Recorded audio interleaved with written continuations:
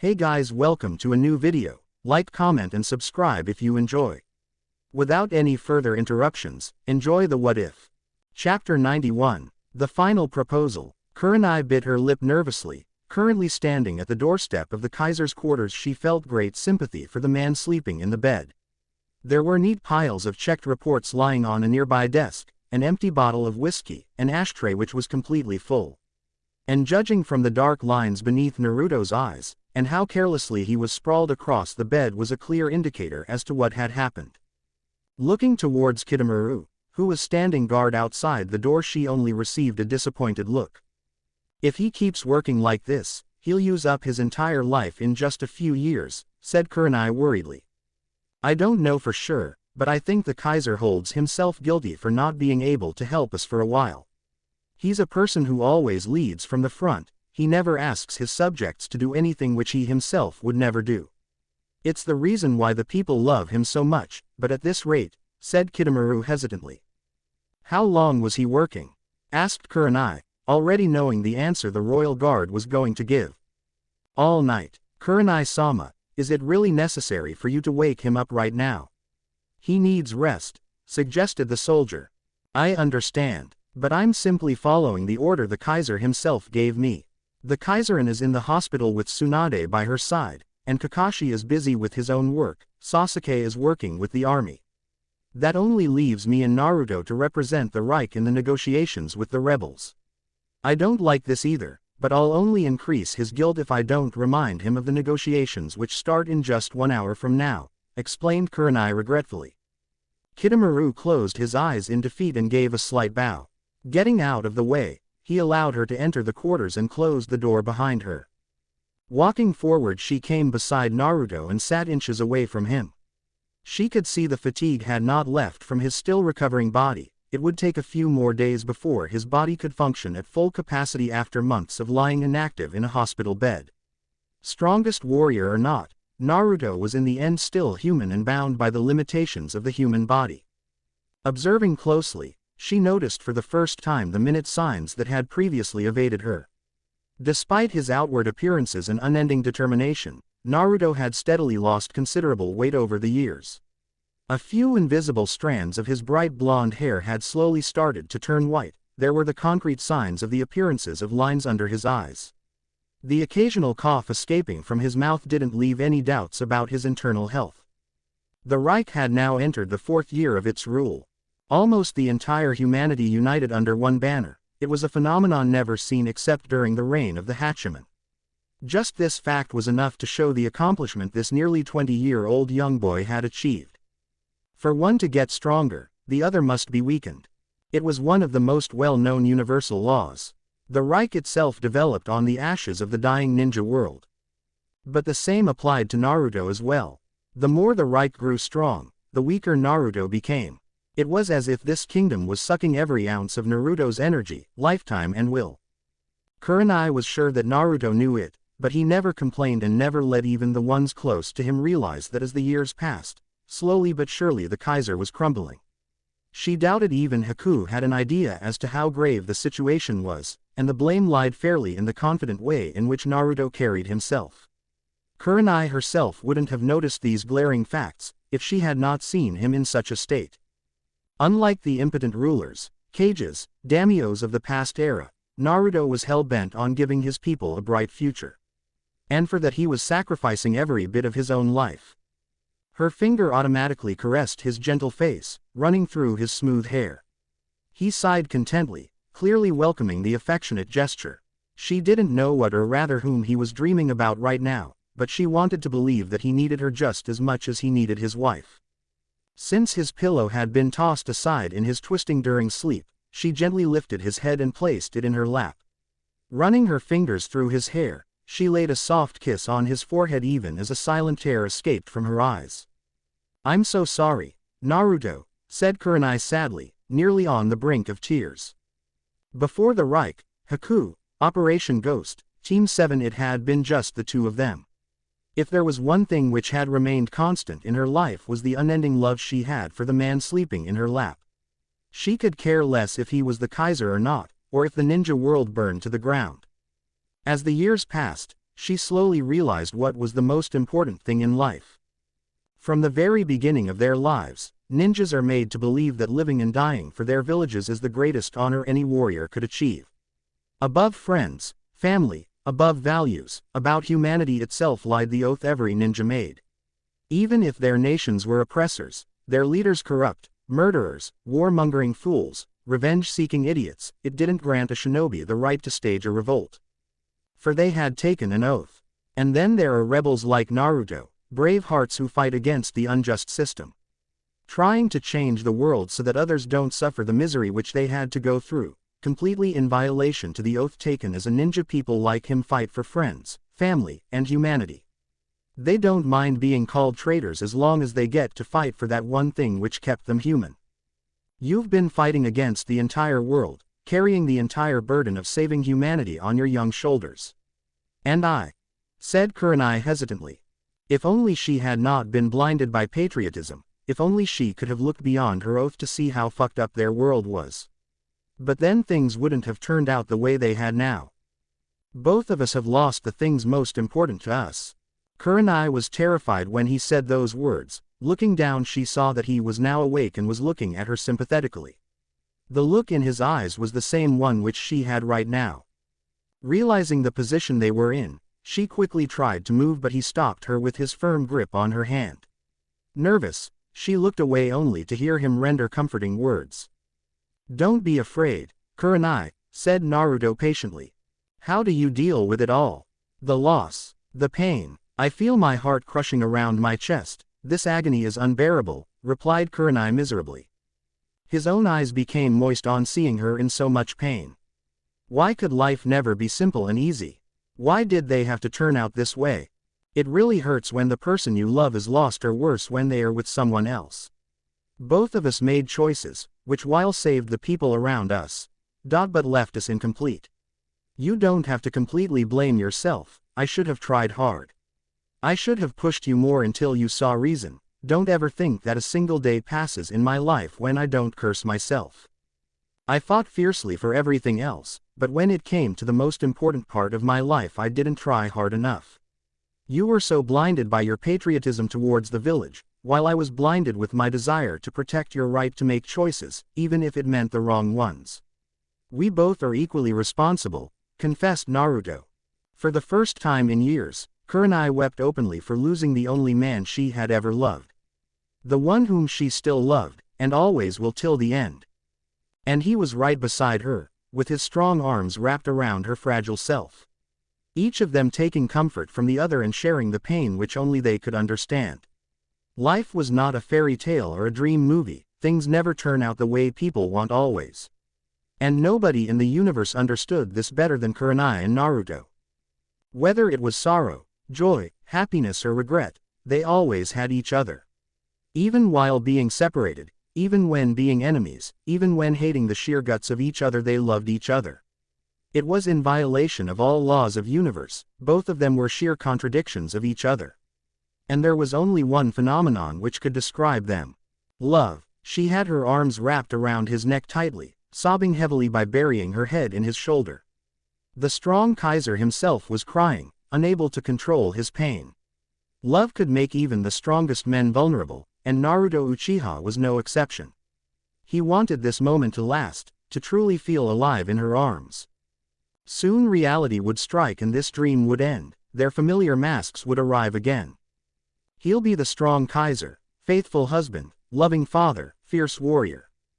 While she'll be a noble leader, strong diplomat, and a caring woman. I love you, Naruto. No matter what happens, I'll always love you. His heart shattered on hearing those magical words from her again. After all, he loved her dearly. Each day without her seemed incomplete. She always opposed him, but he loved it.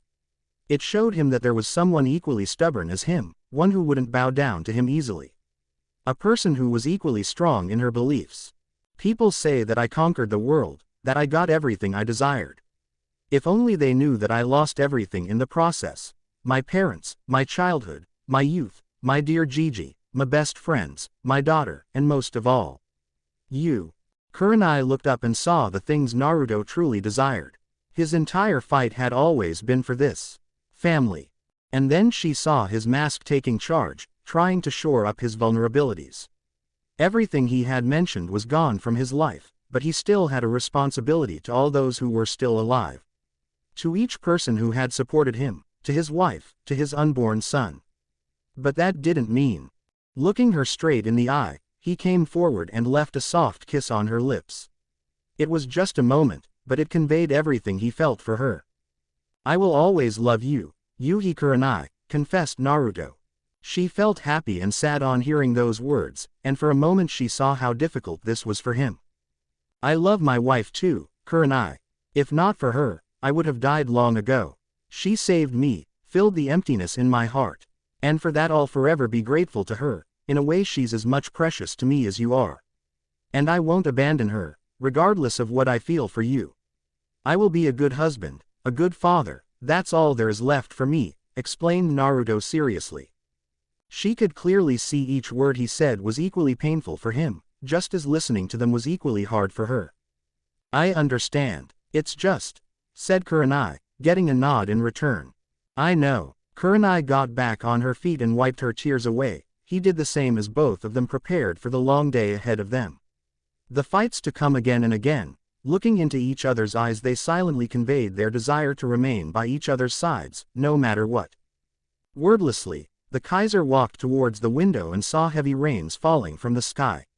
Stretching his hand outside, he allowed the cold water droplets to hit his skin. "You need to be more careful about your health, Naruto," advised Kurenai, making him smile. "No need to worry about me. Save your worries for Haku and the people of this Reich, they are the important ones who shall lead this world to its bright future," replied Naruto, as she took an aggressive step forward. "The same can be said of you. Everyone respects and admires you, for them you are the future," said Kurenai persistently, and saw him strangely looking at the sky. "I am just a pillar that supports the dream of peace. That's all I am, Kurenai," confessed Naruto. For a moment he saw the smiling faces of Shin, Sai, Rei, his root comrades, his parents in the sky. "In the past, I hated this world which always kept fighting and crying. I was so sick of it, that I wanted to destroy it. Just goes to show how naive I was," said Naruto jokingly. "Naruto, but now I want to save it. It's what I want with all my heart." He smiled on seeing the hesitancy in her eyes on hearing his last statement. After all, his final aim was in complete contrast with that statement, one which could destroy the entire world. "Rest assured, Kurenai, I have finally found a way to complete Valkyrie without killing humanity in the process," assured Naruto. The shock and surprise on her face was expected. She looked into his eyes in order to search for any doubts, but he never flinched. He simply stared. "You did?" asked Kurenai in surprise. "What kind of strongest warrior would I be if I can't find a solution to a problem as grave as that?" chided Naruto, making her blush sheepishly. "So, humanity won't be killed?" "No." For the first time this morning, she smiled. Those little doubts she had were now finally vanishing, but when she tried to look into his eyes again, he turned around and started walking away. "I'll get ready. Wait for me outside," instructed the Kaiser. "Yes, Your Majesty." Kurenai obeyed the given order, but she also wondered at the same time as to why Naruto quickly ended the conversation after giving her such good news. Guess, she could add that to another one of his mysteries. Naruto had a neutral expression on his face, much to the surprise of Kurenai as the face of Aburame Shino appeared on the screen. Even the resistance commander seemed shocked to see the Kaiser himself awake and sitting confidently in his chair. The Aburame couldn't help but flinch when the Kaiser's full gaze landed on him. "It's been a while, Aburame," said Naruto icily. His tone was not reprimanding but bitter enough to convey his feelings towards this man who was once a dear friend to him. "Kaiser Naruto, it's a surprise to see you in good health again. Nonetheless, we appreciate you agreeing for these negotiations," said Shino diplomatically. Even Neji could see how nervous his leader was. They had already seen how angry Haku was at them, and the man sitting in front of them right now was the person whom they had almost killed a few months ago. Fortunately, the situation relaxed a bit when Naruto greeted Ayame affectionately. That seemed to ease the Kaiser's negative feelings a bit, but it didn't last when he returned his attention back to Shino. Beside him, Kurenai chose to remain silent and let the Kaiser take the lead. Let's cut the crap, Shino. Why the hell should I even consider giving you asylum along with your people, when months ago you deliberately stabbed me in the back and almost assassinated me? Asked Naruto directly, making everyone flinch. There is no defensive argument I can say which can justify what we did. We simply followed the orders of our superiors. As to why you should forgive us, it is for peace. You have to make a decision, Kaiser. The resistance leadership has been informed about our betrayal and they are on their way to murder us all, confessed Shino, shocking Kurenai. How the hell did they came to know that? Didn't you cut off all communications with them? Asked Kurenai irritatedly, and saw the anger in Shino's eyes. We were betrayed by one of our own. A ninja who didn't agree with surrendering to the Kaiser whom he considered a murderer, admitted Shino. Who? Asked Naruto. Konohamaru Sarutobi. To everyone's surprise, the Kaiser erupted into a mad fit of laughter. The action appalled the people around him. This was certainly not the kind of response they expected from someone like Naruto. After all, in the past he and that young Sarutobi had been quite close. Kaiser Naruto, Konohamaru hates you from the bottom of his heart. He won't stop until he kills you, warned Neji, as a cruel smile came on Naruto's face. It's karmic justice that backstabbers like you got betrayed by one of your own in the end. And as far as that boy goes, if he wants to kill me then let him try. If he succeeds then good for him, if he fails then I'll send him to join his extinct clan. He's old enough to make choices. I was of the same age as him when I decided to destroy the ninja villages. In the larger scheme of things, he's insignificant to me, explained Naruto, much to Ayame's horror. Do you really mean that, Naruto? Asked Ayame worriedly. Yes, I didn't become the Kaiser by just being soft-hearted, but I do understand the devastating impact it will have on the resistance if you guys surrender with millions of civilians fleeing, taking with them a large chunk of supplies and precious manpower. But I want 3 things in return from you, said Naruto flatly, raising the numbered fingers. Kurenai saw the resigned look in Shino's eyes, and judging from the cunning look Naruto was giving left no doubt in her heart as to what the Kaiser wanted to do. Naruto could be really ruthless when he was forced to be, and the resistance only had themselves to blame for this debacle. Name your terms, said Shino. First, I want every civilian to surrender to my rule. I will cast my genjutsu on them to make them loyal to this Reich and to me. Second, I want critical information about every resistance base, battle plans, troop strength, secret weapons, weakness. Apart from that, I want the entire Black Lancers force to swear their loyalty to me, just as your civilians. Third, and most of all, I want your head Aburame Shino, explained Naruto cruelly. Pin-drop silence prevailed in the room, as each and every member from both parties could only stare in horror. To their extreme surprise, neither Naruto or Shino seemed too much affected from their reactions. It was as if they knew this was going to happen. Conditions accepted, but only if you fulfill one condition of mine. You can even consider it as a last wish of a dying man, said Shino tiredly. Shino, protested Neji and Ayame, and were about to get up from their chairs only to be stopped by their calm leader. Naruto didn't show it, but he was rather surprised with the easy acceptance he received from his former friend. While it was true that logic had always been the decisive factor by which Shino lived his life, but this action was performed as if.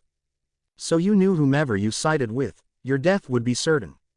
You may have not always made the right choices, but I can see that you truly care about your people. I cannot forgive you for what you did to me, but I can at least agree to your last wish, thought Naruto briefly. Very well, Commander, answered Naruto, showing respect to his enemy for the first time. A resigned smile came on Shino's face, and for a moment he looked towards a still shocked Kurenai. Then without blinking he looked the Kaiser straight in the eye. Mary Kurenai Yuhi. Time seemed to have stopped for the young Kaiser. His stoic expression had vanished on hearing that condition. His fists clenched tightly drawing blood, his eyes glared daggers at the silent Aburame who only gave him a neutral look. So, this was your final card, thought Naruto bitterly. Kurenai broke the silence by banging her fist on the table, making Neji and Ayame flinch. The former Hokage seemed even more enraged and was currently glaring daggers at the ever-silent Aburame. Do you even know what you are demanding from the Kaiser? He's married for Kami's sake, and soon to be a father, argued Kurenai violently, and flinched on seeing the nervous look in Naruto's eyes. The Kaiser was definitely shaken by this demand. By making such demand and agreeing to the Kaiser's conditions, Shino had delivered an important victory to the Reich, but it came with a cost. A heavy one at that. Don't be so unreasonable, Kurenai. There are still a lot of misconceptions among our people about the Kaiser. The only reason they are even daring for this surrender is because you are in the Reich. Our people trust you only. The civilians and soldiers both have not forgotten how the Kaiser acted against Princess Karen and her clan, explained Ayame sympathetically. Kurenai flinched on remembering that event. She still felt cold shivers on remembering the way Naruto had acted towards the former fire daimyo. It was one of the cruelest acts Naruto had ever committed against anyone. Not even Danzo's death could match with the way he ended Karen's life. Right from executing every member of Karen's clan. Men, women, children, even infants were not spared. Finally, after a gruesome fight, when the resistance failed in keeping the fire daimyo safe, the Kaiser cornered the woman. Not only did he defeat her, he humiliated her. Starting from making her walk naked across her own lands, to whip-lashing her publicly, revealing every atrocity done by her towards her former subjects, he let the people get a little revenge every now and then. This was apart from the torture the princess suffered in confinement. The Kaiser personally led the charge many times. And only after 2 years, when Colin's soul itself broke and she begged for death, did he decide to end her miserable existence. Even the poor woman's death was not quick. It began by chopping off her limbs one at a time. And when there was nothing left to cut, he burned her with Amaterasu in public. Kurenai shivered on remembering those horrible memories.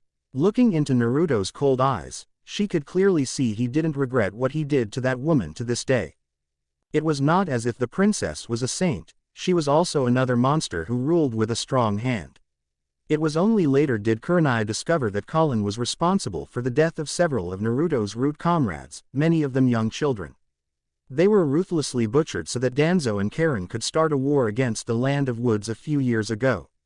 And this was among the known facts. Only Kami knew how much more atrocities did the student-master duo committed.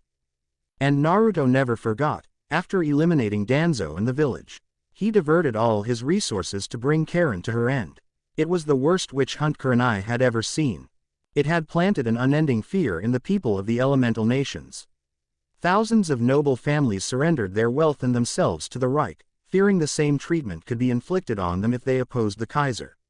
It was a bluff, since Naruto had a personal vendetta against Karen which made him act that way. But in the end it only served to benefit him. Even Naruto himself could see the logic in Shino's words. The civilians of the resistance had only offered this surrender because they trusted that Kurenai would keep them safe. That she would be the wall that would safeguard them against any revenge act by the Kaiser, his subordinates, or even the common Reich citizens. I am already the chief of internal affairs. I won't let any harm fall on the surrendering civilians or soldiers, I promise you this, pledged Kurenai, trying to change their minds. While I appreciate the Kaiser for trusting you this much, you are still new at this job, and even if the Kaiser and his army do not discriminate our people, the citizens of the Reich who are currently bitter with the failed assassination attempt and this unending war, would only harm our people. While you do have power, it's limited, Kurenai. But if you are the wife of the Kaiser, you can easily protect our people. Please look at this reasonably, explained Neji patiently. Political marriages are not uncommon in the history of humanity. We are talking about the future of millions of people, and that of the Reich as well. If you reject this chance for peace, the war will continue. The cages would execute me, and the civilians along with my men would have no other choice but to participate in this futile conflict. An invasion against the Reich will happen with Sarutobi Fortress being used as the base, explained Shino gravely.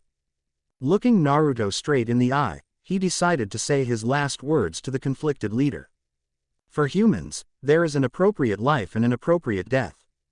It's not as if I don't understand the emotional burden we are putting on you, but we as leaders need to think about our people. If my death can satisfy the anger held by your people and you yourself, then can't you make this little sacrifice, Naruto?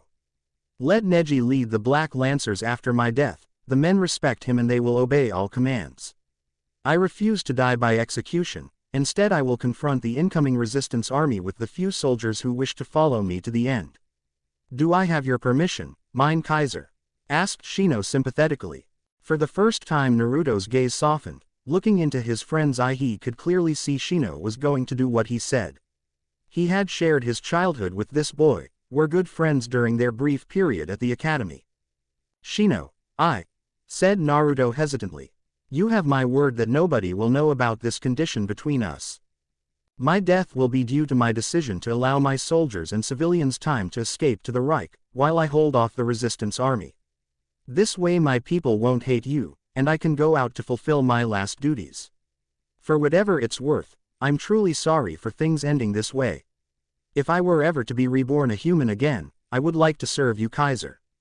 Just not in this life, stated Shino sadly. Kurenai, who was still unable to accept the drastic change, could only stare as Shino got up from his seat and offered a crisp salute to the Kaiser. Naruto himself got up from his chair and returned the gesture with the same dedication. Please don't hold my subordinates guilty for my actions. And good luck for the future, my friend, said Shino honestly.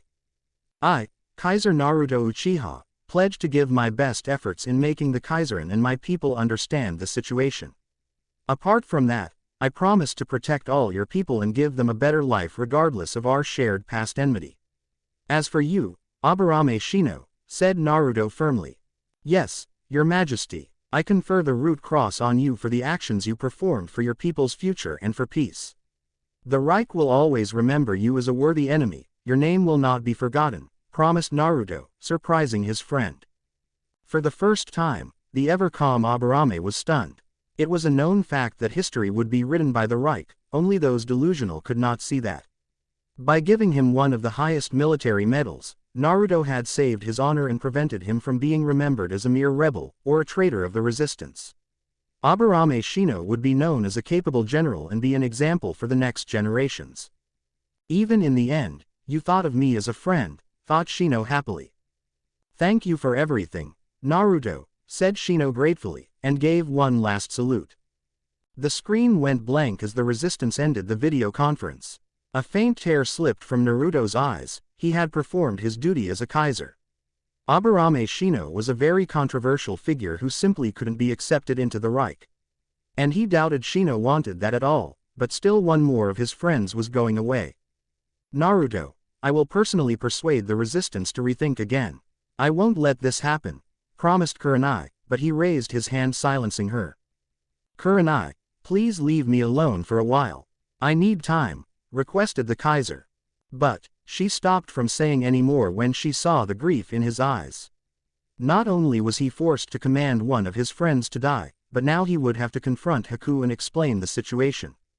The resistance had put Naruto in an extremely tight spot. If he refused to marry her, the war will intensify. All military plans which Naruto had made would crumble, since Sarutobi Fortress provided an easy backdoor for invasion into the heart of the Reich. The loss to life and property would be immense. And since the Reich had less soldiers, its losses would be grave. More than that, could the Kaiser really let thousands of families be destroyed for a personal problem? Only time would tell what his decision would be, and what it would mean for everyone in the world. Chapter 92, Fury. Naruto carefully observed his wife's every movement, right from the sharpening of her eyes, to the clenching of her fist, to the grinding of her teeth till the anger arriving on her beautiful face. He had just about finished explaining the events that had transpired in the final negotiations. There was no doubt in his mind that it was a complete victory for the Reich, but it came with a cost. A rather personal one at that. He had already ordered Kurenai to give him a few hours off, and not to bother him.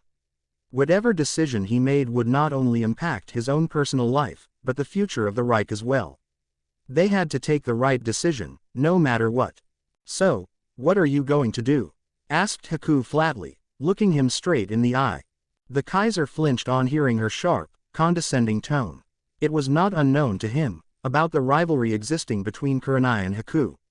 It had existed since the beginning, while a few years ago it would have amused him to see two of the most strongest women on earth fighting for him, but now it had turned into a major headache. It made him long for his bachelor days, when he didn't have to worry about romantic relationships. I haven't decided yet, answered Naruto honestly, and was surprised when she scoffed. Don't lie, Naruto. You have already made that choice, said Haku bitterly, and never wavered when he narrowed his dark eyes. What makes you say that? Asked Naruto patiently, yet his voice had started to strain. Oh, come on. Don't take me for a fool, you still love her till this day. I am not blind, but I lived with this fact because you loved me and had a place for me in your heart. But you toss me aside, our child aside the first chance you get, and for what? Yelled Haku, surprising him as in their entire married life never once had either of them shouted at each other. Until now.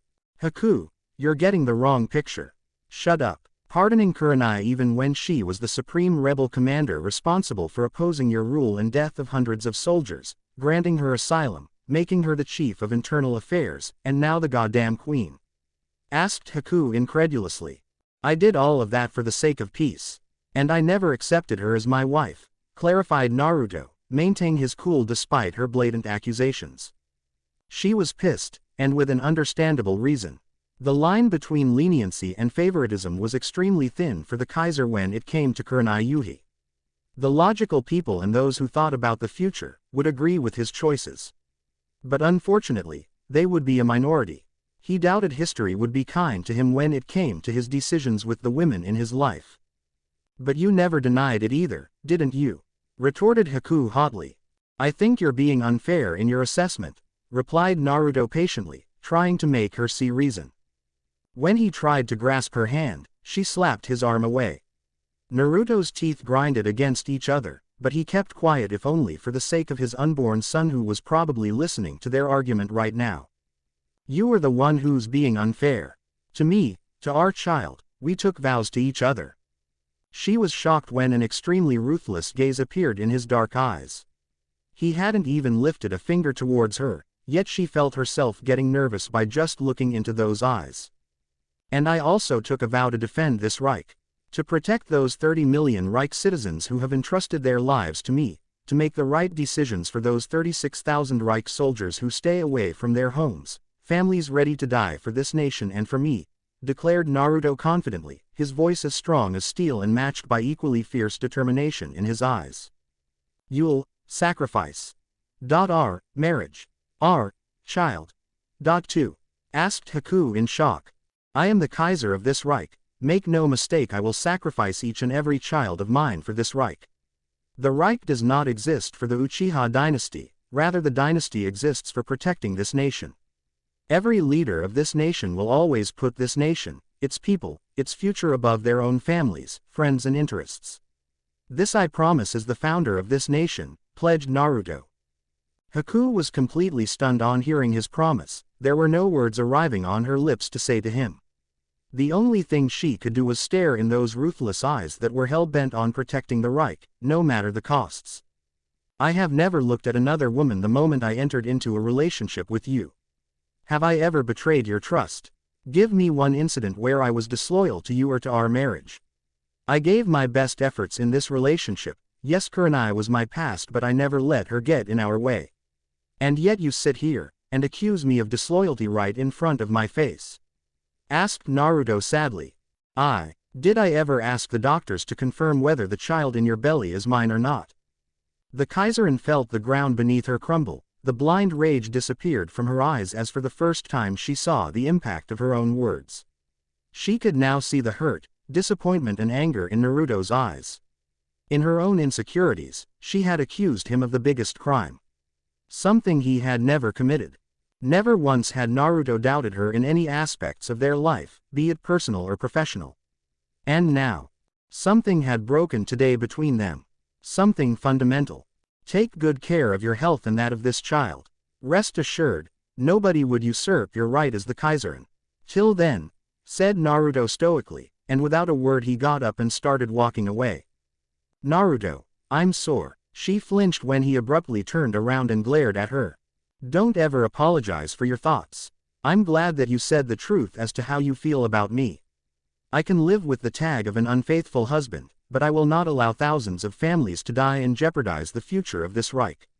Even the Kaiser doesn't have that right. I will not run away from my responsibilities either towards this nation or towards you and this child, promised Naruto, and turned around. Ignoring her cries to come back, he swiftly exited out of the room, effectively hiding his tears from her. Outside, Sasuke stood at the side watching his friend with a sympathetic gaze. Told you, women complicate things. Don't lose heart, she'll see reason in time. If not, then it's her loss, advised Sasuke. Naruto didn't seem satisfied with the reassurance, but his tears had dried up. Frowning in the direction Haku's quarters was, his fists clenched. If she had not been pregnant, they would have had a war over that unjust accusation. But their child was innocent, and it would be cruel to make him suffer on their behalf. You're right, a Kaiser shouldn't bend to the whims of women. My first duty and loyalty lies only with the Reich, and by that code I shall act from this point, said Naruto coldly. You're pissed, commented Sasuke bemusedly. With good reason. How dare she, said Naruto furiously, and would have growled louder if Sasuke had not clapped him on the back playfully. The Reich army commander placed his hand on his frustrated best friend's shoulder, and gave him a small wink. Maybe women go crazy before the D-Day. I was worried she might punch your lights out, send you back into another coma, teased Sasuke, making Naruto's eyebrows twitch. I'm stronger than her, you know, retorted Naruto, as Sasuke scoffed. Don't ever underestimate the fury of a pregnant woman, brother. I heard even that sneaky Shino almost pissed his pants when your wife went gorilla over him. Haku can be quite mean at times, said Sasuke, and smiled when Naruto's shoulders slumped. Could have used that warning before this meeting, you know, complained Naruto, receiving another wink in return. And miss out my share of daily soap. Nah, Tem, Enko really corrupted you, or maybe you were born crazy, Sasu-chan.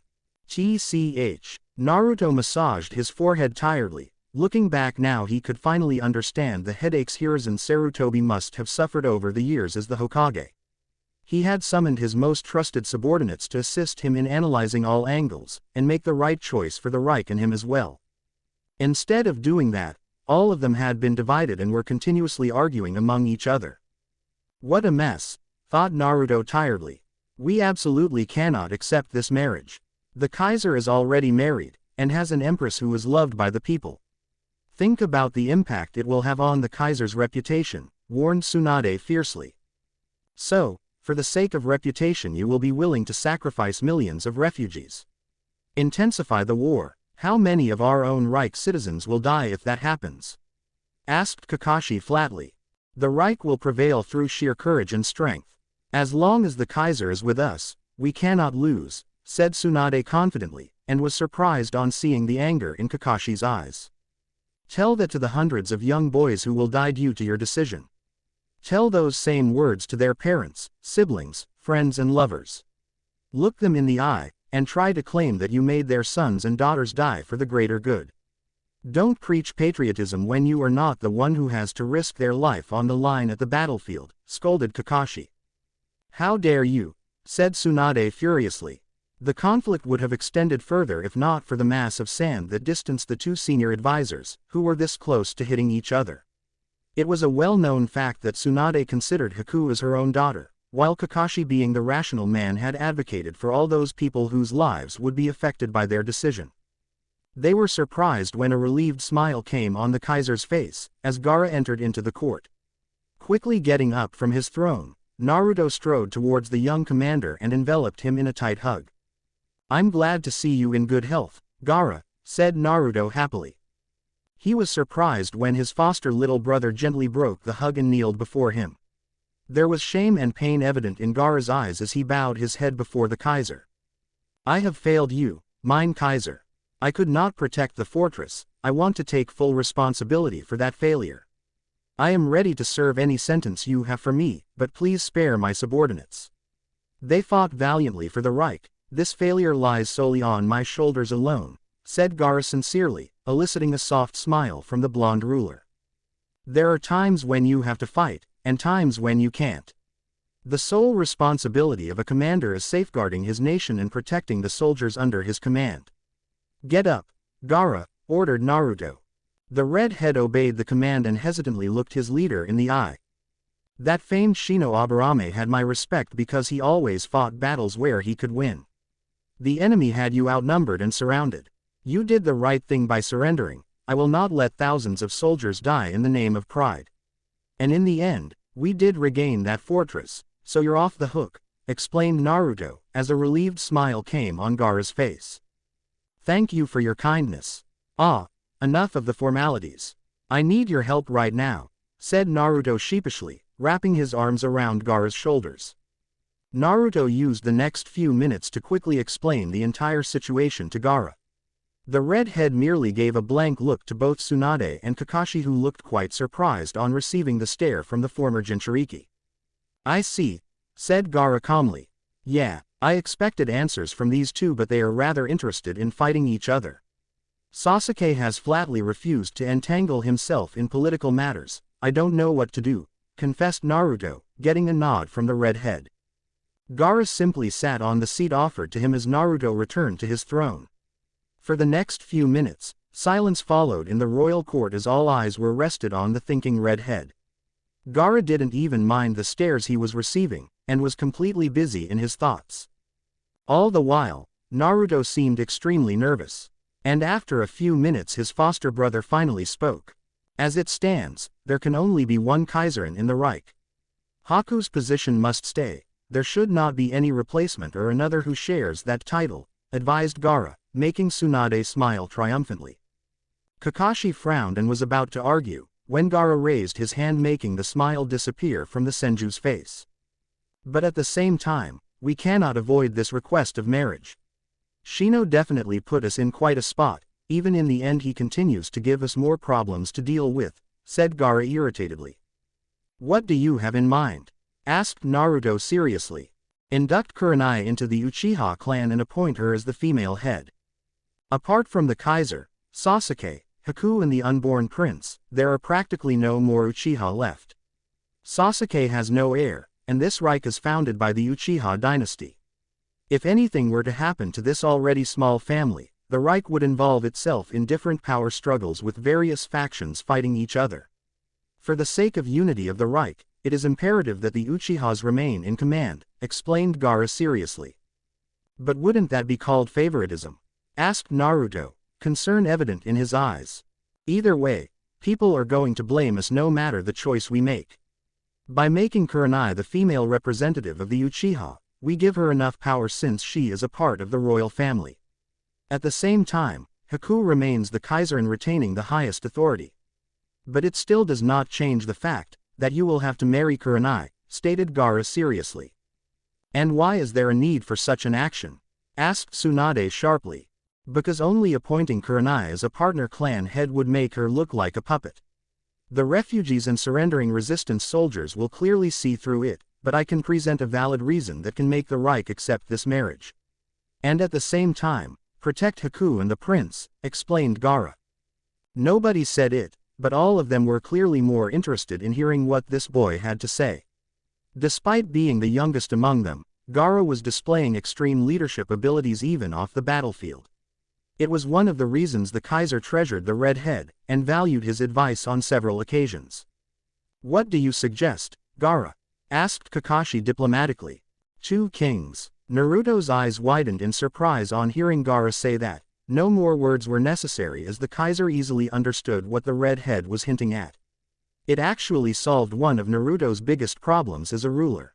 The Kaiser will marry Kurenai for expanding the Uchiha clan, and appoint her as the young prince's godmother.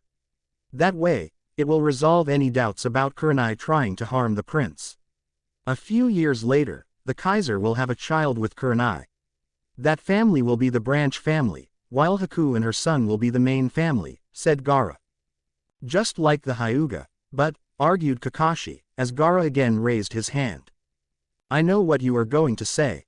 But it is the law of the Reich that the next Kaiser is chosen solely on his own abilities and not through birth. Even the ruling Kaiser cannot state who will succeed him, since that will be decided by a royal test on political, military and social issues and personal skills of the candidate with the citizens as judges. This Reich rules over the entire world. It may be extremely difficult for our children to maintain complete control. We will make it a law that each main and branch royal family will only have one heir, and appoint both the Kaiserin and the female head of the Uchiha as the godmother of each other's children. That way we reduce the power struggle and establish bonding among families, unlike the Hyuga.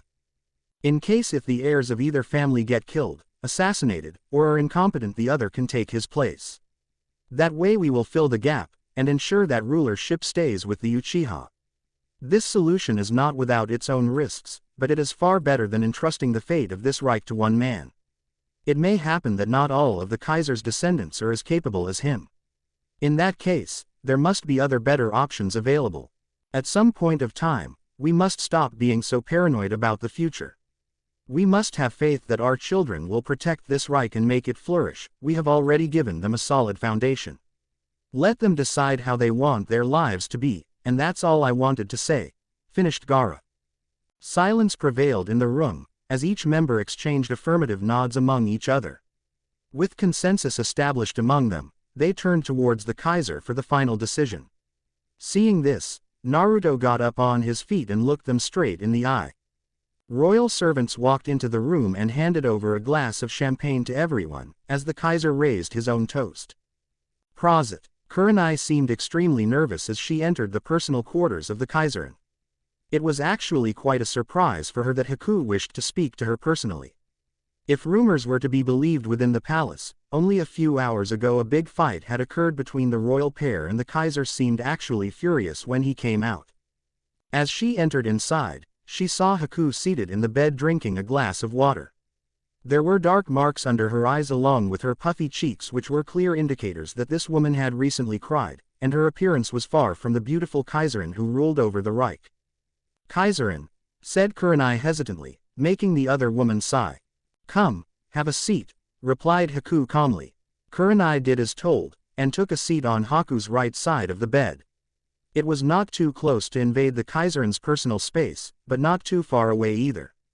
They held each other's gazes for a while, before. I never wanted this to happen. I want you to know that, said Kurenai honestly, making Haku smile. I know, we both are many things, but certainly not partner thieves. Rest assured, I don't hold all of this mess against you, clarified Haku, and saw relief spreading through the tensed Kunoichi's face. I see, said Kurenai neutrally. Do you love him? Yes. Both of them were satisfied on getting straight to the point, and getting honest answers in return. They doubted either of them had the patience or will to entertain any mind games.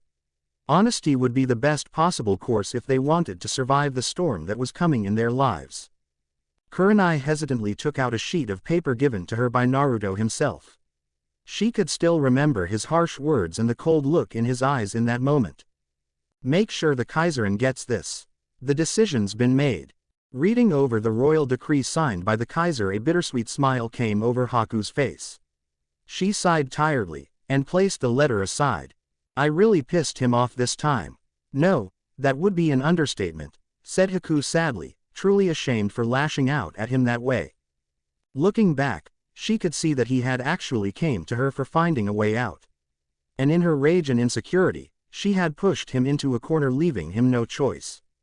But this was far better than she expected. He had kept his promise even after the harsh accusations she laid on him. Judging from Kurenai's curious look, Haku took a gamble and told her about that argument. Kurenai, for her part, listened without interjecting and never tried to impose her own views about the situation. I can understand why you said that, but rest assured he never once did anything that was unfaithful towards your marriage, said Kurenai clearly, surprising Haku. He didn't. Even when he, said Haku hesitantly, not finishing the last words. Naruto loves the both of us equally. But he never did a single act that would betray either of our trusts. He even denied to have any sort of relationship with me because he loved you and wanted to be a good father to your child. He's not perfect, but he's one of the rare ones still out there, advised Kurenai, and explained what had happened between her and Naruto before they went to the negotiations. To say Haku was mortified would be an understatement. I will talk to him. Make him understand that you were simply distressed, assured Kurenai, surprising the Kaiserin. And why would you do that? Won't this be less beneficial for you? Questioned Haku, making Kurenai sigh. I don't care about political power. The only thing I ever wanted was a better future for my people and to be with him. By God's grace, I am getting that even when I don't deserve it. But I won't have this happiness, by making you and this child suffer. We may have our differences, but if we have one thing in common, then it is our love for Naruto. Since this child is also a part of him, I'll try my best to be a good godmother to him, promised Kurenai. Haku held her gaze, but Kurenai never wavered. The Kaiserin for the first time saw why her husband could actually love this woman. In a way, neither Haku or Kurenai were too different from each other. Both of them fiercely wanted to defend their people, their families and their beliefs. Maybe that was the reason why both of them had butted heads for so long. They were too similar to reach a conclusion. Maybe I misunderstood you, Kurenai, said Haku honestly, let go of her prejudice which she had held for years. I can now see why Naruto fell in love with you. May I, requested Kurenai, and Haku saw the woman's gaze fixed on her belly. Deciding to trust her, the Kaiserin gave a nod as Kurenai put her hand gently on the swollen belly. To her surprise, she detected minimal to no activity from the person inside. Haku seemed to have guessed her confusion, which made the Kaiserin smile. He's a slacker, just like his father. He doesn't even kick much since it takes too much effort, said Haku lightheartedly, surprising Kurenai. Really, I've never seen Naruto neglecting his duties, replied Kurenai. Give him a retirement home and a good pension package. And then this Reich will have to recruit a new Kaiser. Naruto only does work when he's forced to or he feels motivated enough to work, confessed Haku, a fond smile arriving on her lips. Yeah, now that I think about it. During our days as Team 7 he often tried to spend much time reading that book, said Kurenai distastefully, receiving an equally disgusting look from the Kaiserin. Don't remind me, it took me years to make him stop reading that trash, hinted Haku, surprising Kurenai. How did you do it? Even when I tore several of his Ika novels, he got new ones from Kami knows where, complained Kurenai, making Haku smirk triumphantly.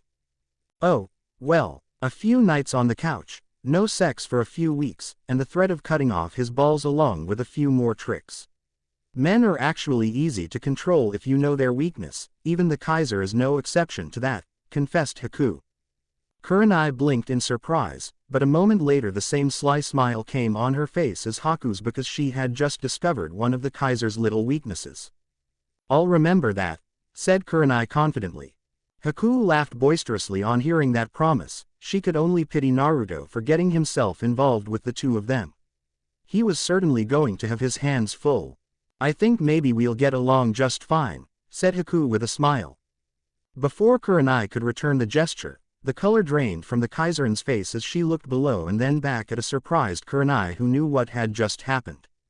Medic, Shino could only stare in disbelief as the ground beneath his feet shook violently. It was not just that area, but the entire battlefield which was shaking. Beside him the 500 resistance defectors who had decided to follow their leader to the end could only stare in horror as they witnessed the scene in front of them. Commander, this is, said his second-in-command in a terrified voice. They had arrived here to buy time for the majority of surrendering resistance soldiers and civilians to escape to Reich territories. Shino and the ones who followed him on this suicide mission knew very well that their deaths were imminent. But never in their wildest dreams had they imagined this. As far as their eyes could see they could only spot thousands of resistance soldiers marching towards them. While this was not unexpected, but rather what was shocking was the sheer number of combat troops on the enemy side.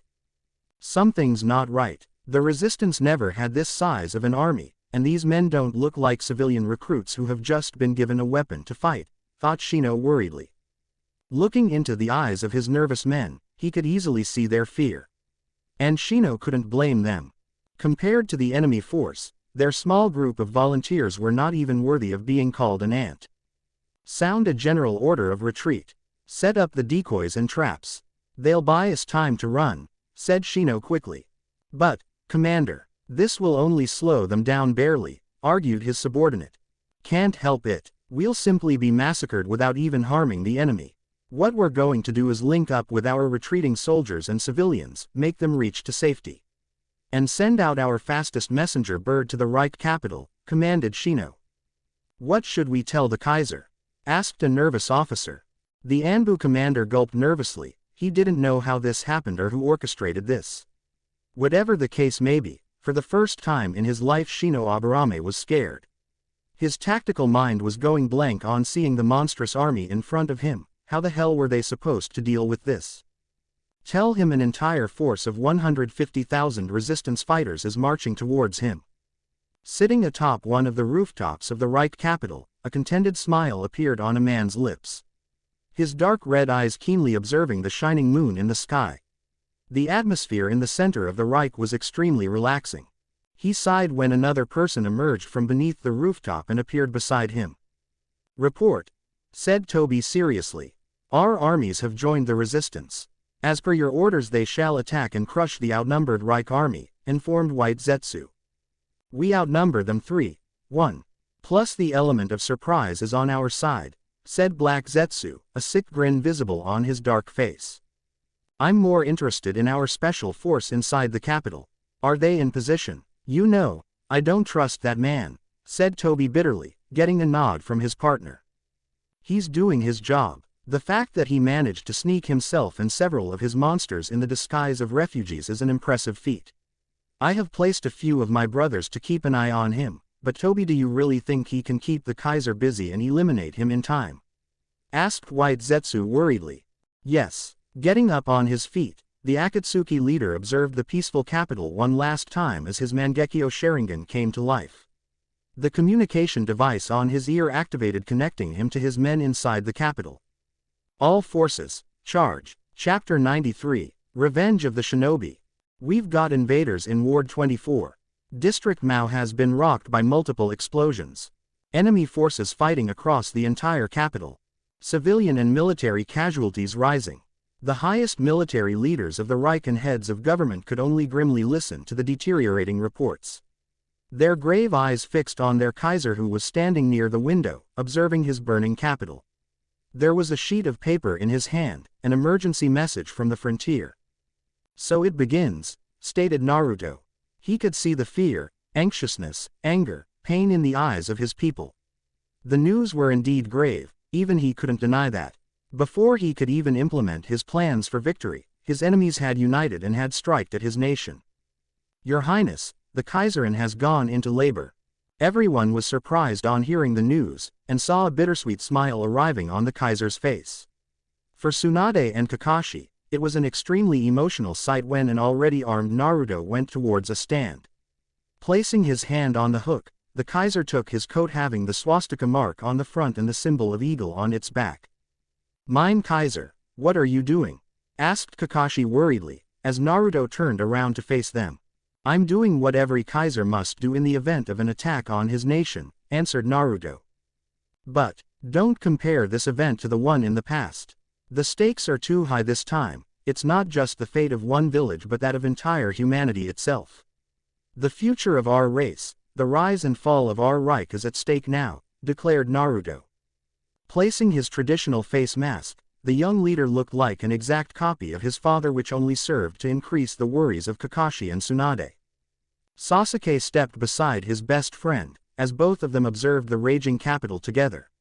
Fully armed and eyes shining with ambition, they looked ahead. "This is it," said Sasuke seriously. "Well, my brother, this will be the last battle that we share," said Naruto with a smile, receiving a smirk from his friend. "We have fought our entire lives, either against each other, or together against the entire world. Nothing would please me more but to rest this sword of mine," proclaimed Sasuke, his hand tightening over his weapon. "The preparations that I ordered?" asked Naruto. "Done. Are you sure you want to commit everything?" questioned Sasuke flatly. "Yes. Hold the front lines until I arrive. Can you do that?" Looking straight into each other's eyes, the two boys, who were brothers in all but by parentage, made silent promises. This was the moment for which they had fought till now. Everything had been for this day. "They won't get through us, Kaiser. I promise you that," said Sasuke confidently, getting a nod in return. "Good. Follow the plan, avoid combat and sending our troops into battle unless I command. We have not just made those countermeasures for a fancy show, we will show those rebels just who they are up against," pledged Naruto, and was surprised when Sasuke bit his lip.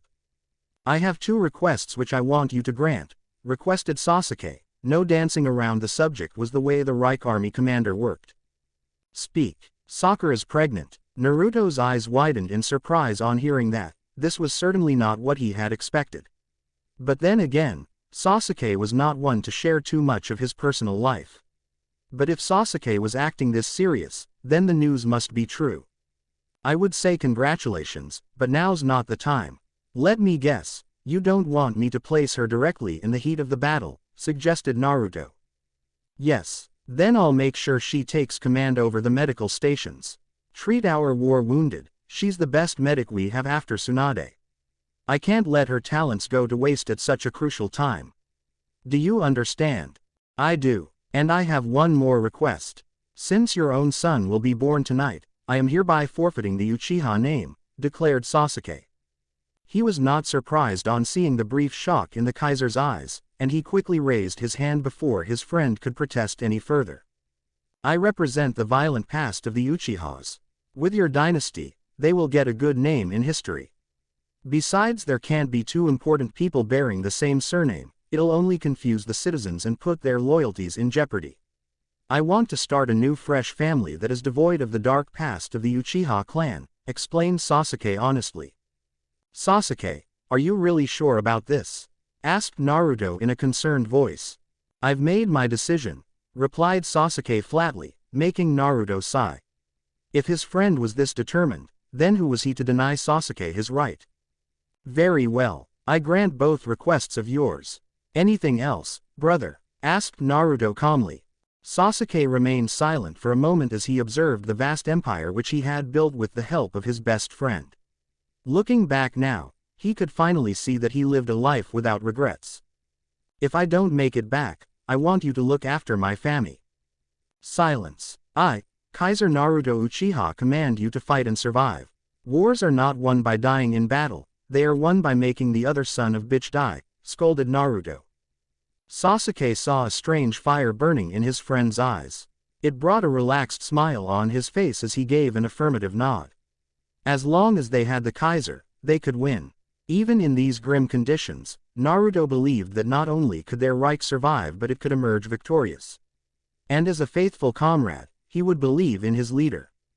When Naruto turned around, he was further surprised by the arrival of two more members of his vast family in the room. Hinata, Hinari. Why are you dressed in combat gears? Didn't you want to quit the ninja life? Asked Naruto in surprise. Both women smiled as Hinari stepped beside a grinning Kakashi, and Hinata stepped beside Sasuke. A warrior always returns home one day, said Hinata, giving the Kaiser a small wink. For us, this family has always been our home.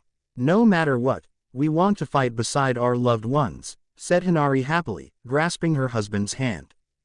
Before the touched Kaiser could say something, firm footsteps were heard in the corridor, and moments later a few more people entered into the war room. The Kaiser gave a firm nod when Gurren, leading the Sound Four, gave him a crisp salute and took their positions beside the others. What surprised the blonde leader was the last person to arrive, who was now kneeling before him. Anko, said Naruto, and saw the pain in her eyes. I've always not made the right decisions in my life. And despite everything, you've done a lot for me, Naruto. I still don't believe in this system of the Reich, but I believe in you. All my life you were like a little brother to me. Yes, I was pissed at you when you betrayed the village. But I want to fight for you in this hour of need. I want to repay you back for all the love, mercy you have shown towards me. Let me fight beside your side, requested Anko sincerely. Naruto looked into her eyes for a few moments, then at Kakashi, who smiled and gave a nod. Grabbing her shoulders, he made the woman get back on her feet. Then, in a move which surprised every person in the room, the Kaiser wrapped Anko in a warm hug as a small tear slipped from his eye. Welcome back, sister, said Naruto happily, making Anko tear up and smirk at the same time. You owe me dango for this, Naruto, teased Anko, as Naruto chuckled. Sure, I do. Just as their conversation came to an end, the large screen in the room came alive with the face of Shino Aburame appearing before the Kaiser. The former resistance commander gave a crisp salute to the Reich leader, making Naruto chuckle. It seems you're a damn lucky man, Shino, said Naruto. Well, fate seems to have other plans for me. It simply doesn't allow me to die an honorable death, replied Shino, as the Kaiser sighed. So, What are you going to do now? You did send me the warning regarding the invading army, does that mean you are ready to serve me? Asked Naruto seriously. Tell me something, Kaiser. Will you pardon me if I defend the Reich in this crucial hour? Demanded Shino. All eyes turned towards Naruto, who simply got a smirk on his face. Taking a deep breath, he looked his friend straight in the eye. If your actions are worthy in saving the life of my subjects, then I will pardon you of all your crimes, give you a position in my army, offered Naruto. Then I am at your command, mein Kaiser, said Shino devotedly, and bowed before his new leader. Take command of the Black Lancers. Observe each movement of the enemy, and report it to headquarters. My officers will be arriving very soon to take command, you will follow their orders. And Shino, I know that you're not an idiot, so I suggest you remain true to your word, or else I will kill all your men and make you watch, threatened Naruto. You have my word, Kaiser. Both as a friend and soldier. You can count on me. We'll see. With that, Naruto ended the connection and was not at all surprised on seeing the concerned looks he received from his comrades. Sasuke was nearly on the verge of blasting out at him, and with good reason. I know what you guys are thinking. But we need every armed fighter we can get, and he's a skilled officer. That doesn't mean that I trust him, explained Naruto. What are your orders? Asked Kakashi seriously. Sasuke, Gaara, both warriors stepped forward on hearing the command of their leader, and bowed before the Kaiser. Go the front lines, take command of our army. Sasuke, I am placing Shino under your leadership. Keep an eye on him, ordered Naruto. Yes, Kaiser, replied both men in unison. Tsunade Senju. Yes, your majesty, said Tsunade sincerely, bowing before the boy whom she loved as her own son. Take command over the frontline medical units. Sakura Haruno will remain in the rear and lead the medical stations. Save as many as you can, reduce the sufferings of those you can't save, and kill anyone who gets in your way, said Naruto fiercely. It shall be done, Kaiser, replied Tsunade with equal ferociousness. Hatake Kakashi. The copy ninja stepped forward and quickly bowed before the Kaiser, his heartbeat increased when Naruto looked at him critically. You're a veteran warrior, and I trust your instincts. I am appointing you the supreme commander of all our forces. You will stay in the rear, and guide Sasuke, Gaara along with Shino. Maintain communications and order among our forces, and try to avoid ending the enemy until I arrive. Can you do that for me? Asked Naruto seriously. I will do my best, Kaiser, promised Kakashi, getting a nod in return. Gurren, I want you to take control of the Reich forces inside the capital and repel the invaders. Don't disappoint me, commanded Naruto. Yes, sir. They will all be dead before sunrise tomorrow, pledged the crystal-style user. To Yuya, Jirobu, Saken, Uken, Kidomaru, said Naruto quickly, as the ninjas who had been his royal guards for the past 4 years kneeled before him. Evacuate subjects 0 and Alpha to the secured locations. Take the entire royal guard with you, said Naruto gravely. But mein Kaiser, wouldn't that leave you defenseless? Asked Yuya worriedly. I can take care of myself. Now, carry out my orders, commanded Naruto strictly, his voice rising a little higher, striking the point home. Not wanting to face the full wrath of the Kaiser, the members of the Sound Fair quickly nodded. Only the 4 of them, the Kaiser and Sasuke Uchiha, knew how important those subjects were. Under no circumstances could they be allowed to fall under any enemy hands. It would be a mess which the Reich simply didn't have the resources to fight against. Hinari, take control over the civilian government. Pacify the people, maintain order with the help of the minsters and local police. Shelter the refugees, take them to safe bunkers. Protect the women, children, and old people at all costs. Get the able-bodied men to keep watch 24/7, instructed Naruto. I will not fail you, Kaiser, promised Hinari, getting a nod from Kakashi too. The officers got quite concerned when the Kaiser coughed up a bit, but he simply waved off their concerns with a smile. Finally, he turned towards Hinata and Anko, who also followed the tradition of kneeling before him. I want you two to be on my personal guard. Along with a few other soldiers, we'll give directions to the others and clear out this capital from enemy troops. After that we will head towards the front lines. Understood, asked Naruto seriously. Hi. Everyone was surprised when Naruto unlocked a sealed box and took out his most powerful weapon. Strapping the infamous Ryujin Jaka on his waist, the Kaiser started walking forward as strange marks appeared on his wrists, one which Kakashi and Tsunade instantly recognized. Impossible, said both veterans in unison. They were not allowed to explain why. They said that when servants entered into the room, and offered one last drink to each and every member in the room. Naruto took the lead by raising his glass, with the others following suit.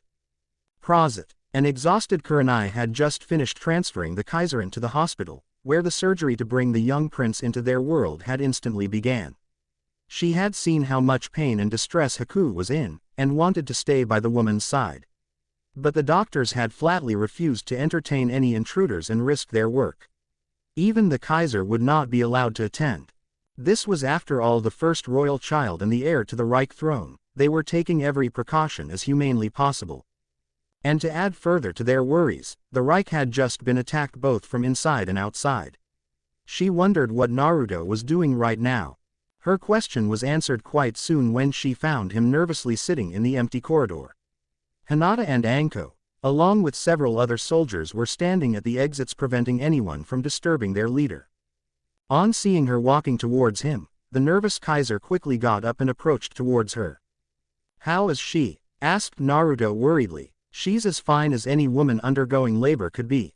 We're doing everything we can, assured Kurenai.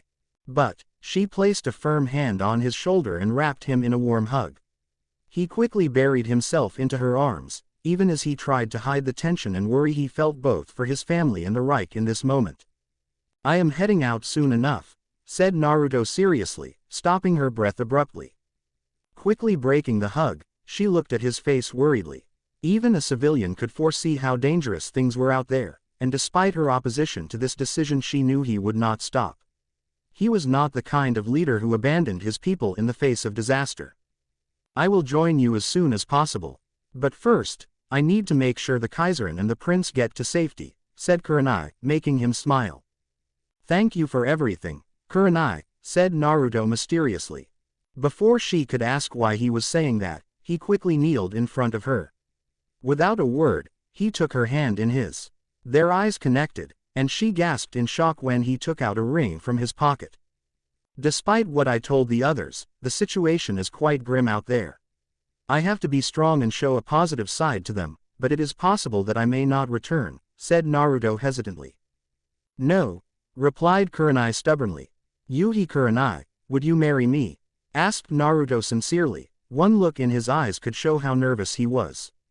She kneeled alongside him and took his face in her hands, planting a deep kiss on his lips. Afterwards she hesitantly took the ring in her hand, but made no effort in putting it on, surprising the Kaiser. I will hold this for you.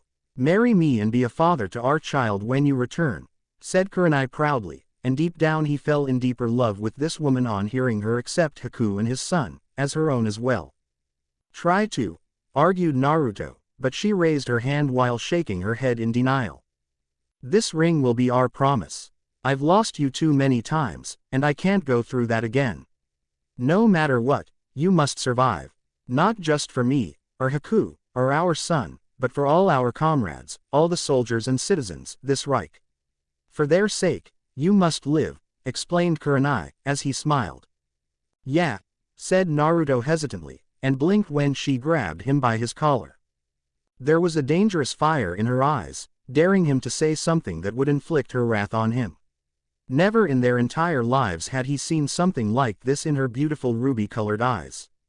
All of us have placed our lives, our faiths, our futures to you. Be worthy of that trust, Naruto, scolded Kurenai, as his eyes widened in shock. I will, said Naruto quickly. When her eyes moistened he quickly claimed her lips and initiated a passionate kiss. His arms encircled around her waist, savoring this moment for all eternity. Despite everything that had happened, both of them were here together in this moment. And that was all that mattered to him. I love you, Kurenai, said Naruto happily, as he placed his forehead against her. I love you too, Naruto. An eerie silence engulfed in the entire corridor. It was exactly 10:30 on the clock placed on the wall. And every person standing nearby had their eyes wide in shock when the cry of an infant was heard. Haku was hanging between exhaustion and shock, her eyes were overflowing with tears as the sweet, soft cry of an infant continuously reached her ears. She was sweating heavily and her breathing was heavy, but she felt more happier in this moment than she had been in her entire life. Not a few seconds later, the door to the operation theater was blown apart, much to the horror of the doctors and nurses. Sakura, who had just finished delivering the baby, angrily walked forward and gave a harsh bonk on an extremely nervous Kaiser's head who had barged inside, scaring everyone. Haku laughed on seeing the funny scene as Sakura gave a few more bops to her friend, and even scolded him for barging in so recklessly. Fortunately, Kurenai quickly entered inside and saved the cornered Kaiser. With Sakura out of the way, Naruto instantly rushed towards her side and kneeled near her. The once strong Kaiser was nearly on the verge of breaking down with the amount of tears, fear and worry in his eyes. His hands trembled as he touched Haku's cheeks to feel that she was indeed real, and the cry of an infant in another corner of the room was not just a dream. You, okay?" asked Naruto nervously, as Haku barely managed to stifle her giggles. "You look like you just delivered a child instead of me," teased Haku, as he took her face in his hands and kissed her. "Don't scare me like this again, okay?" ordered Naruto, making her smile. They smiled and contentedly stared into each other's eyes. She could see he was fully dressed for battle, and the only reason he had stayed behind for this long was for her and their child's sake. Her fears increased as she tried to imagine the mayhem that awaited him, but he grasped her hand tightly. "It'll be all right, I promise," said Naruto seriously. No hesitation or doubts were now present in his heart thanks to Kurenai. They were interrupted when that crying sound increased and was now nearing towards them. Blinking in surprise, Naruto got up and turned around only to freeze in his spot when he saw Kurenai carrying a small bundle in her arms. Sakura was also beside her, as both ladies gave bright smiles to Haku. Nervously taking a step forward, he tried to take a peek of his own son only to see Kurenai glare at him.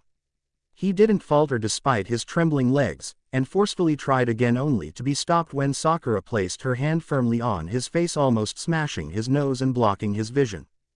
"Stop being a baby, Naruto. There's one in the room already," scolded Sakura. "It's courtesy to allow the mother the first look of the child," chided Kurenai, as the Kaiser huffed. With his patience already on the brink of extinction, he again sneaked a peek and saw Haku coddling that bundle to her chest and laying a soft kiss inside. Before he lost it, Kurenai and Sakura quickly got out of the way, allowing him to get the first glimpse of his son, which made him gulp in shock. Haku, Kurenai and Sakura keenly observed as Naruto came forward and curiously looked at the babbling infant. Unlike popular expectations, the young prince had dark black hair like his mother. He was extremely fair and had almost similar facial patterns and eyes like his father. Despite the wrapped cloth the baby boy was in, he did seem healthy but looked a little uncomfortable in his mother's arms.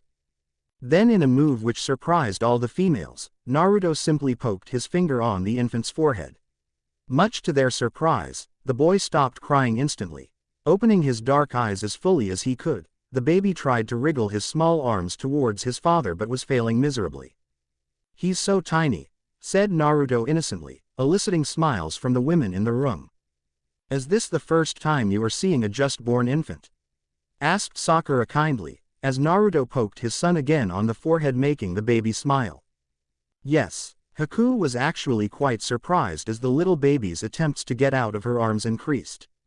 Tracing his target, she smiled on seeing how anxious their son was to go towards his father. Naruto looked in her eyes, and when she nodded he carefully took the boy in his arms. There was a strange milky look in Naruto's eyes, as he touched his son's cheeks. Unfortunately, his son took the Kaiser's thumb in his mouth instantly. "I finally understand what you mean, father. Maybe being a dad won't be so bad after all," thought Naruto happily. As if understanding his thoughts, the tiny baby boy smiled innocently, and right there the child had gained the Kaiser's affection forever. Naruto couldn't explain it. Before coming inside he had an entire sea full of doubts, misgivings about his ability to be a father. Whether he would be a good one or bad one. Sometimes he actually wished to escape, but not anymore. All his logical powers went straight out of the window. he couldn't understand what changed in these few moments. This strange, warm feeling inside his heart when he looked at this child made him so happy. If all the pain he had suffered over the years was to lead him to this point, and meet this child, then he didn't regret it one bit. "Naruto," said Kurenai gently, breaking the Kaiser out of his emotional trance. Blinking, he looked up to see the smiling faces of Kurenai, Sakura and a very relieved Haku, all of whom were affectionately staring at him. "Did you say something?" asked Naruto curiously, all the while keeping his eyes on his smiling son. Haku asked, "Do you have name decided for the prince?" repeated Sakura. They saw the Kaiser lovingly staring at his son for a few moments, before looking back towards them with a sheepish smile on his face. He had even reverted to his traditional habit of scratching the back of his head, showing how nervous he was, while firmly holding the infant with his other arm protectively. "Yang." All three women blinked in surprise on listening to the simple name. They had expected something big or grand, but one look in the Kaiser's eyes was enough to show why the child was given that name. "The light," deciphered Haku. "The sun," thought Sakura happily. "The fire," thought Kurenai proudly. The child was a symbol of the Kaiser's simplicity, his hope for the future, and the unending light which he wanted to shine over the Reich through their children, for whose sake they had sacrificed everything and fought so hard. "Yang Uchiha," said Naruto happily. Naruto was surprised when the entire room erupted into applause as everyone kneeled before him and his son. Haku sat straight in her bed and gave a respectful salute, making the others follow her lead quickly. "Sieg Kaiser Naruto, Sieg Prince Yang," cheered Haku. "Sieg Kaiser Naruto, Sieg Prince Yang," cheered Kurenai happily. "Sieg Kaiser Naruto, Sieg Prince Yang," repeated Sakura. One after another, each and every person joined the celebration.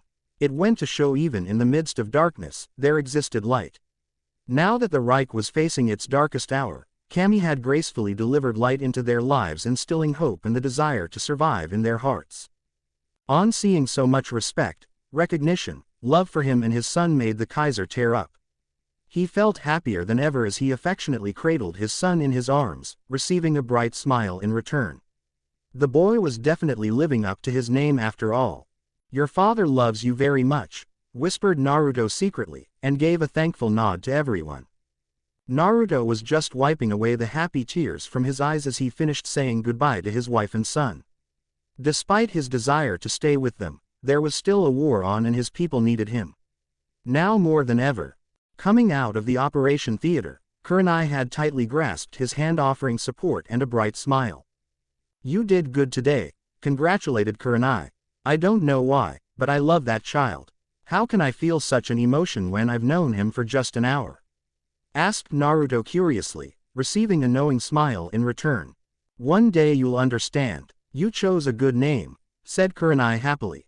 They looked into each other's eyes and saw the satisfaction among each other. However, their moment was broken when a frightened Anko ran towards them and quickly kneeled before the Kaiser. "Kaiser, Area 20, said Anko nervously. "What happened?" asked Naruto quickly. "There are strange monsters attacking our people. The soldiers have been wiped out. Reinforcements will take time to reach that area by that time," informed Anko gravely. Kurenai saw a menacing look arriving in Naruto's gaze, and felt his hand tightening in her grasp. "Order Hinata to prepare our squad. We will personally eliminate those freaks," commanded Naruto. "Yes, sir," replied Anko, and giving a quick smile to Kurenai, she dashed away to accomplish her orders. Naruto turned towards his soon-to-be wife, as she gave him an understanding nod. No words were said, but they understood each other's feelings perfectly. "I'll get Haku and Yang to safety. Then I'm coming to help you. Hang on till then," said Kurenai seriously, leaving no doubts for any protests. He merely smirked and started walking away. "Who do you think I am?" Naruto narrowed his eyes in suspicion, whether his eyes were deceiving him or a strange phenomenon had occurred in the sky. Despite the darkness of the night, the smoke that had been produced due to the destruction across the capital had accumulated in the sky. With the light of the moon shining on it, they were illuminating the light of a nearly perfect rainbow mass. "Hey, what's that?" asked one of his soldiers. "Well, it seems like a rainbow. But it's unusual seeing it at a time like this," said another officer. Apart from Hinata and Anko who were guarding his flanks, there were nearly 200 other capable soldiers marching together with him. While they were being cautious, the atmosphere was a little relaxed since they had the strong Kaiser with them. "It is so beautiful," said Hinata innocently. "You still like rainbows, Gaki?" teased Anko, making Hinata blush. But this one falls among the most beautiful ones I've ever seen in my life," said Hinata honestly, but frowned when Naruto had a sharp look in his eyes. "While it is beautiful and a symbol of the nature's pride, rainbows are also referred as a symbol for snakes," said Naruto gravely. Anko sensed the hidden command the Kaiser had just given her. The years of training as a veteran ninja kicked in and she yelled at the top of her voice. "Tetsudo!" Fortunately, the Reich soldiers were much more disciplined than their resistance counterparts and were more prone to obey orders the moment they were issued. Quickly raising their shields, they covered each other just in time as a hail of kunai and shuriken rained down on them. "Hakusho Kaden!" yelled Hinata, deflecting a vast number of projectiles. The Kaiser merely stood in his spot, and an invisible wind deflected every weapon that would have killed him quickly. He narrowed his eyes dangerously, when his eyes spotted something hideous. Entire streets covered in blood, the dead bodies of deceased Reich soldiers and civilians lying everywhere. Almost everyone had their guts ripped apart. These people were not killed but eaten alive. Many of his own younger soldiers puked on seeing the gruesome scene, even Hinata couldn't help it. A few moments later, growls were heard as several monstrous, dark eyes opened in the dark alleys. Anko armed herself, as several monsters arrived and surrounded them from all sides. Except for being extremely ugly and having hideous human bodies, they all had one thing in common. "The hidden cursed seals," said Anko angrily. Her breath stopped when all of them charged towards her leader and soldiers, but before she or her men could move they saw Naruto's eyes closing and eyebrows twitching. Furious, the Kaiser raised his right arm and twisted his fingers. "Disappear, trash, slash." To every Reich soldier's surprise, razor-sharp blades of wind sliced apart every cursed seal warrior into tiny pieces of meat. None of them either had the time to scream or have their eyes go wide in horror. They simply vanished from this planet in a flash. Looking towards Naruto's cold, neutral face, Anko was shocked to see no change despite killing nearly 100 men in a flash. "The Kaiser's in a really bad mood," whispered Hinata worriedly. "Anko," said Naruto suddenly. "Yes, Kaiser. It seems today is the day you shall have your revenge." Anko Mitarashi froze. A cold chill passed across her entire body on hearing those words, as if to prove the Kaiser's claim true. A familiar, evil laugh echoed across the area as the sound of footsteps reached her ears. "It's you," said Anko bitterly. "It's been a long time, Anko." A wickedly smiling Orochimaru appeared in front of them, rising from the ground itself like a zombie. His menacing dark, yellow snake-like eyes made many of the Reich soldiers take a step back. Brave or not, even they knew their abilities paled in comparison to the freak in front of them. "So the snake finally returns," remarked Naruto, gaining a disturbing chuckle in return. "I apologize for my delay, mein Kaiser. I simply didn't want to disappoint you when we meet again," mocked Orochimaru, making many of the prideful Reich soldiers growl. Naruto quickly raised his hand, halting his men from doing anything reckless. "Oh, so you have an entire army of puppets now. You seem to have taken after me," teased Orochimaru. "Is that why you got your ass kicked last time despite having an army of puppets?" "Despite being the famous Snake Sanin," mocked Naruto, and smirked when Orochimaru narrowed his eyes dangerously. "I underestimated you before, Naruto," admitted Orochimaru, as Naruto raised one of his eyebrows in surprise. "Oh, and what makes you think your chances are better this time?" asked Naruto curiously, and frowned on seeing the predator-like looking appearing in that snake's eyes. "I don't make the same mistakes again. I've come prepared this time," promised Orochimaru. "You stayed underground for 4 years. Why even bother coming up? Are you trying to aid the resistance?" asked Naruto curiously, but Orochimaru shook his finger as if advising a child. "Oh, those fools are the biggest pawns in this game. As for why I'm here, I want to teach a brat like you a lesson. People like you are a bane to science and development of humanity. You're an obstacle to the path of complete knowledge," said Orochimaru gleefully, as Anko grit her teeth, unable to believe that this freak was once her mentor. Oh, and does that involve experimenting brutally on humans? Killing them? Enslaving them? Asked Naruto sarcastically, but Orochimaru waved his hand. Semantics. But enough of this debate. After eliminating you, I will rule over this established nation. I'll put all your resources to good use, declared Orochimaru wickedly. What makes you think that we'll allow that to happen? As long as we have the Kaiser with us, you or your lackeys can't do shit, Snakey, said Anko victoriously, receiving cheers from several of her soldiers. Naruto-kun is stronger than you, Orochimaru, said Hinata seriously, receiving a creepy smile in return. I don't doubt that at all. He's a super weapon made of the best raw materials, even the entire might of the ninja world couldn't defeat him. You wanna know why? Dear Hinata-chan, said Orochimaru creepily. The Hyuga heir didn't respond but felt an uneasy feeling in her gut, when the mad scientist spread his arms widely. It's because those fools searched for the Kaiser's weakness among the living. When his true vulnerable point lies among the dead, hinted Orochimaru, and smirked on receiving that magnificent reaction from the brave Kaiser. Anko frowned when Naruto's fists clenched, and he shuddered for a moment.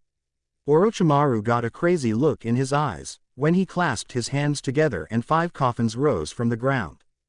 I spent the last 4 years preparing for this. Your Kaiser is a strong warrior, but he has a weakness against certain people. The ones who he got killed, said Orochimaru wickedly. The ones whom he couldn't save, accused Orochimaru. The ones whose deaths he still holds himself responsible for, finished Orochimaru. Hinata and several Reich soldiers gasped in shock when the Kaiser stumbled backwards. A terrified look appeared in his once defiant eyes as the door to the coffins dropped open. Anko shivered in fear when the first 2 people stepped outside. A few of the Reich soldiers who were former Konoha shinobi took a few steps back when the tall figures of Hashirama Senju and Tobirama Senju appeared before them. Both great warriors seemed to be curiously observing the small army in front of them, and most importantly the blonde boy who looked like an important leader. But Naruto's gaze was not fixed on them, and rather on the last 3 coffins whose occupants slowly stepped outside, instantly stopping Naruto's heart. The first 2 of them recognized him instantly and gave him happy smiles, which had their surprise hidden in them on seeing his new look. It's been a while, Naru, said Shin. You've gotten so old, Naruto, teased Sai, and frowned on seeing how terrified Naruto was. Orochimaru almost felt himself orgasm as the last person stepped outside the coffin. Despite being the smallest and most innocent among the warriors, the person had the most devastating effect on the mighty Kaiser as he collapsed on his knees. His entire body trembled, even as tears fell from his eyes. Yes, that's the look: fear, despair, face your darkest past. Repent for your crimes, mein Kaiser, yelled Orochimaru madly. The youngest person blinked a few times trying to recognize the trembling man. Memories of that night instantly kicked in, resulting in raising of an arm. Captain Naruto. Naruto's heart shattered into millions of tiny pieces on hearing that voice. The one he heard every night, the one he longed to hear, and the one whom he missed the most. Oblivious to the panic among his comrades, or to the curious looks from the Hokages, or the surprised expression of his best friends, he said the name of the person for whom Valkyrie had started, for whose death the entire shinobi world had burned, villages and nations had been destroyed. And the reason behind the rise of the Reich and his elevation as the Kaiser of humanity. Ray. Chapter 94. The Defenders. Shino had a neutral expression on his face as his eyes spotted something far away. Beside him, Neji activated his Byakugan and turned towards him with a serious look in his eyes. There is a man holding the Reich holy symbol on that hilltop, confirmed Neji, eliciting a smile from his leader. They're here, are you sure? Asked Neji skeptically. They're here, repeated Shino. Frowning, Neji decided to investigate further, and was just about to increase the range of his famed dojutsu to confirm his leader's prediction. But before that could happen, the entire ground shook violently. The 6,000 soldiers of the Black Lancers felt the tremors, and a few moments later they saw the flag of the Golden Eagle flying in the sky. A man seated atop a hawk was carrying the national flag, and looking into their leader's eyes it seemed the Aburame knew who it was. And then they saw something which men rarely saw in their entire lifetimes. With the holy symbol of the Reich, swastika, raised at the front, an army of thousands of disciplined, united soldiers marched towards them. With each step they took, the ground shivered. It was as if the nature itself was preparing to face the wrath of the strongest nation humanity had ever formed. Shino took a deep breath when he saw each Reich soldiers dressed in their traditional uniform and armor. Their faces covered by death masks, which instantly made several of his own soldiers take a step back. And with good reason. While a small contingent of his men that had stayed with him in his last stand had seen the unending resistance army, the majority of his soldiers were seeing an army like this for the first time. The soldiers marching towards them, while few in numbers than the resistance, had an aura around them that made Shino shiver. Through them, he could see the mighty Kaiser's gaze landing on them. They were Naruto's wrath, and the hope of the Reich.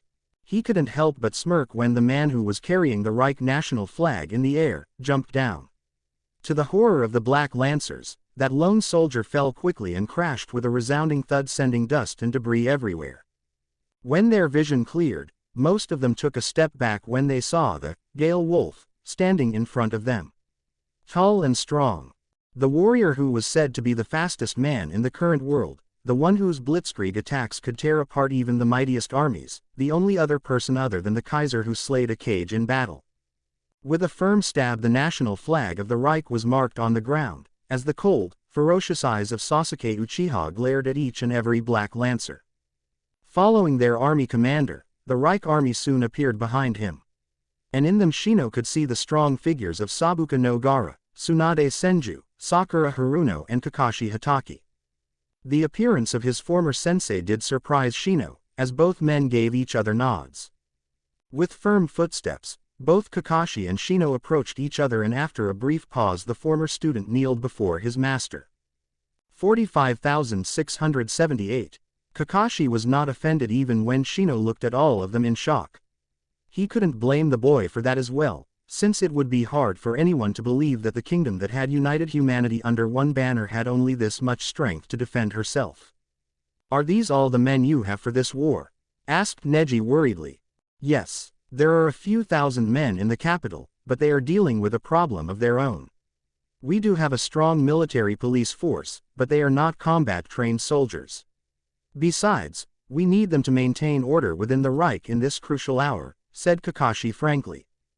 "The Kaiser?" asked Neji. "He'll be arriving shortly. Until then we are to hold these lines, possibly without engaging the enemy."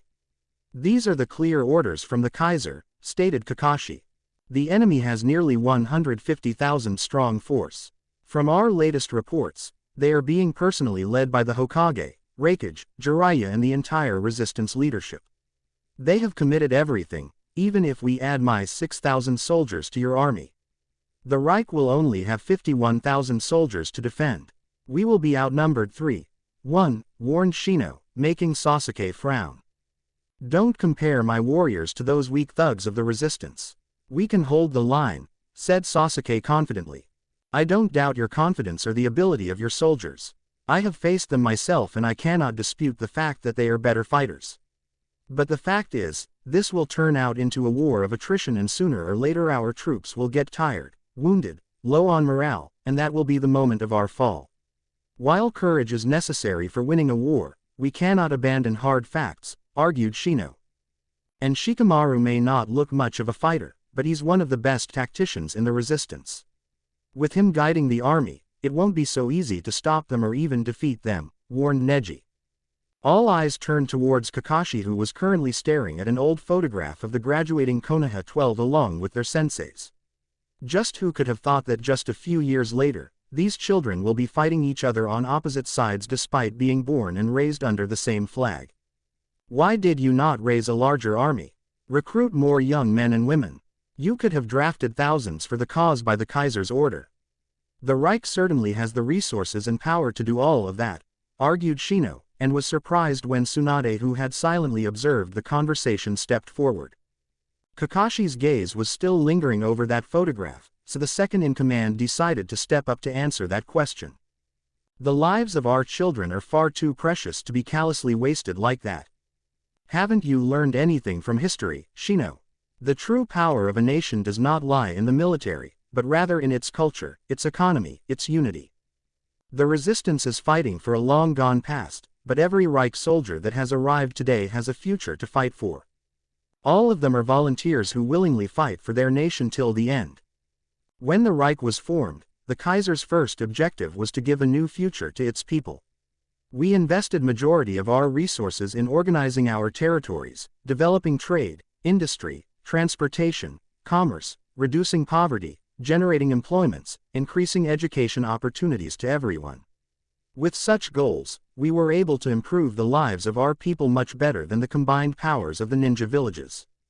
And in any era, the military is an institution whose existence while being necessary can also be the cause for the fall of a nation. If a nation continues to increase its armed forces capacity, while ignoring the citizens, the balance will be shattered. More than that, the nation will definitely search for conflicts to exercise its power in the name of justice. That would lead to more wars and millions of young boys and girls will die for nothing. Besides, if you forcefully draft people in the military, it creates a hole within the society. If left unchecked, the military eats into the nation like a parasite, sucking everything good from it. Only wield a power which you have the capability to handle. The reason the shinobi world failed because they couldn't control their military forces and seeked out wars. You can see how that ended, scolded Tsunade harshly. Shino was stunned by her words. For the first time in his life he found himself unable to argue against such a just reason. You truly have so many good subordinates, Naruto. This Reich will flourish because of their vast knowledge and experience, thought Shino. You cannot survive in a head-on fight with that monstrous resistance army. Nothing can change that fact, said Neji frustratedly, and gulped when Sasuke grabbed his collar. Looking into the dark eyes of the Reich army commander, made a cold shiver pass through the Hyuga's heart. We are merely the first line of defenders of this nation. Before we die, more than half of the resistance would be wiped out. I can assure you that, and when those fools try to take over our nation after murdering our army, the fury of the Reich will descend upon them. The soldiers who will die here have families back home, people who will destroy every resistance soldier till the last man. To take the Reich would not only spell the end of the resistance but that of humanity as well. The Reich will fight till our last citizen falls. Even if the resistance manages to kill us all, we still have the Kaiser. As long as he lives, there will be no victory for the resistance, promised Sasuke. The tension in the room was extremely high as each and every member looked at each other wearily. I don't think such drastic measures would need to be taken just yet, said Sakura honestly. Why do you say that? Asked Neji curiously. The Kaiser anticipated such an invasion coming someday. While being an anti-war leader, he still made sure that our nation had enough defensive measures to protect herself. Kakashi, will you please? Requested Sakura, earning a sad nod from the copy ninja who had fought wars all his life. Nobody in the room other than Tsunade could possibly understand the pain he was suffering right now. Losing his father, his best friends, his teachers and so many of his comrades made him despise war from the bottom of his heart. He had been so happy when Naruto gave him a peaceful life free from conflict, by making him a governor. The job was demanding and tedious, but it allowed him a chance to improve lives rather than destroy them. But now he was back again, fighting another war. It made him wonder as to just when this would stop. Couldn't people understand? Minato-sensei, pray to Kami and please let this be the last war one ever see in my life. I don't want my son to grow up in such madness, thought Kakashi sadly. Looking into the eyes of all of them, he could see they were hoping he would lead them until the Kaiser arrived. Hatake Kakashi knew what that meant clearly. Again through his hands thousands of innocent young men and women would die. It didn't matter to him whether they would be resistance or Reich, but the fact that so many people would lose their lives based on his choices made him extremely sad. He could only imagine the burden Naruto had carried over his young shoulders all his life, and still did to this day. Regardless of everything, Naruto needed him. And he would not fail him in this crucial hour. The time for regrets would come later. Follow me. That was all he said and walked out of the makeshift war room. He didn't even wait for the others because they were right behind him.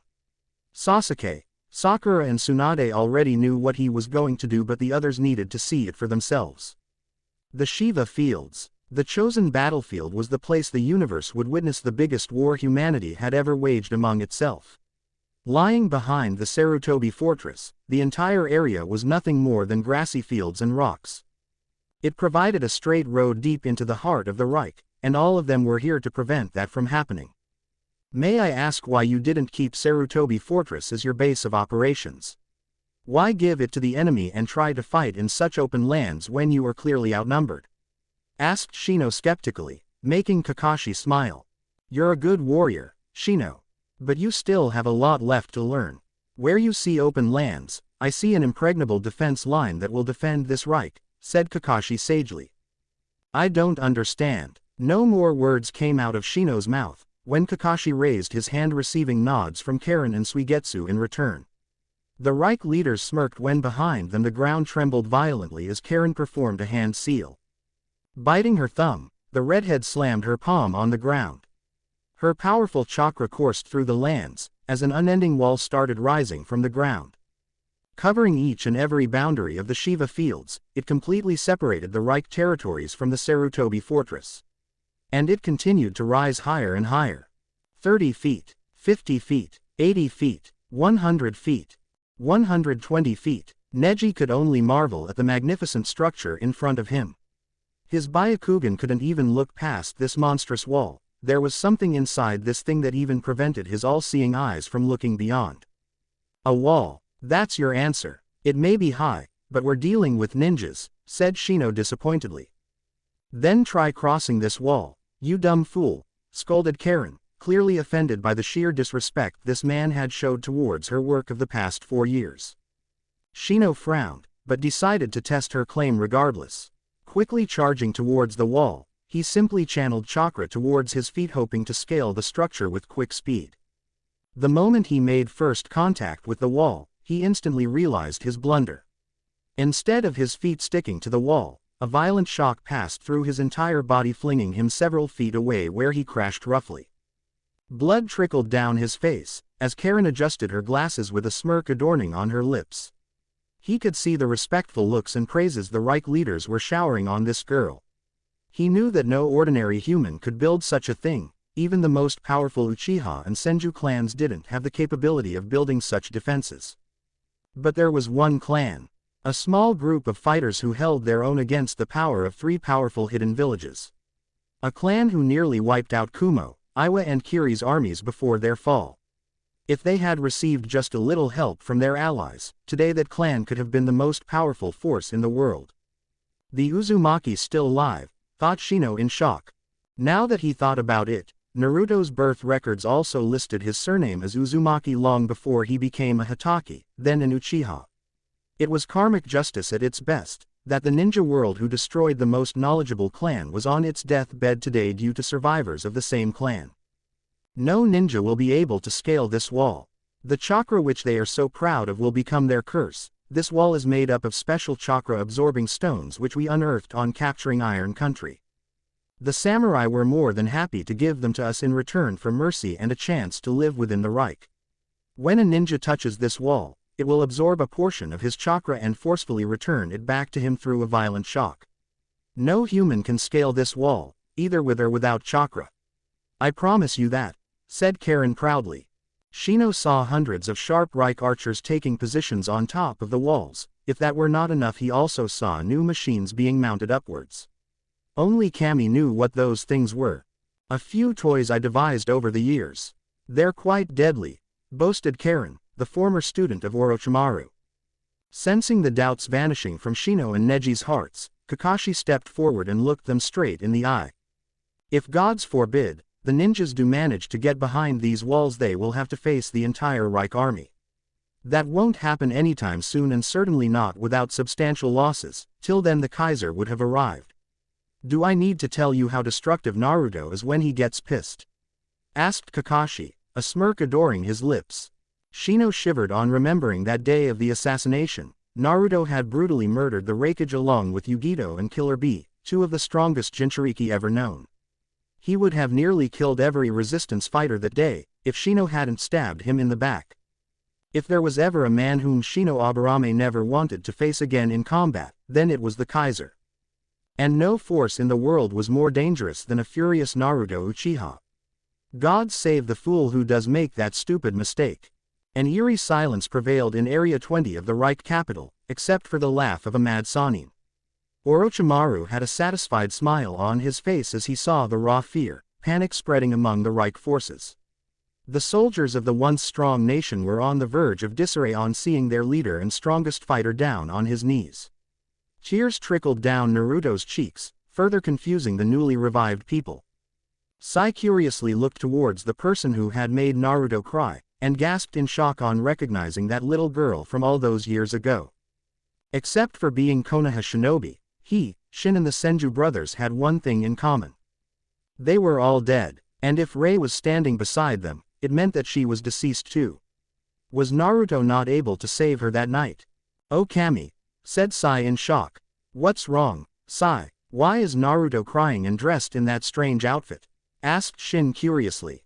The former Root Anbu closed his eyes as he realized just what might have happened after his death. Rei was the last straw that had tied Naruto to the ninja world, and if she was gone too, then his friend would have only one way left.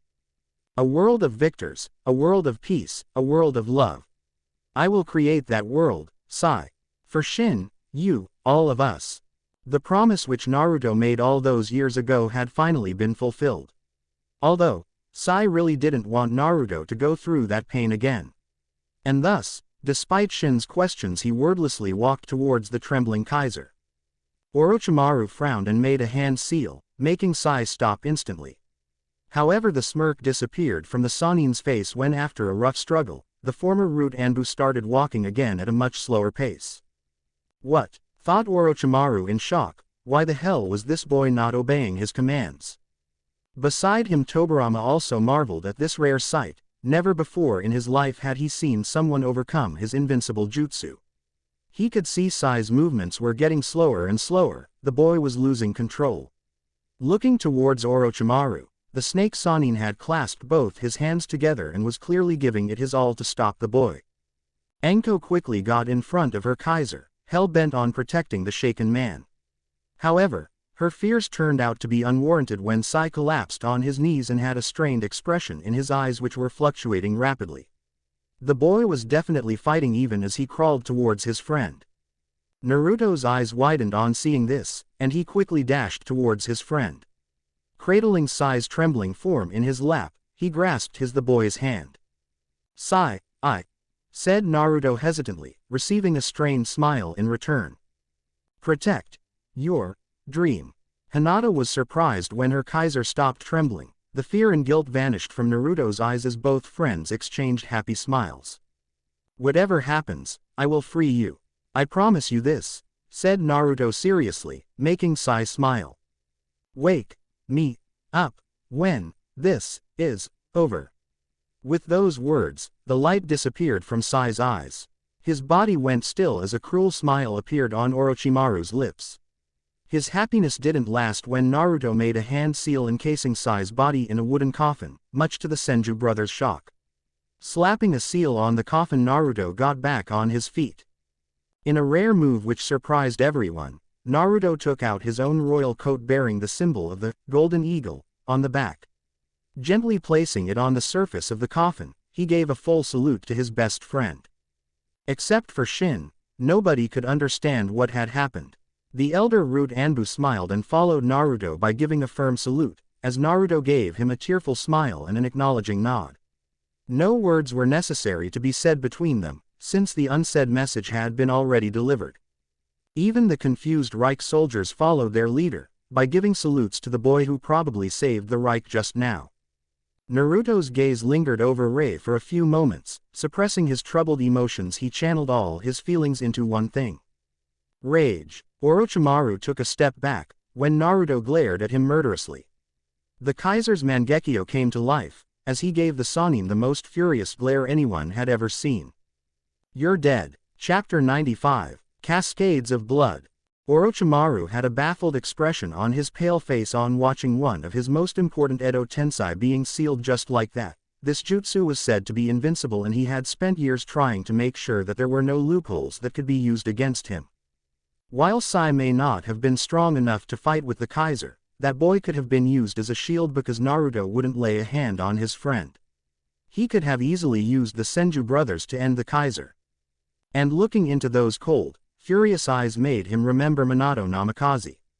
Both father and son were so similar not just in looks but in personalities as well. "Mokuden," said Tobirama in shock. "Who are you, boy?" asked Hashirama curiously, receiving a straight gaze from Naruto himself. The heir to Hachiman, descendant of Izuna Uchiha, and son of Minato Namikaze the Yondaime Hokage. And most of all the Shodaime Kaiser of the Reich.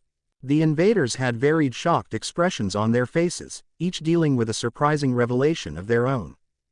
"Hachiman, that Hachiman, and Izuna's descendant, that means he's Madara's," thought Hashirama in horror. In that moment itself the older Senju felt the face of his dead best friend glaring at him victoriously from the afterlife. Yondaime Hokage's son, thought Tobirama in surprise. Just how many Hokages had reigned over Konoha? Kaiser, thought Shin in shock. Beside him Rei didn't understand the meaning of the word, but judging from the terrified expression in the older men's eyes it was certainly not something good. The Sannin saw the look in the Senju brothers' eyes and instantly decided to use the situation to his benefit. Kami, he needed something now that his original plan of killing an emotionally broken Naruto had went haywire. Yes, this brat here is not just those things. He's also the murderer of Hiruzen Sarutobi, the destroyer of Konoha, Fire Nation. Hashirama, Tobirama, don't be fooled by his young, innocent face. He's the fascist Kaiser who destroyed the shinobi world, and tyrannically rules over the world now, said Orochimaru passionately.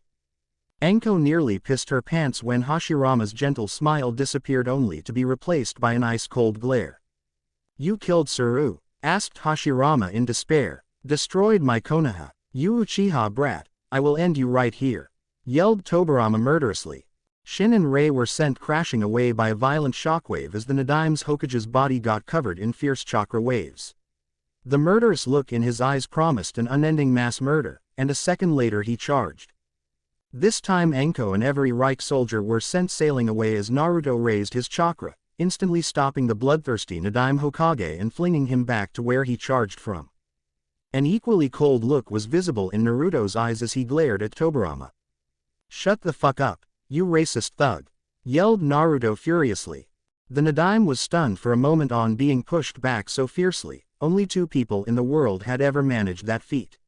One was his own elder brother standing beside him, and the other. It was a bad omen to even whisper that man's name, and looking at this boy made him experience that dark feeling again. Unknown to the two furious leaders, their chakras had raised to extreme levels. Every Reich soldier was on the verge of dying from heart attack. Even the revived Edo Tensei Rei and Shin had their bodies cracking, while they gritted their teeth in pain. In a move which surprised Tobirama, his brother placed a hand on his shoulder, stopping the flow of chakra. "Anija, elder brother, what the hell are you doing?" demanded Tobirama, eyes glaring daggers at the solemn Senju. "Tobi, don't harm young children in your rage," advised Hashirama, pointing towards a panting Rei. Tobirama flinched for a second. Naruto's own eyes widened in shame and horror on seeing the unbearable pain his own soldiers, Shin and Rei, were in. Instantly appearing beside the fallen Edo Tensei, he looked each of them straight in the eye. His hands trembled as he touched Rei's forehead, making her look at him with those curious eyes. "Naruto, stop us before it's too late," insisted a struggling Shin, whose eyes were losing its color. The Kaiser nearly panicked when his daughter bit her lip as her small eyes started flickering. His dark gaze landed on a hiding Orochimaru who was quickly stealing their consciousness away. "Not this time, you freak," cursed Naruto. Quickly placing his hand on Rei and Shin's head, he encased their bodies in wooden coffins like Sai and slapped a seal on the surface. Before either of them succumbed to the darkness, Naruto gave each of them a promising smile.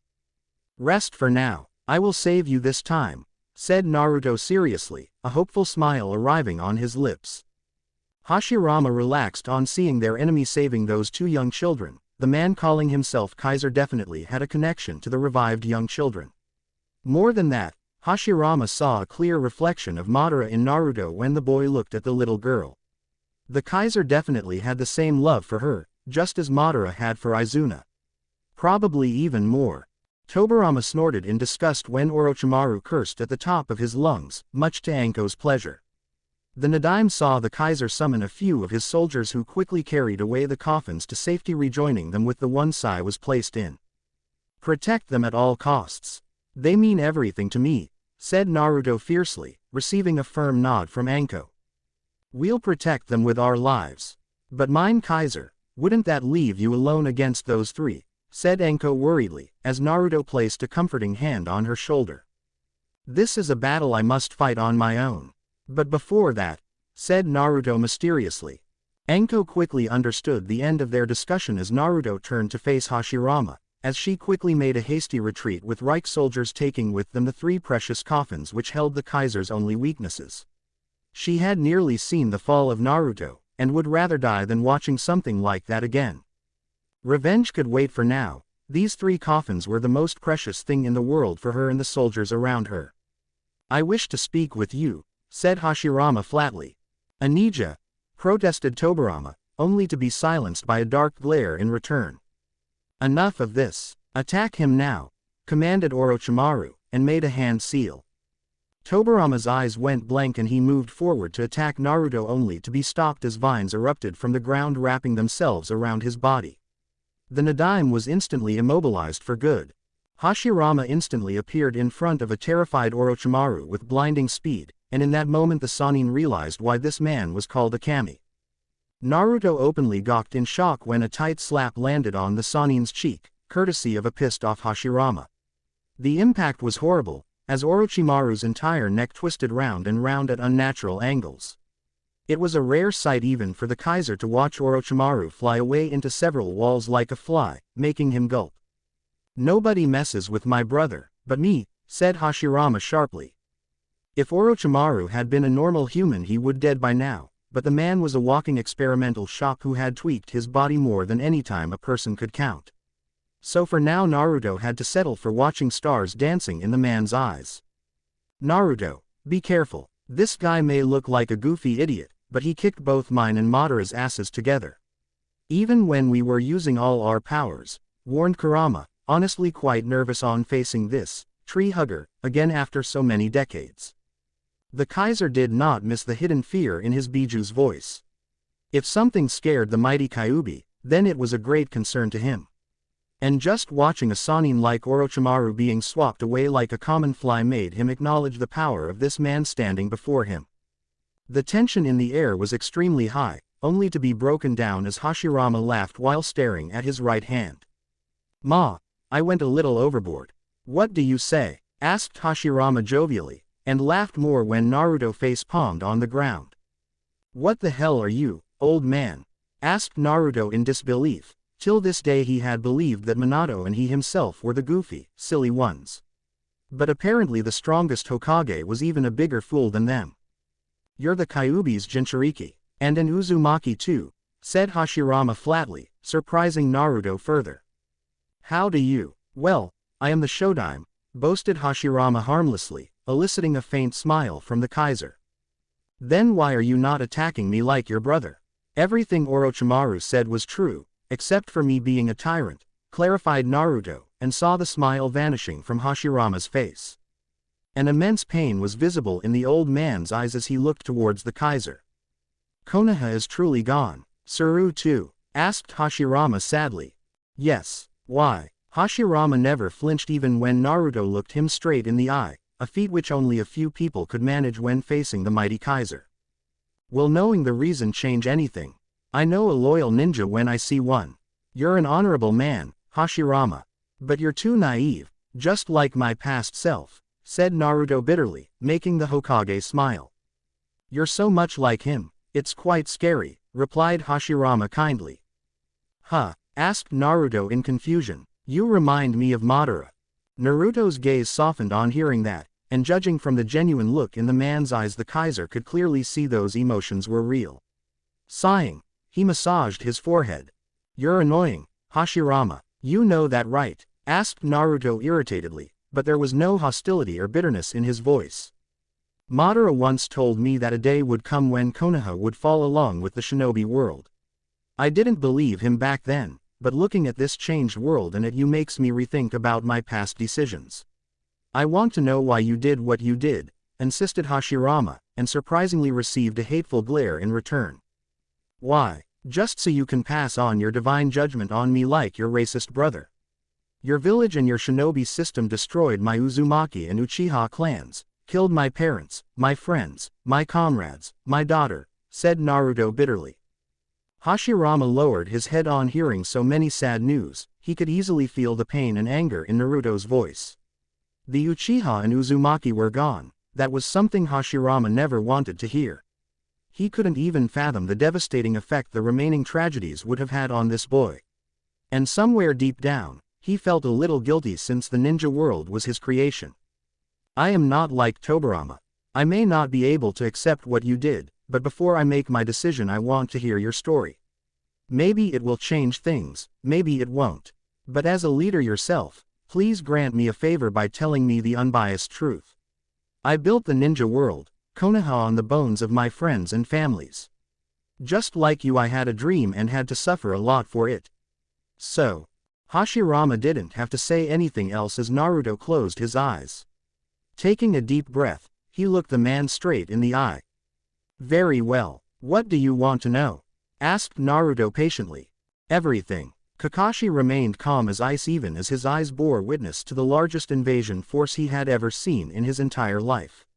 Standing on top of the Uzu wall, he felt the wild winds brush against his body.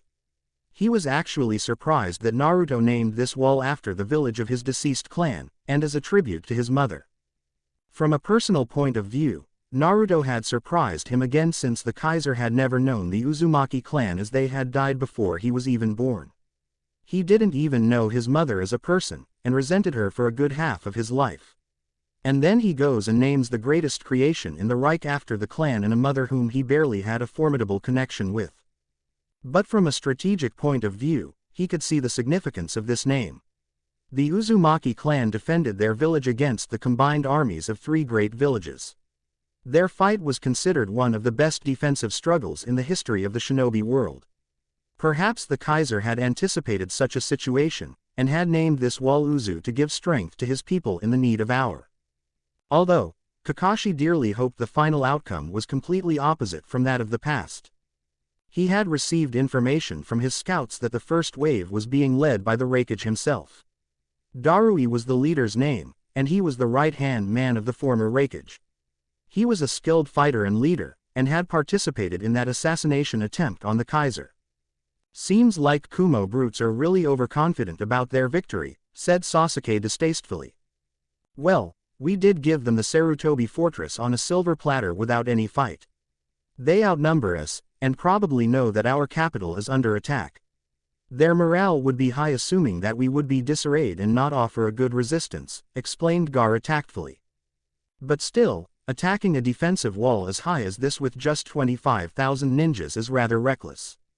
Don't you think? Asked Tsunade curiously, as Neji just confirmed their battle strength to her. They are being cautious. Shikamaru is a far better commander than I thought him to be, said Kakashi silently. Shino, who was silently observing the debate, could nod in approval as their supreme commander's analysis matched with the type of leader that Nara was. If Darui had been the supreme commander, then this small a force wouldn't be attacking them. This attack is meant to test us. The men of the Nara clan were masters in strategic retreats. They were far skilled in hit-and-run attacks than a full-scale assault. Perhaps, Shikamaru feels that we have not shown all our cards. So instead of sending his entire army, he risks only a small portion of his soldiers. To make us believe that this is a real attack, he lets the Raikage lead. This way he satisfies the eager Kumo soldiers who are itching for bloodshed and keeps the Raikage firmly under his thumb. If they win, the Raikage will get the credit for victory in battle, but the real credit for tactics would go to Shikamaru. But if the Raikage loses, then the entire responsibility for the loss of lives and demoralizing the resistance army falls on Darui. He would lose face, and then Shikamaru will achieve complete control over the army which he shares with the Raikage right now, explained Kakashi in great detail. The others could only marvel at the detailed analysis their leader had made. Such skill could only come from years of battlefield experience. And Kakashi was one of the best ninjas in the history of the shinobi world. Only he could remain as calm like this, and make correct judgment.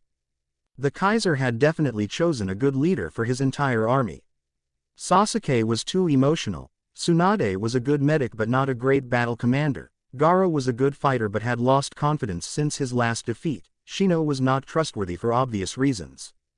That only left Kakashi, a veteran of a great ninja war, an ex-Anbu Black Ops and a skilled Junin with a decade full of commendable service record. Kami showed mercy on us.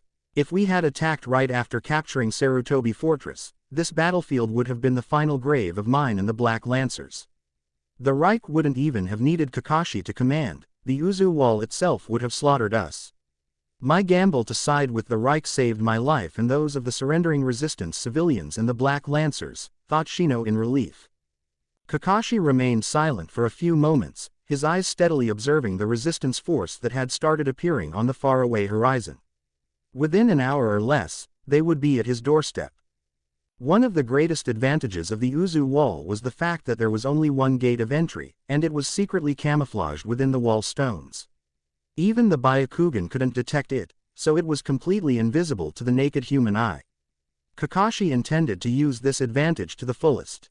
I need to preserve my trump cards for the real fight. Shikamaru will definitely be observing the battle from somewhere, trying to calculate the firing range of my archers, time for reloading, and the strength of the wall. The more information he gains, the lesser our chances of victory in the next battle.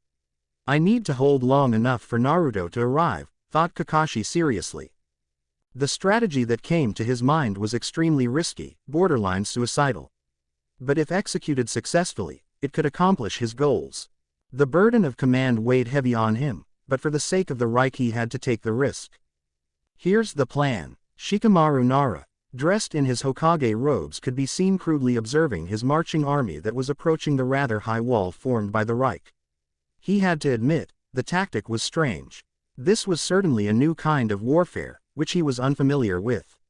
His reports indicated that Kakashi was the enemy commander, add that man's vast battlefield experience with this unknown wall. The scenario was disturbing to say the least. Shikamaru, are you sure that Darui can handle it?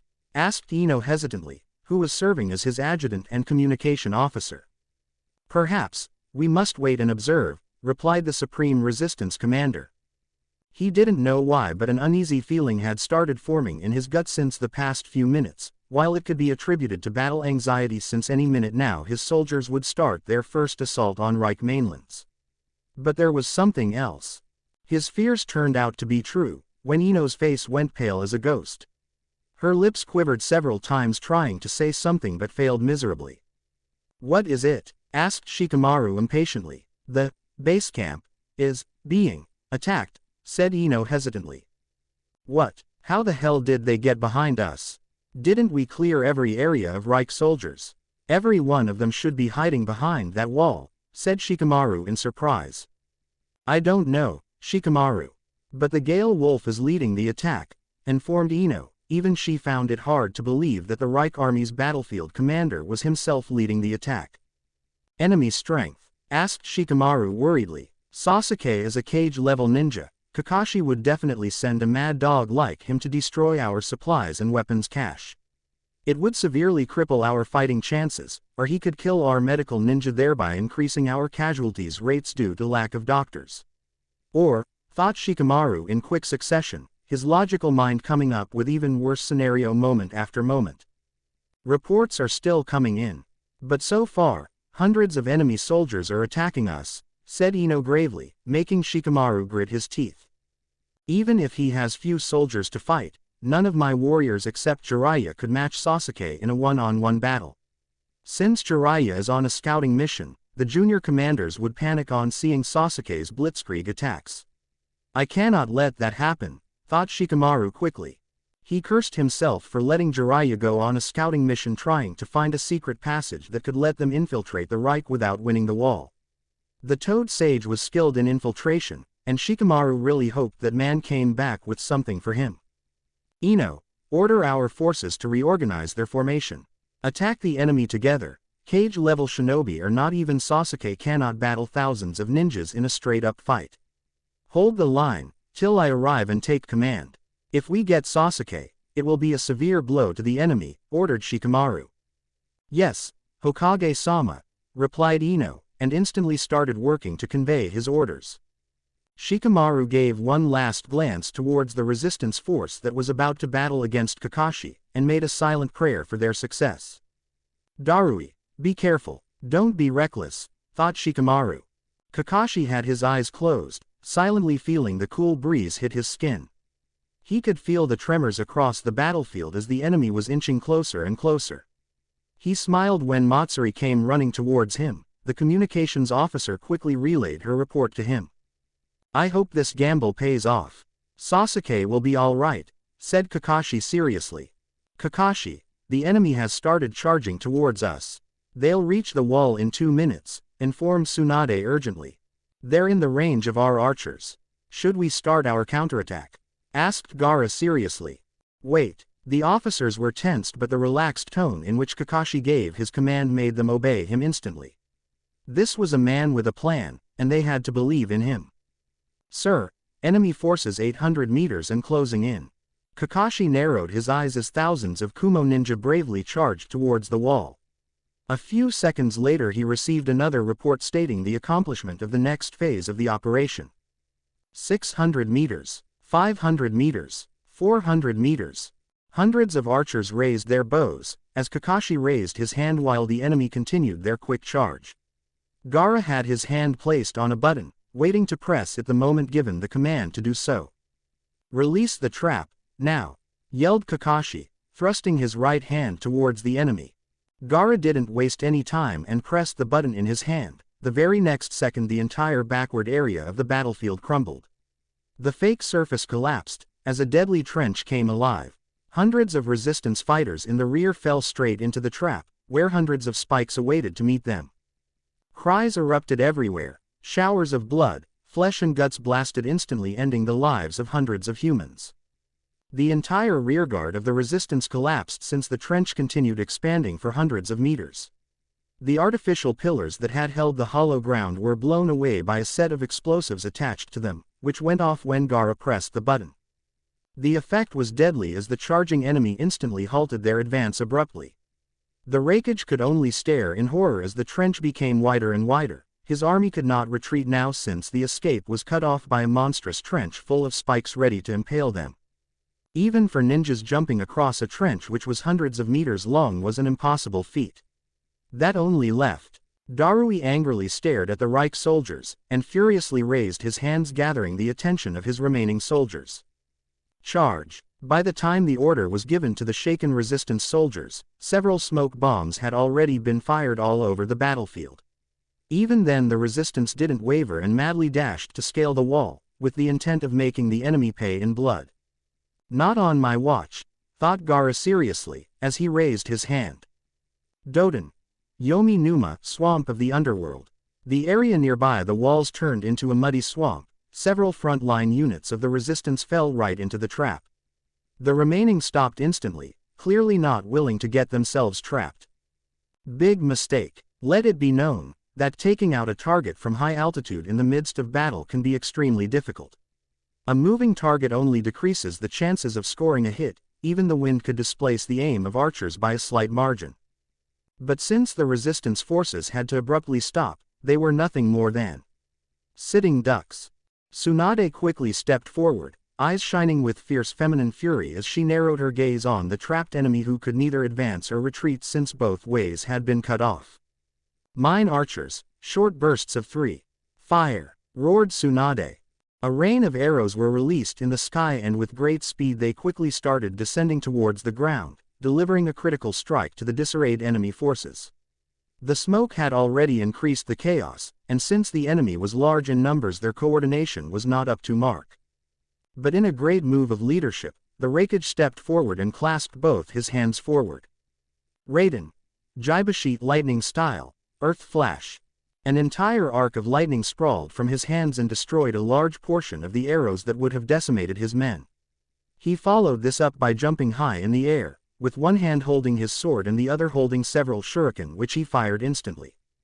Shuriken Kage Bunshin no Jutsu, Shuriken Shadow Clone Technique.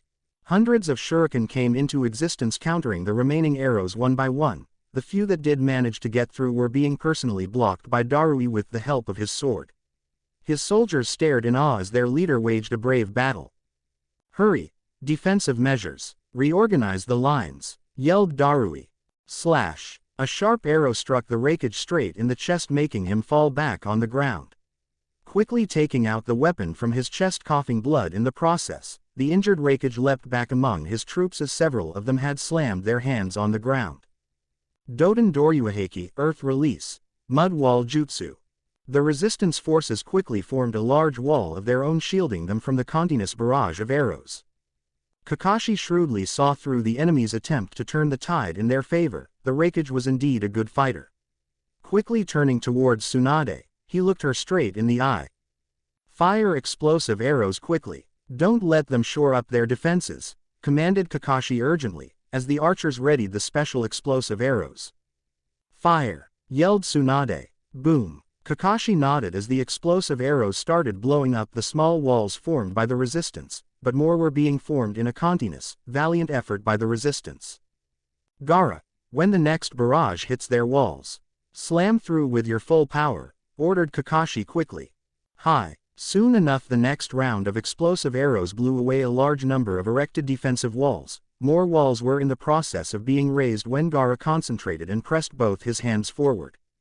"Go!" shouted Kakashi. "Sabukua, sand wall."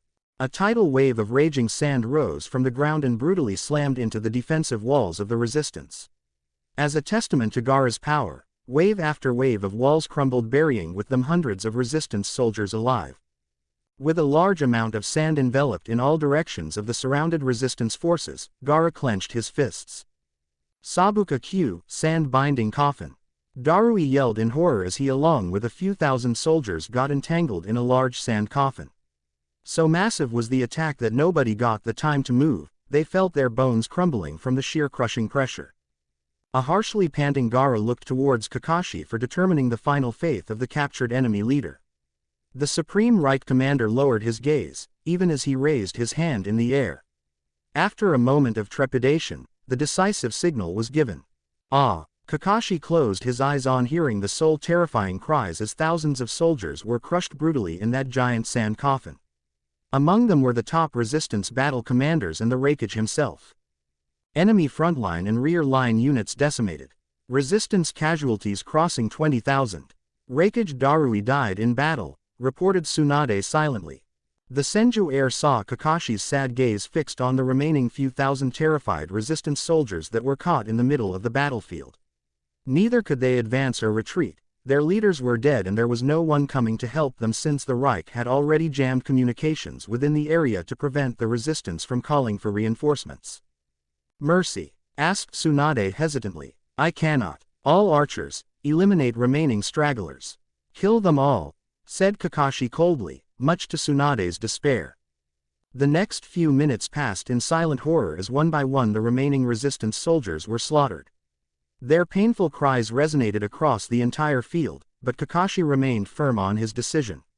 Only when the last enemy fighter had been put out of their misery did Kakashi issue the order of ceasefire. Beneath them lay a river of blood, flesh, broken weapons and the corpses of 25,000 soldiers. One among them was the valiant Raikage who didn't leave his troops till his last moment. Instead of the expectations of cheers over victory, an eerie silence prevailed among the Reich army as they silently witnessed the tragedy in front of them. Deep down all of them knew this had been just the first day, and the beginning of a long war. "Reorganize our forces. Be ready for an attack, but before that," said Kakashi sadly. His eyes lingered over the sea of dead bodies lying beneath the walls. The tactician in him marveled at the cruel way in which he had eliminated the enemy, but the human in him could only be mortified for being responsible for all these deaths. "Commander Tsunade." "Yes, Supreme Commander," replied Tsunade crisply. "Notify all forces. Every officer and soldier will render respectful salutes to the deceased enemy Kage and his soldiers," ordered Kakashi. "Hi." Everyone nodded in consent and followed the order given by their leader by rendering respectful salutes to the martyred enemy soldiers lying motionless on the battlefield. While it was true that each of them had been a foe, in the end they were all still soldiers. Warriors who died for their leaders and their beliefs, it was a courtesy to render respect. Matsuri quickly followed after Kakashi on receiving the signal from the tired man. His shoulders were slumped, and he seemed to have aged an entire decade in the past half an hour. But that was the truth of war. Sasuke calmly watched the battle unfolding in front of him. Well, it was a battle according to Kakashi's standards. But to Sasuke this was just a guerrilla tactic carried out with the intention of capturing the enemy's attention. So far, it had worked brilliantly. It was actually quite smart of Kakashi to send a small force of 200 soldiers to the enemy camp's rear and start wreaking havoc. The Reich managed to achieve this feat by transporting its troops through the Black Lancers' birds. It helped that the Black Lancers were paramilitary troops and had performed well on the battlefield. Still, he didn't trust them. Nor did he trust Shino, who had accompanied him on this mission. It was the Aburame who had suggested creating confusion among enemy ranks by starting a heavy mist camouflage. Then through careful small-scale infiltration, their tiny force set up explosives around the outer areas of the enemy camp.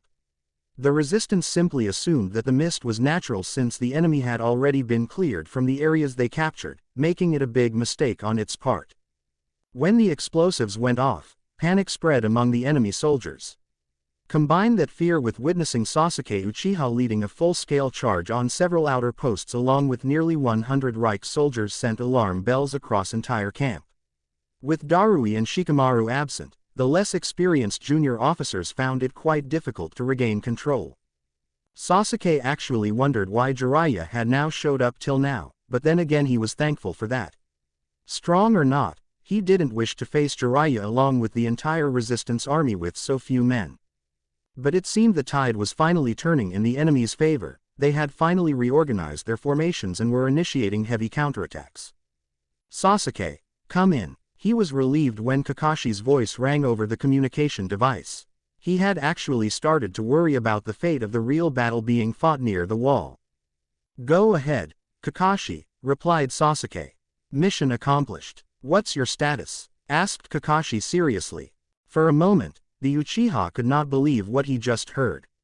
Those words coming from Kakashi only meant one thing, but still he had to confirm it again for his own personal satisfaction. Repeat your last, insisted Sasuke, making Kakashi sigh over the line. All enemy hands lost, mission accomplished. Report your status now, instructed Kakashi sternly, receiving a grunt in return. Our element of surprise is gone. Enemy forces have reorganized formation. They'll be over us anytime soon, answered Sasuke. Then it means Shikamaru has returned back to take charge. Our losses so far? Asked Kakashi grimly. 18 dead, 40 wounded with 15 critical and in need of immediate medical attention. We cannot hold on for more than a few minutes at most. Orders, requested Sasuke. Secure the wounded, leave the dead and return back to base. Your mission's over, instructed Kakashi. You want me to leave my martyred soldiers in the field? After they gave their lives for the Reich. I can get them back, just give me a few more minutes, argued Sasuke passionately, clearly opposed to this dishonorable move. In a few minutes all your men will be dead. Maybe you can live with that, I can't. The dead can wait, the living cannot. Get my soldiers back here, Commander. This is an order, barked Kakashi angrily, certainly not in the mood for Sasuke's chauvinistic tendencies. The Kaiser would have never allowed this insult to our own soldiers, retorted Sasuke hotly, making the older man sigh. Maybe not, but I am not the Kaiser, I am Kakashi. And on my honor as a commander, I promise to bring our dead back home. I have a plan for that as well, have faith in me Sasuke, said Kakashi honestly. There was a short silence over the line as Kakashi thought about a few other things that might help in persuading Sasuke to see reason. Very well, orders acknowledged. Returning to base, Sasuke out, replied the Uchiha. We'll be waiting. The line went dead as Sasuke turned towards Sugestu and Shino, who had also heard the entire conversation. The three of them exchanged nods, as Sasuke turned towards his defending soldiers. All right, soldiers, we are falling back. Platoons 1, 2, 3, 4 will be going with Shino and Suigetsu. Platoon 5 will be with me since most of them are still in the condition to fight, which is not the case with the other platoons. Any questions? Asked Sasuke. No, Sir, replied all of them in unison, quite relieved to finally go back. Suigetsu, the wounded are your responsibility. We'll cover you and then fall back to extraction site 2 and evacuate from there. Shino, get them back to the walls, commanded Sasuke. TCH, and here I thought the fun was just getting started, said Suigetsu sarcastically. We'll follow orders. Watch yourself, replied Shino curtly. Sasuke watched as his comrades left with the injured soldiers. Looking around, he saw 17 soldiers were standing beside him now, waiting for him to get their asses out of here as soon as possible. Set off the traps and explosives we set for retreating. We'll be taking Route B, move fast since the enemy will be right behind our asses. And after they find out that we just slaughtered 25,000 of them, they'll skin you alive. So run, said Sasuke urgently. Fuck yeah, man, let's get the hell out of here. This shit was crazy to start with. Sasuke didn't pay any heed to the men's chatter. They would occasionally stop and retaliate a little over the enemy troops still in pursuit and then start running again. The cycle continued for a few minutes until they reached the extraction site where their birds would be waiting for them. And it was this expectation that made all of them panic when they arrived at the extraction site, only to find their evacuation's bird dead. Murdered. Sasuke barely sensed the slight shift in wind and jumped in the air at the last second, thereby evading a shuriken that would have taken his head out. On regaining his bearings, he heard several harsh sounds. Looking around, he was shocked to find each and every one of his soldier lying dead on the ground. Each of them with a shuriken embedded in their skulls, a horrified expression etched in their eyes for eternity, as their blood created a river staining the lush green grass. They didn't even realize what hit them. His sharp ears picked up the sound of incoming enemy forces, making him reconsider his options. His men were dead, evacuation bird gone, rendering him stranded. Unless he found a way to link up with Shino and others in time, he would be left stranded in the midst of thousands of pissed of resistance soldiers who hated his guts. But the immediate priority was finding the person who just killed his men. His question was answered when a familiar voice spoke from behind. It's been a while, little brother. Chapter 96. Live by the sword. Hashirama had an extremely remorseful look in his eyes as Naruto finished his story. The young boy had not left anything or twisted facts in his favor. He had clearly stated that once upon a time he had been a loyal soldier who had defended Konoha to the best of his abilities, and on losing faith turned into the one who destroyed it. He had told the Senju of his victories, defeats, losses, regrets, and future vision for the world which he created today. In Naruto, Hashirama could see reflections of Madara and himself. And deep down, whether he wanted to admit it or not, nobody could deny the fact that Kaiser Naruto Uchiha was only born due to the faults of the ninja world and its creators. All of them had themselves to blame for their mistakes, Naruto for his and Hashirama for his own. The Hokage's mistakes costed him his dream village and world over the years, despite the warning given by Madara before his death. While Naruto's mistakes costed him the lives of many loved ones, his childhood, and made him commit the sin of murdering his comrades, friends, superiors and thousands of other people. In the end, we're simply monsters with different uniforms and visions, said Naruto honestly, a bittersweet smile visible on his handsome face. And the people of our era and worlds consider us heroes, replied Hashirama bitterly, shaking his head sadly. One man's hero is another one's villain. Don't be sad, Hashirama. That's just the way history works. You won't be the only one who will be hated for certain decisions you made during your life. Future generations may also curse or criticize me for the decisions I've made or will make from this point on. Being a leader isn't just about ability, but it's about taking responsibility. It's not just about making the good, perfect decisions, but also about making the shitty ones that can make or break everything we've built, explained Naruto calmly, earning a small smile from the Senju. You're far wiser than I was in your age. Your ancestors would be proud of you, Naruto, congratulated Hashirama. On the contrary, if the people whom I serve right now are satisfied with my work, then my life won't be meaningless. Everything that has happened till now would be worth it if I could save this world from the Armageddon it faces right now, said Naruto seriously. Your intentions may be good, but it never changes the truth that you murdered Hiruzen, destroyed my village, my nation, slaughtered many of my people. What do you have to say for these crimes of yours? Asked Hashirama flatly, as Naruto got up on his feet on seeing the vines holding Tobirama loosening little by little. Looking into the dead serious eyes of the Shodime Hokage made him understood the conflict the man was in.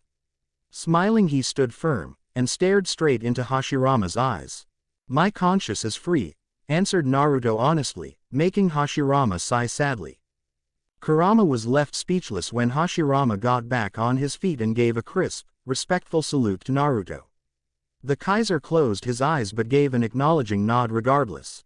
"Your Majesty, Kaiser Naruto, please believe I have great admiration for your talents and greatness. And if I were to have another grandson, I would like to have someone like you.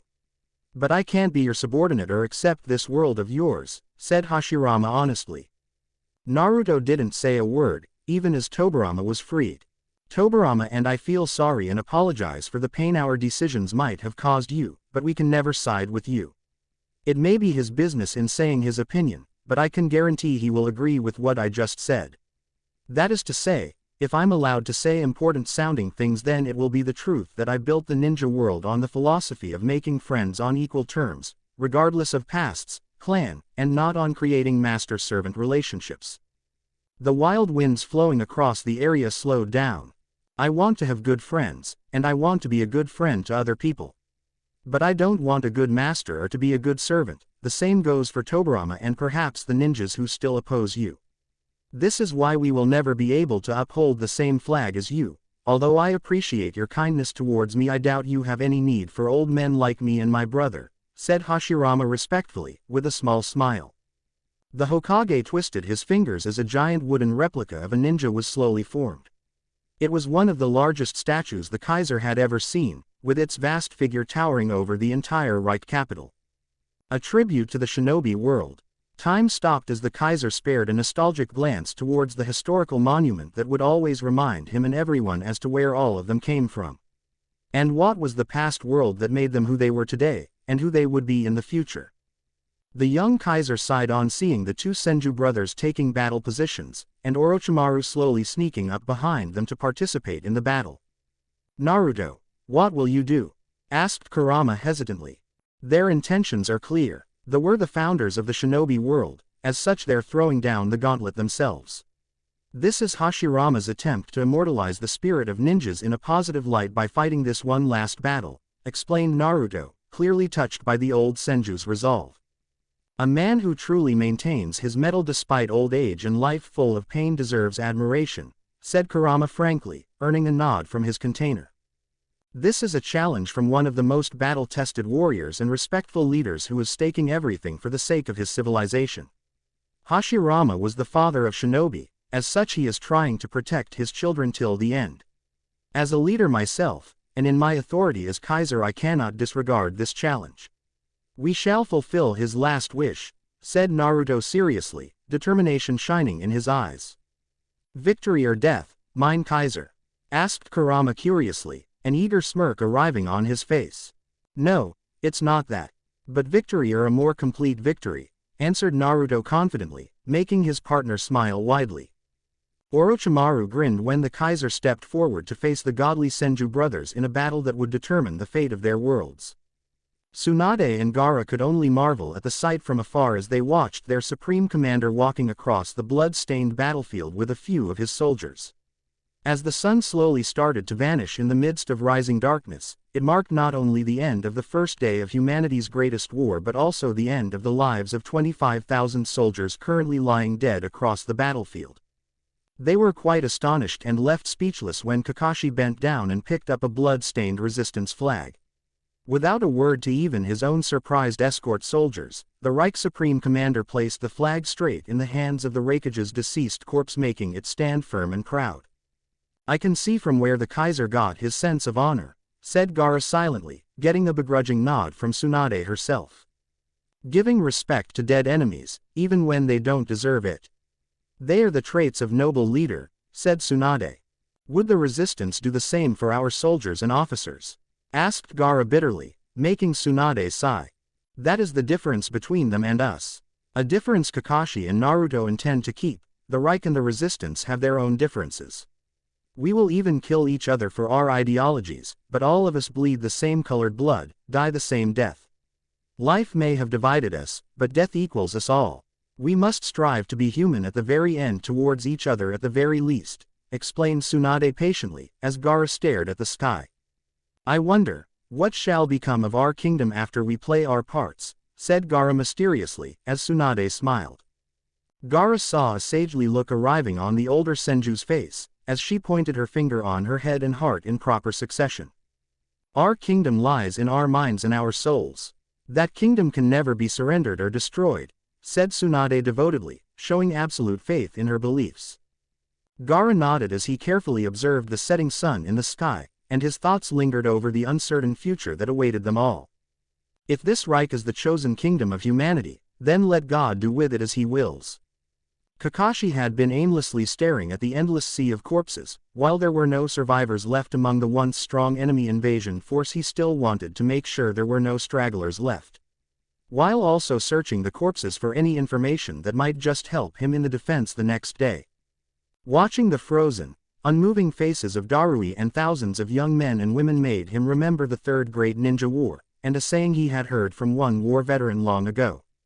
In peace, the sons bury their fathers. But in war, the fathers bury their sons, said Kakashi sadly. Supreme Commander. He was brought out of his thoughts when Neji called for him. Turning in the young boy's direction, he slowly walked towards a small group of his soldiers who had encircled a particular area of the battlefield. Even Kakashi's curiosity piqued on hearing uncertain whispers among many of his men, and on reaching the spot he understood why. Neji had a worried expression on his face even as Kakashi kneeled down to observe the several strange corpses which were making many of their own soldiers uneasy.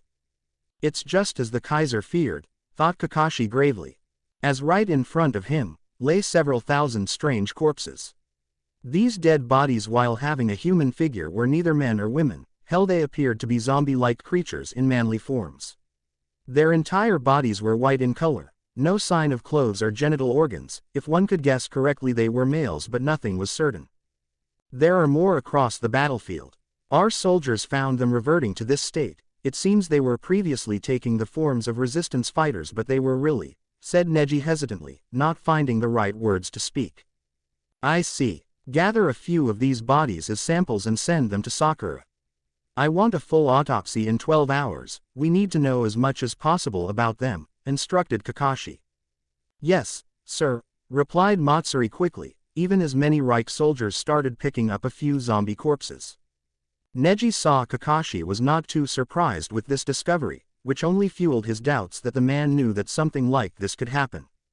You know what they are? Asked Neji seriously. I have a wild guess. But we should not be spreading rumors at this point. We need to keep our soldiers focused, said Kakashi flatly. I understand. They were interrupted when several birds descended from the sky carrying with them the tired forms of Shino, Suigetsu and many critically injured Reich soldiers who were sent on a previously suicidal mission of harassing the enemy camp from behind. With speed unforeseen, Kakashi ran to their side, and wordlessly started helping many injured men and women getting off the birds and laying them on stretchers. Neji and the others around him seemed stunned on seeing the Supreme Commander's uniform getting drenched in blood and dirt of the injured soldiers, but Kakashi didn't seem to care. Not wanting to leave their leader alone, all of them also started helping in transporting the injured to the medical camp. A few moments later, they were joined by Gaara and Tsunade, with the Senju immediately rushing to heal the injured, while the redhead arriving beside Kakashi's side as they faced Shino and Suigetsu, who were panting harshly. Where is Sasuke and his platoon? Asked Gaara. They said they were taking a detour. The enemy had us pinned. Sasuke held the line with his men and said he would evacuate with his platoon from the other evacuation site. He should have been here by now, said Shino honestly. Maybe that fucker went crazy over the enemy, said Suigetsu lightheartedly, but found no smiles from either Kakashi or Gaara. Instead, both men looked towards each other and Shino saw Gaara giving the Hitaki a firm nod. I'll prepare a platoon right away, said Gaara seriously, and ran off to make the necessary preparations. Permission to go with Gaara, Supreme Commander. I know the terrain and Sasuke did save my life, so, requested Shino flatly. Oi, if that's the case then I'm going too, chided Suigetsu quickly. Kakashi was about to say something, When the remaining uninjured soldiers from Shino and Suigetsu's platoons stepped forward beside their leaders, the same determination burning in their eyes. "You guys just got back here," said Kakashi seriously. "No one gets left behind," replied Shino, with a faint smile. "Besides, Sasuke is a high-ranking commander. It would be bad if we let him die, this way I at least get to tease him for saving his ass," said Suigetsu with a smirk. Gaara ran past them with a full platoon of battle-ready soldiers. The redhead stopped a few meters ahead, and gave an annoyed glare to the two officers and their soldiers. "Do I need to pass out invitations?" Kakashi smirked when Shino and Suigetsu shook their heads but joined Gaara's side regardless. As the soldiers started boarding on the birds, Gaara turned back and his eyes connected with those of the Supreme Commander. "We'll bring him back, I promise," said Gaara seriously. Kakashi nodded as one by one the birds took off in the air and started going back towards the hot zone. "I know, Gaara." Sasuke remained calm even as the man who ruined his life appeared in front of him. It did surprise him that even as after all these years, Itachi Uchiha appeared to be the same. His long, dark hair were neatly tied in a ponytail and just one glance at his face reminded Sasuke of his beautiful mother whom Itachi was a complete replica of. Looking back now he could easily see his older brother looked like his mother, while Sasuke himself took after Fugaku both in looks and personality. He sighed on seeing the frozen faces of his men whom his older brother just killed. The only solace Sasuke could gain was that their deaths were instantaneous. "Why are you here, Itachi?" asked Sasuke seriously. "You've changed, Sasuke," said Itachi. Each of them merely stared at the other, brothers who had once shared an unbreakable bond only to be set on the opposite sides. "I'm surprised you didn't come after me for revenge. I'm honestly disappointed in you, little brother," taunted Itachi, receiving a faint smile in return. "That's because you no longer mean anything to me, Itachi," Sasuke carefully observed as those words did manage to have an impact. The ever-calm facade of Itachi Uchiha vanished for a moment, and just for a few seconds Sasuke saw sadness in his brother's eyes, but just as quickly it had arrived it vanished just as quickly. "I have another brother now, one who wouldn't kill his family for anything. I have friends, comrades, someone to go home to, people who'll remember me long after I'm gone from this world. The same cannot be said for you," said Sasuke tersely, making Itachi smile. "Should I be happy? Naruto will fall soon enough, and with your death my dream of achieving true power will be accomplished. I will be the strongest Uchiha alive," boasted Itachi, and frowned when Sasuke laughed. "Maybe we will die, maybe we won't. But the Uchihas will live on, we've made sure of that," answered Sasuke. The younger brother again saw his sibling losing composure. Itachi's eyes widened as he understood the implications behind those words, and seeing that happy smile on Sasuke's face just about erased any lingering doubts in his heart. "That's right, you're going to be an uncle in a few months." Itachi felt as if an entire mountain was placed on his already crumbling shoulders. Staring into Sasuke's eyes, he was shocked to see a peaceful expression visible in them. "You've lived a full life without regrets, Sasuke. And now," thought Itachi in surprise. "This won't change anything. I will still kill you and your child," promised Itachi coldly. The Anbu captain prepared himself when Sasuke wordlessly walked towards him. The right commander had not raised his weapon, prompting Itachi to follow the same gesture. After a few more steps Sasuke was right in front of his older brother. Slap. Itachi fell to the ground courtesy of a tight slap being implanted on his cheek. What surprised him more was his lack of resolve to even block that hit, only because of the disappointed look in Sasuke's eyes.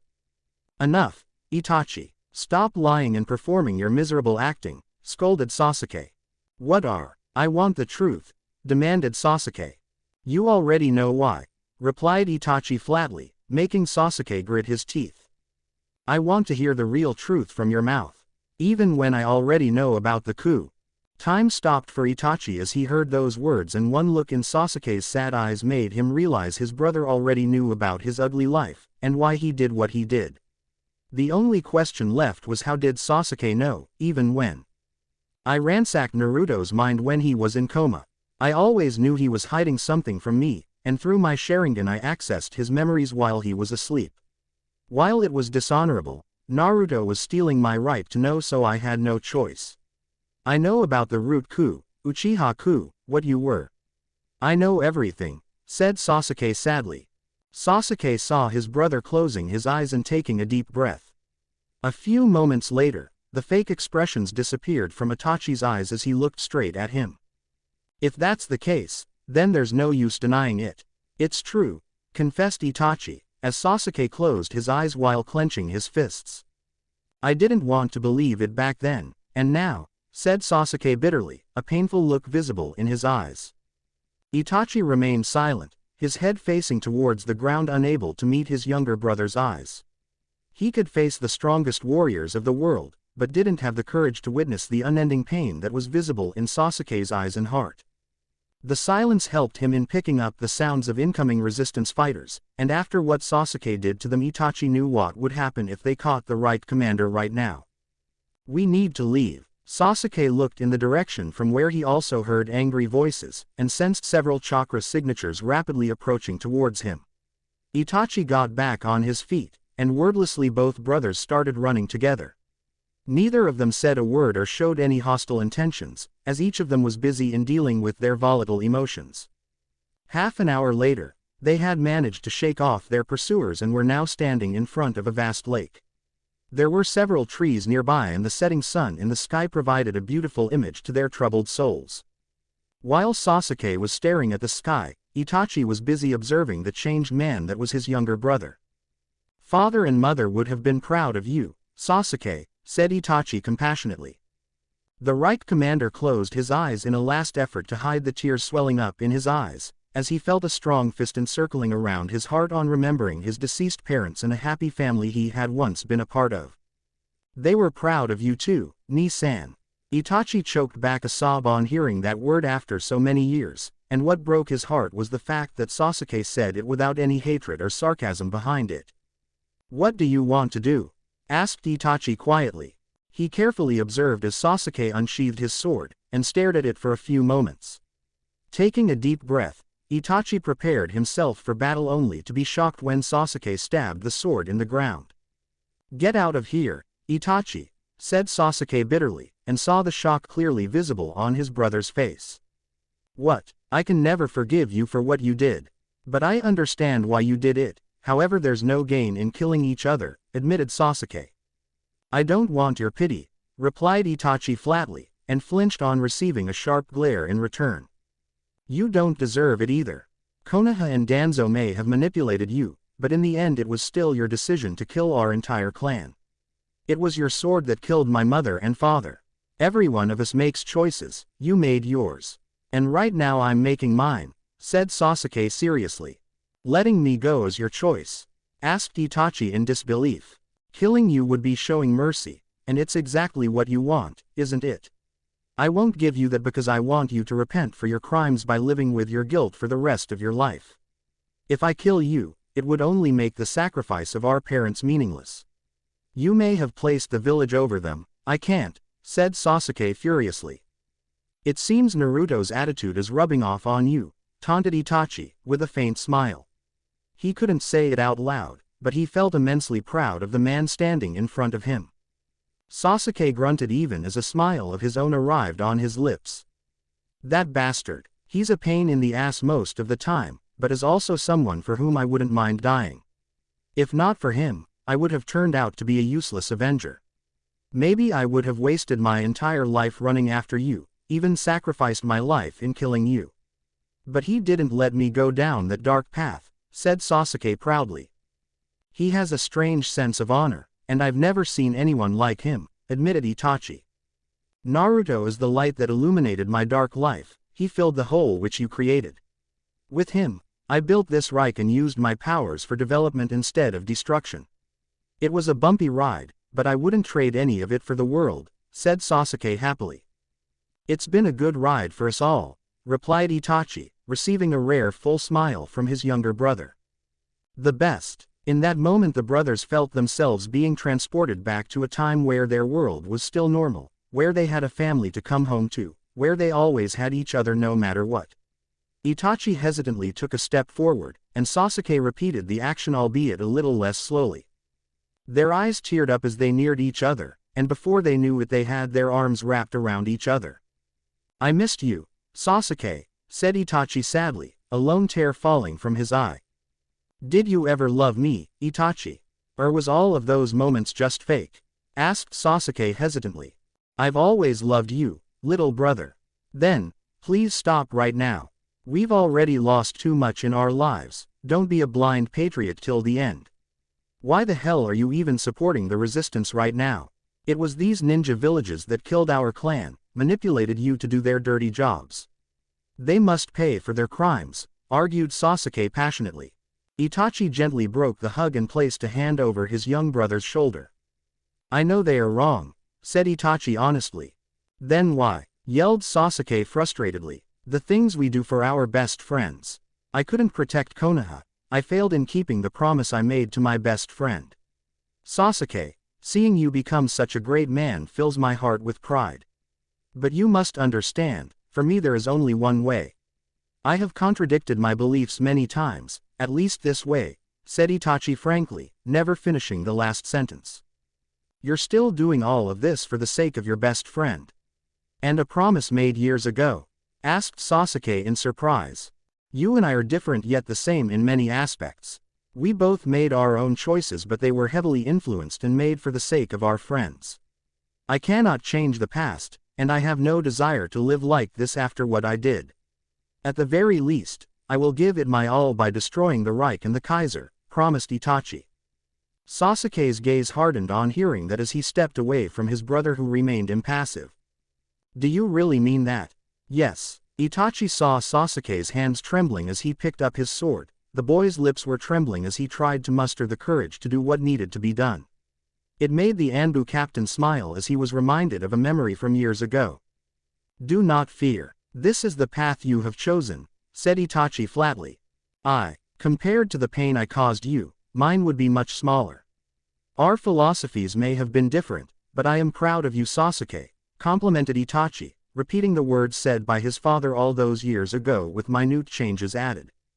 Sasuke closed his eyes in defeat on hearing those words. His hands stopped shaking, lips stopped trembling as he firmly raised his sword towards his smiling brother. "The only way I can satisfy you would be to fight you myself. If that is your wish, then I shall honor it," thought Sasuke respectfully.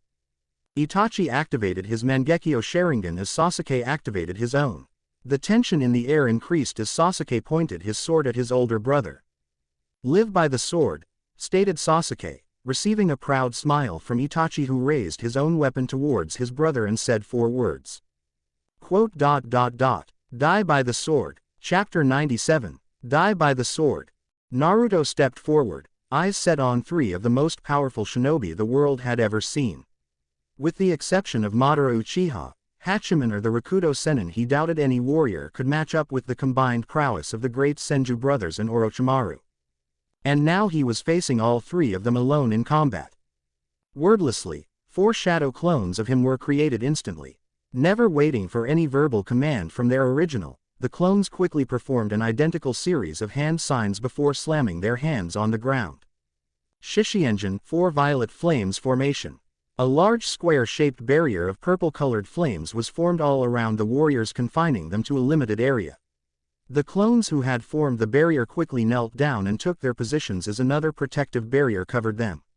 This way no one would be able to disable the barrier by destroying any one of them. "It seems you've mastered one of my jutsu," said Orochimaru wickedly. He sighed when Naruto remained silent, never giving a reply to his minor taunt.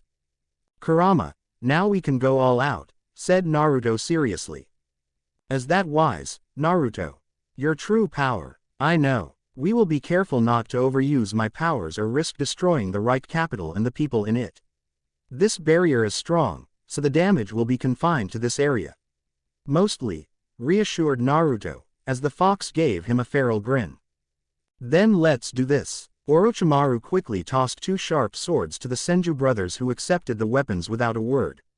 In return, Naruto did the opposite by sheathing his sword, much to Hashirama's confusion. "Pick up your sword, Kaiser," said Hashirama flatly. "It is not a weapon which can be carelessly used when thousands of innocents still reside within this city." Don't worry, I will give this fight my all, promised Naruto.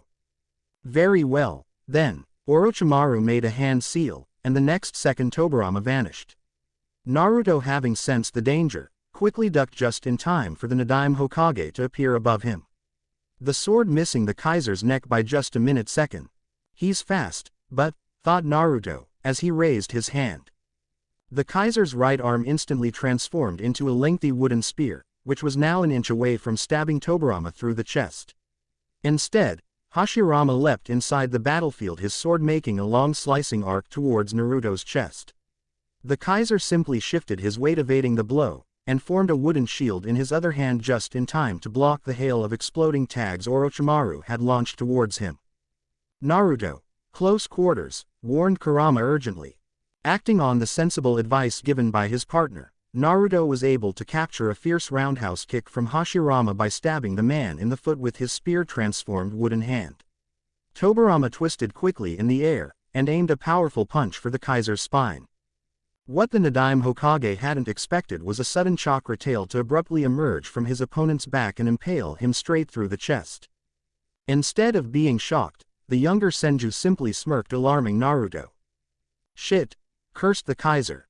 He put great force in his jump, but even so he was not completely successful in evading an uppercut from Tobirama, who emerged from beneath his feet.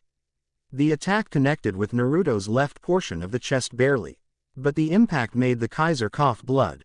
Back-flipping away, he created a certain distance between him and his enemies. The Nadaime was said to be the master of Genjutsu. Kurenai had praised his skills so many times, and father had warned me about his speed. Now I know why, thought Naruto frankly. The Kaiser grunted when the triad of Hashirama, Tobirama and Orochimaru ran towards him from different directions. Their speed was frightening to say the least. Together they leapt at him, initiating a series of offensive taijutsu moves. Anko, who was standing a few meters away, guarding the captured coffins holding Shin, Sai and Rei's reanimated corpses, could only nervously watch as Naruto fought a brutal hand-to-hand combat match. Slowly but surely the enemies managed to find a tiny moment where Naruto's defense was vulnerable, and struck hard. Although all it did was piss off the Kaiser even more, the blows raining down on him would have shattered even the fiercest Anbu ninjas, yet Naruto simply fought back more vigorously. For each punch taken, he pounced on his opponents with more fury. Orochimaru was the first to suffer the Kaiser's wrath when the snake received a solid kick to his groin, sending him sailing away. Tobirama was next when Naruto jabbed his right hand straight to the man's neck, creating a large hole. A roundhouse kick then sent the Nadaime crashing into a nearby house. Hashirama was a completely different story than his other two comrades. While lacking the speed of Tobirama, and the flexibility of Orochimaru, the Shodaime Hokage had enormous strength and endurance capacity. Naruto sent a chakra-enhanced right hook straight for Hashirama's chest, only to be effortlessly stopped as Hashirama simply grabbed that attacking arm of the Kaiser. The momentary shock costed Naruto as he received a bone-crushing kick to the chest, followed by a series of punches to his handsome face which sent him sailing away. Coughing up blood from his mouth, he had to quickly get up as Tobirama sent a single shuriken sailing towards him, followed by quick hand seals. Shuriken Kage Bunshin no Jutsu, Shuriken Shadow Clone Technique. Naruto simply encased his entire body in the chakra provided by his Biju, making the entire attack useless. His Mangekyo spinned rapidly, as he narrowed his vision on Tobirama. Amaterasu. The Nadaime performed a quick shunshin, evading majority of the lethal black flames, but was unable to save his left arm, which was now on fire. With one enemy temporary out of the way, Naruto quickly turned around to see several snakes flying towards him, fangs raised to bite. Saneigishu, Hidden Shadow Snake Hands. Orochimaru's grin vanished when the Kaiser dispersed into a petal of crows. The Sannin instantly jumped, but only a moment too late, as Naruto emerged from beneath his feet and the dangerous Mangekyo spinned again as a predatory look arrived in the Kaiser's eyes. Burn, bitch. Hinata was surprised when Anko whistled madly on seeing her former teacher's entire chest ignited in black flames, making the Sannin scream in agony. The Kaiser copied the Nadaime's tactic so quickly. I had nearly forgotten he is quite deadly with his genjutsu, thought Hinata, her tension decreasing just a little. Maybe Naruto would be alright against those three monsters. Then her ever-sharp Byakugan saw something horrible. Naruto, watch out, warned Hinata. The Kaiser had just finished hammering a bone-crushing kick to Orochimaru's mouth, when several vines rose from the ground enveloping them around his entire body. From the corner of his eye, he saw Hashirama squeeze his folded hands. Banmuchi, vine whip. Brutally, the vines started slamming the Kaiser on the ground like a rag doll. Repeatedly. Grunting in pain, Naruto managed to perform a single hand seal as the vines tossed him again in the air for another brutal slam. Futen Kazakiri, wind release, wind cutter jutsu. Razor-sharp wind blades swirled rapidly, slicing apart the veils holding the Kaiser. Blood oozed from various parts of his body, staining his battle dress. He panted harshly as Tobirama emerged in front of him. Apparently, the Nadaime had sliced off his scorched hand and a new one had replaced the lost limb. Damn Edo Tensai, thought Kurama bitterly. Sweden no jutsu, water release, water bullet technique. Mokuden. Sashiki no jutsu, wood release, cutting technique. Naruto quickly strengthened his position on the ground as the Senju brothers launched another monstrous attack. The sky was filled with razor-sharp water bullets that were about to rain down on him, while the land was being teared apart by hundreds of sharp wooden spears. A combined attack. No warrior can escape from this, thought Naruto seriously. He thrusted his right arm forward, while his eyes focused on the water bullets falling from the sky. Channeling a massive amount of chakra from his body, he yelled fiercely. Amaterasu Danmaku, Amaterasu Barrage. Mokuden. Sashiki no jutsu, wood release, cutting technique. A barrage of black flames were created by the Kaiser, which instantly launched to collide head-on with the water bullets raining down from the sky, while hundreds of wooden spears rose from Naruto's side, colliding head-on with Hashirama's same attack. The result was a massive explosion of dust, debris, wooden particles and mist raining down from the sky. The entire battlefield became a blind spot. Hinata, what do you see? Asked Anko urgently. Amazing. The Kaiser didn't take a single hit from that deadly attack, and is holding for now. Wait, he's grinning, said Hinata confusedly. What? A moment later Anko grinned as she understood just what had happened that had made Naruto smile. Apparently, a veteran warrior inside the barrier had arrived at the same conclusion.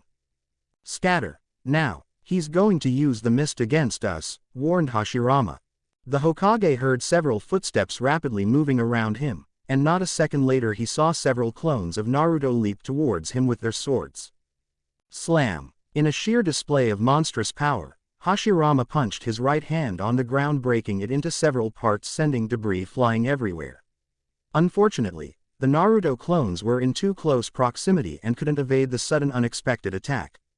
They were all destroyed in seconds. The Senju sighed in relief, until he saw bright lights in the mist. Lights approaching towards him. Shit. Mokujoheiki, wood locking wall. Forming a last-minute wooden wall was the only thing he could do. Quickly taking cover behind it, he grimaced as hundreds of powerful fireballs clashed with his defense. This boy is strong. Izuna would have loved him, thought Hashirama kindly. The Senju gasped in shock when something ran clean through his chest. Looking down, he saw a powerful beam of electricity had sliced through his wooden wall and ran clean through his chest. Off in the distance, he saw a devious pair of Mangekyo smile at him menacingly. Chidori Iso, Chidori Spear, whispered Naruto, enjoying the shock on Hashirama's face. He smiled deviously when the Hokage started to get back on his feet, the Edo Tensai already healing the damage done and aided by Hashirama's godly healing powers had only stopped the Senju for a moment. Clasping both his hands, Naruto channeled another massive amount of lightning chakra through his Chidori. Chidori Bura Sudo, Chidori Blast. The small electric spear piercing Hashirama's chest cackled madly, with a new surge of chakra reinforcing the attack. The hole in Hashirama's chest grew to a larger size. When Naruto yelled, the gathered electricity transformed into a small powerful ball of lightning. Hashirama glanced at Naruto and only muttered one word. Shit. Boom. The ball of lightning exploded in a nova blast, obliterating everything in half a mile radius. Naruto had to jump away in order to evade getting trapped in his own attack, but still watching Hashirama's body evaporate like that. Damn, that was fun. He smirked when Kurama finished both of their line of thoughts in a single sentence. Did you just vaporize my brother? Naruto froze. Hesitantly glancing back, he saw a murderous Tobirama standing exactly behind him. Conscious and extremely livid. Now you feel the same pain. With those cold words, Tobirama vanished only in time for Naruto to spot an armed explosive tag with 5 strange seals on it. Gojo Kibaku Fuda, mutually multiplying explosive tags. Boom, boom, boom. An endless series of violent explosions occurred one after another. So destructive was the attack that it made the entire Reich capital shake violently, and if not for the barrier formed by Naruto, more than half of the district would have been ruthlessly destroyed. The attack ended after nearly 3 minutes, leaving behind shocked humans and destroyed Earth. Tobirama narrowed his dark red-colored eyes, and frowned on seeing a spectral figure floating irregularly on the ground. Grabbing a sharp kunai in each of his fingers, he waited as the smoke slowly dispersed and there stood before him a Susanoo, said Tobirama in surprise. Before he could even get over his surprise, the Susanoo disappeared in a flock of crows. Years of battlefield experience kicked in as he quickly raised his hand. Kai, yelled Tobirama. The field changed again, and this time he found himself standing in the midst of a deep crater created due to his explosions. In the far-off distance, he could see Hashirama's body had started to form again, albeit much slowly. While Orochimaru was nowhere to be seen. Maybe the snake kicked the bucket, thought Tobirama hopelessly. His ever-sharp sensory powers kicked in and he twisted quickly in an acrobatic manner. Even so, he was a moment too late, as a giant chakra arrow destroyed half of his body. Turning back, he saw Naruto standing there. His body shielded with a medium-sized Susanoo which was covered by bones and holding a large bow with the help of its hands. Its menacing dark red eyes glaring at the second Hokage. Naruto raised his hand as another giant arrow was created by his Susanoo. Tobirama tried to move, but with half of his body destroyed he was rendered immobile. You're not the only one with tricks, said Tobirama flatly. The Nadaime quickly created a shadow clone without any hand seal. Without wasting a moment, the clone clasped both of its hands together, joining index fingers. Kokuongyo no Jutsu, bringer of darkness technique. The world went dark, as if the entire light of the universe had been sucked inside a black hole. Wherever Naruto looked he could see nothing, he had lost his vision completely. Naruto, focus on your remaining senses. Use your sensory powers, advised Kurama. You know about this jutsu, Kurama?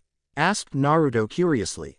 Let's just say one of my former containers had experienced it in the past, said Kurama mysteriously. Naruto's memory traced its knowledge back to a certain redhead who had been the first container of the fox. Maybe since Kurama was inside of her. Is there any way to break it? Asked Naruto politely. There is. You hit the user with powerful attacks disrupting the regular chakra flow the user is pouring to maintain this jutsu. That is the only way, answered Kurama frankly. You mean fight blindly? Precisely. What, you scared already? Teased Kurama, as Naruto huffed. I'm the Kaiser, Fox. A few years back this may have been enough to defeat me, not today. Not after everything I've learned over the years, said Naruto confidently. Kurama narrowed his eyes when Naruto raised the hands of his Susanoo. A few seconds later several large projectiles started taking shape. The mere sight of them made Kurama remember the night of the Root Massacre. Yasaka number Magatama, yelled Naruto fiercely. Several powerful chakra bombs sailed away wildly in every direction in the hopes of making contact with Tobirama Senju. Naruto had his eyes closed even as he fired attack after attack in pursuit of the elusive cage. Left, right, behind. Damn, this guy's probably as fast as Dad, cursed Naruto. Kurama never said a word, allowing Naruto to focus on the battle. The cat-and-mouse game going on between the Kaiser and Tobirama was going on longer than what he initially expected. If Naruto had unending power, Tobirama made up for it with speed. Even if Naruto divides his attack into smaller versions scattering them all over the field, Tobirama simply performs a shunshin a moment before getting hit, analyzed Kurama silently. Kurama, I think I've found a pattern in his moves. I'll need your help with this, said Naruto. You mean your dumbass actually came up with a plan instead of firing powerful attacks aimlessly? Mocked Kurama jovially, and smirked when Naruto's eyebrows twitched. Very funny, retorted Naruto, secretly thankful for the fox's support. So, What do you have in mind? Naruto quickly explained the plan to his partner as a feral grin came across the giant fox's lips. Taking a note out of popular human game, are we? But this is the Nadaime Hokage, not some lame-ass joker, warned Kurama, as Naruto shrugged. He's still human. Besides, what have we to lose? Asked Naruto carelessly. Fine. Tobirama performed a quick shunshin as another chakra bomb exploded a few meters behind him. He simply shook his head, disappointment evident on his face. In the end, Kaiser, you are nothing more than a brute. Typical of Uchiha to lack finesse, said Tobirama critically, hoping to frustrate his opponent. Another barrage of chakra bombs were fired by the Susanoo. Sighing, Tobirama again started to perform shunshin after shunshin, evading every attack easily. Soon enough, he knew the Kaiser's chakra reserves would run dry, and that would be the moment he would launch his fastest attack, ending the so-called emperor. But still, even his pattern remains the same. Is he really the one who defeated Sarutobi? Thought Tobirama curiously. As he finished another shunshin, and prepped his body for the next one, he was startled when a sudden yellow-colored chakra tail emerged from the ground in front of him. From his side, he saw the usual chakra bomb approaching rapidly with only 2 seconds before impact. You plan to capture me first to make a hit. Not bad, but not enough either, thought Tobirama smartly. Before the tail could capture the Nadaime, he performed a reverse shunshin, reaching the former position from where he had just flash charged. His eyes widened when another tail emerged from the ground, grasping him firmly. Shocked, he tried to look around only to come face to face with a chakra ball. Boom! The darkness disappeared as Tobirama's head exploded like a watermelon. Without wasting any second, Naruto charged. His Susanoo vanished as his right hand instantly unleashed Ryujin Jaka.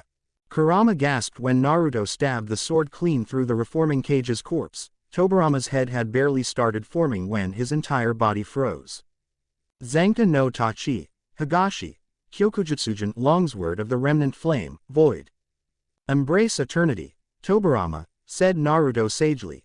Hashirama stared in horror as his brother's body started cracking.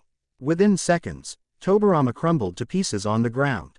A divine light emerged from the dust of the corpse, which was quickly absorbed inside the glowing sword. You may have been more smarter than me, but sometimes a simple deception can even make the mightiest warriors fall, said Naruto sincerely. Wordlessly he sealed Ryujin Jaka back in its sheath and turned around to stare at a numb Hashirama. Tobi, he is at peace, Hashirama. Never again shall he be used by selfish mortals like Orochimaru, for he has become one with the divine, said Naruto kindly. You sealed my brother, didn't you? Asked Hashirama sadly. I gave him peace, Hokage. His spirit shall live on in this sword, he shall have eternal life even long after humanity meets its end, confessed Naruto.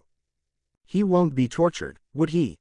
Asked Hashirama worriedly, concern evident in his eyes, making Naruto smile. Ryujin Jaka never discriminates. It's a spirit itself. Once a person's fight is over, there is only peace if he merges with this sword.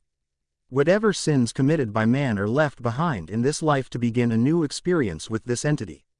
Honestly, I've always wondered why it chose me as its wielder, said Naruto mysteriously. Because your spirit is pure. Naruto blinked, taken aback by Hashirama's words. I don't understand, said Naruto confusedly. Madara once told me he forcefully took this sword from a holy monastery where it was carefully treasured by monks, sages who never participated in the violent conflict of shinobis. In a way, for ages they had prevented our bloodthirsty race from getting its hands on such a monstrous power, explained Hashirama, surprising Naruto. Uchiha Madara wanted this sword. I can't imagine someone as powerful as him ever needing this weapon, said Naruto frankly, but Hashirama shook his head. Madara was powerful, but still a man in the end. He did manage to steal this sword but was never able to master its power, and it infuriated him. I fear if he had managed to control this sword, then the history of our world would have been different, confessed Hashirama. Then how did this sword end up with Shin of all people? He was just another root Anbu like me, questioned Naruto.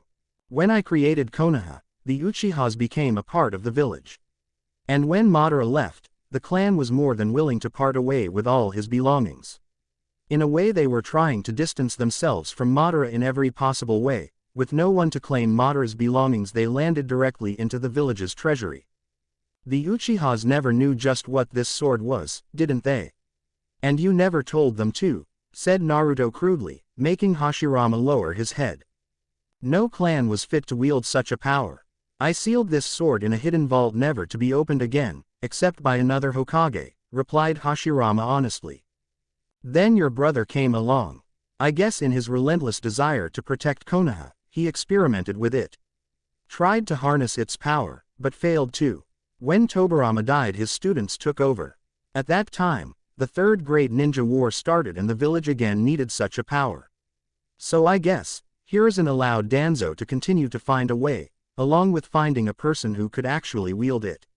Until Shin came, deduced Naruto, earning a smile from Hashirama. Your friend was noble and one who wanted peace not just for Konoha but for the entire world. He wanted happiness for his friends, and even sacrificed his life to save yours. I guess, Ryujin Jaka never wanted a wielder who wanted to conquer but one who worked for the greater good. Maybe it sees that potential in you, Naruto. Don't let it go to waste, advised Hashirama sagely. I still don't feel myself worthy of such power. But I thank you for your advice, said Naruto gratefully, giving a small bow to his senior. Tobirama may have made a mistake by underestimating you. I won't. Prepare yourself, Kaiser, warned Hashirama. Naruto's eyes widened when an enormous pressure descended upon the entire capital. Far away, he saw Anko and the others fall on their knees unable to stand against this new power. He grimaced when Hashirama's entire body got covered with chakra and dark lines started forming beneath his eyes. Kurama, what the fuck is he doing? Asked Naruto urgently. Naruto, the tree hugger went batshit crazy. Chapter 98, The Final Requiem. Naruto silently watched as Hashirama gave a fearsome battle cry. The Hokage's power went off the roof and dark lines started forming beneath his eyes. The ground beneath their feet literally split apart, hundreds of houses collapsed instantly and the screams of several terrified people echoed across the entire Reich capital. In the midst of all this madness, the Kaiser remained unmoved. His sharp gaze fixed on another opponent who emerged from the rubble, and had apparently transformed into a gigantic snake. So this is your final form. To think you would twist your own human body like this, said Naruto distastefully. Hashirama seemed stunned as he marveled at the gigantic eight-headed snake which was almost as large as the Kyuubi. The monster loomed over the entire Reich capital as a symbol of death and destruction. Right in the center of the monster, Orochimaru had somehow merged himself into one of the slithering tongues of the middle snake and was now triumphantly glaring at the cornered Kaiser. I brought the strongest warrior of all time, and my most powerful form. It's over, Naruto-kun, hissed Orochimaru. Both Hashirama and Orochimaru frowned when Naruto started chuckling, until it turned into a full-blown mad laughter. Have you truly forgotten as to who I am? Hashirama's eyes widened on hearing those words. Without wasting a moment he started performing a set of hand seals. But alas, it had already began. Orochimaru had to back away quickly when an even more monstrous wave of chakra washed over the entire area, destroying anything that came in its path. A malicious killing intent as fierce as the nine tails descended on them, and then he saw it. Naruto's entire body started getting covered by Susanoo, but it didn't just stop there as the monster started growing in size. Bigger and bigger. The Susanoo's rear formed 9 large tails, and there was something different about them. Each tail started assuming the face of a dragon and its entire body started getting covered in ice crystals. One tail-headed dragon opened its mouth showing fire burning inside, the next water, the third lightning, the fourth earth goblets, the fifth seemed to be formulating sharp blade winds judging from the constant crumbling and reforming of ice. The sixth and seventh tail-headed dragons formed an ice beam and an orb of Amaterasu black flames respectively. The eighth had small reddish-colored balls swirling in its mouth. And the ninth was made up of pure yellow-colored energy. The entire Susanoo was larger than Orochimaru's eight-headed snake form and was sporting various forms of energy that had the color of blue, yellow, red and black. It had a large ice sword in one of its hands and a gigantic wooden shield powered by the yellow-colored energy. Its demonic dark black eyes glared at its two opponents. And finally, it unleashed 2 massive wings from the upper half of its back. A few seconds later, the monstrous Susanoo was flying several feet high in the sky. Hinata and several terrified Reich soldiers grabbed the coffins which held the bodies of Rei, Shin and Sai. They had been scared when Hashirama and Orochimaru unleashed their power, but seeing that, Anko hesitantly turned around. Her lips trembled even as her eyes couldn't tear themselves apart from that thing in the sky. "Run," said Anko fearfully. Hashirama saw the Reich soldiers flee faster than rabbits despite the barrier which Naruto had formed to contain the damage. Even his own eyes could only marvel at the sight of this power. "It seems your descendants have surpassed you, Madara. But then again he is part Senju, the power of both clans runs through his veins," thought Hashirama gravely. Naruto remained floating in the midst of that monster, his Mangekyo Sharingan burning brighter than ever. "There are only two people in the world who can claim to match my power. And neither of them are here," said Naruto icily. The Kaiser's murderous gaze landed on Orochimaru and he instantly clenched his fists. Mokuden. Sashiki no Jutsu would release, cutting technique. Hundreds of gigantic wooden spears rose from the ground rapidly piercing the eight-headed snake form all across its body. The creature and Orochimaru howled in unison as showers of blood drenched the entire area.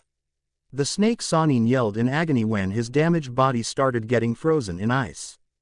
He desperately tried to get out of this bloody trap, but the more he struggled the more awful the pain became. "These wooden tendrils are sucking my chakra and using it to freeze me," thought Orochimaru worriedly. Terrified he looked upwards only to see Naruto pointing two fingers at him. "And this is not over. I am the snake Sannin," yelled Orochimaru, his eyes promising bloody murder. "You may have once been a great warrior but now your era is over. Disappear, trash," declared Naruto icily. A gigantic black-colored ball formed in one of the ice dragon's mouth, while another had already prepared a barrage of large red-colored smaller balls. All of them aimed at the frozen form of Orochimaru. Hashirama had already anticipated this and had finished his preparations. As soon as the Kaiser raised his hand, the Senju slammed his own hand on the ground. Mokuden. Habai no Jutsu, Wood Style, Wood Expulsion Jutsu. A large dome-like structure with a dragon's face emerged from the ground quickly engulfing the first Hokage in its belly. Orochimaru trembled as his attempts to escape went in vain. He was completely trapped. His eyes fixed on the glowing sky, and he was mesmerized with that power. "If only I could have that power. If only," thought Orochimaru disappointedly. "Fire!" yelled Naruto. Yasaka number Magatam. Bijudama tailed beast ball. Boom, boom, boom, boom. When Hashirama stepped out of his dome, he found himself standing in the midst of a deep crater. So drastic was the impact of the attack that nothing in an entire kilometer had survived. There was no sign of Orochimaru, as if the man and his gigantic snake form was wiped out from the face of the earth. Smaller crystal forms of ice fell from the sky, and Hashirama looked up to see Naruto still standing there with a satisfied smile on his face. The purple flame barrier which the Kaiser had formed was destroyed along with the clones maintaining it. If not for that barrier, half of the capital would have been destroyed. But even such a powerful barrier couldn't survive that attack, thought Hashirama gravely. Wordlessly, he made a few hand seals and made 4 wood clones in different directions. All of them concentrated their power and slammed their hands together. Shisekyojin 4 Red Yang Formation. A gigantic square-shaped barrier which was red in color started forming around the last 2 fighters. Naruto made no move to stop its formation, and simply stared at its beauty and the power he sensed from this jutsu. It was far more powerful than the barrier he had formed. In a move which surprised Hashirama, he gave a slight bow to the older Senju. "Thank you for being gracious, Hashirama-sama," said Naruto gratefully. "There is no need for any more innocents to die in our battle. This barrier can survive any attacks we throw at each other. You can go all out, Kaiser," challenged Hashirama. "I never thought I would get the honor of fighting the strongest shinobi. I respectfully accept your challenge. Let the better fighter prevail," said Naruto respectfully. Naruto narrowed his eyes when Hashirama got a mysterious smile on his face. "You are forgetting one thing, Kaiser," reminded Hashirama. "What is it?" asked Naruto curiously. "You may have the combined powers of the Uchiha, Senju, Uzumaki and the Kyuubi inside of you. But in the end you are a man, and all men can be killed, threatened Hashirama. And I have an endless source of chakra, but you don't. Those words managed to send a cold chill down Naruto's spine. Kurama was also tense as memories of his defeat to the Hokage all those decades ago came flooding back in his heart. History was either on the course of repeating itself again or... Bring it on, Hashirama, shouted Naruto. Hashirama joined his fingers creating a hand seal which Naruto was very familiar with. Mokuten Bunshin wood clones. Nearly 100 identical Hashirama clones popped into existence instantly, and started scattering across the entire barrier with great speed. Even for the almighty Kaiser, this was too much to process that quickly. His Mangekyo spinned rapidly in order to find out the original and put an end to this army with one single strike. And it costed him immensely. Senpa. Maya Jinmen, Sage Art. Gates of the Great God. Naruto was alarmed when he heard Hashirama's voice from somewhere across the field of clones. The Kaiser sensed an enormous attack oncoming from. He looked up to the sky only to have his eyes widened in shock. Crack. At least 10 gigantic red gates fell from the sky, the first 2 of them directly hitting the wings which were holding Naruto's Susanoo in the sky. The damage was massive as the ice wings shattered due to the monstrous power and the Susanoo fell from the sky crashing into the ground with a loud bang. Debris larger than several buildings flew everywhere due to the crash, eliminating some poor Hashirama clones who were too close to the crash site. Barely had the smoke cleared, and Hashirama saw that Naruto's Susanoo was just slightly damaged and was on the verge of standing back again. Pointing his right hand forward, a seal glowed on the Senju's hand. Ha! Yelled Hashirama. Naruto gasped in pain when several more monstrous gates rained from the sky, pining each and every one of his Susanoo's dragon tails. What is this? Thought Naruto in horror. He couldn't move any of his tails. Naruto, this attack was capable of stopping mine and Madara's combined power. Don't lose focus, or this man will kill you for sure, warned Kurama. What is he? Asked Naruto painfully. He is the man who defeated Madara Uchiha and every Biju of this world. Hashirama is the strongest warrior I've ever seen, and that sage mode of his, cursed Kurama, and saw Naruto gritting his teeth. I have not come this far to lose, said Naruto fiercely. Nearly 50 Hashirama wood clones leapt towards their immobilized opponent with the intent of tearing him apart. A ferocious snarl escaped from Naruto's lips as he pointed his glowing ice sword forward. Hirinmaru, it's time to show him our power, thought Naruto furiously. Sensatsu Susho, 1,000 needles of death. Every Hashirama looked up in the sky to see an endless rain of ice needles forming. So large was the attack that it blocked the moon itself, and then they rained. Naruto grinned in satisfaction when hundreds upon hundreds of ice needles rained down on his powerful enemy. The clone army that was about to attack him was brutally slaughtered. Until the last clone hissed in pain and vanished, Naruto continued his attack. Every defense the clones created was shattered due to the sheer power of the Kaiser's attack. In the end, only the real Hashirama remained, whose entire body was covered in ice needles. Alas, the wounds had already started to close up. The Senju gave a subtle nod, a gesture which the Kaiser returned with a bittersweet smile of his own. Naruto didn't know why, but despite the danger this man posed to his life, to the Reich, to everything they had built so far, Naruto felt happy. For the first time in years, there was someone who was not only strong enough to stand up against him but also push him back. Had my heart craved for such an enemy these past years? Thought Naruto curiously. Regardless, he focused his power to the front, and a large ball of dark energy started forming in the Susanoo's mouth. You're truly strong, Kaiser Naruto, complimented Hashirama, in a fatherly voice. Bijudama, tailed beast ball. Hashirama saw the monstrous bomb rapidly approaching towards him, ready to evaporate every part of his reanimated body. In his defense, the Senju bit his thumb, performed a quick hand seal and slammed his bleeding palm on the ground. Kuchios. Goja Rashomon, summoning. 5-layer Rashomon. 5 giant gates having various demonic faces lined up in Hashirama's defense. With great force the Bijudama collided with the defensive walls, and Hashirama quickly jumped away as Naruto's monstrous attack tore through nearly 4 of the gates. As it clashed with the 5th gate, the Bijudama was quickly deflected in the opposite direction where it collided with the barrier, shaking the entire ground. When Hashirama turned to locate his opponent again, he was shocked to see Naruto had managed to transform his ice sword into an ice axe. And now that axe, glowing with bright blue energy, had clashed with the divine gates, pinning down Naruto's Susanoo. Crash! It took a lot of effort and destruction of 3 dragon tails, but Naruto managed to free his remaining Susanoo and made it stand back straight. So the Bijudama was a distraction. Good thinking, thought Hashirama.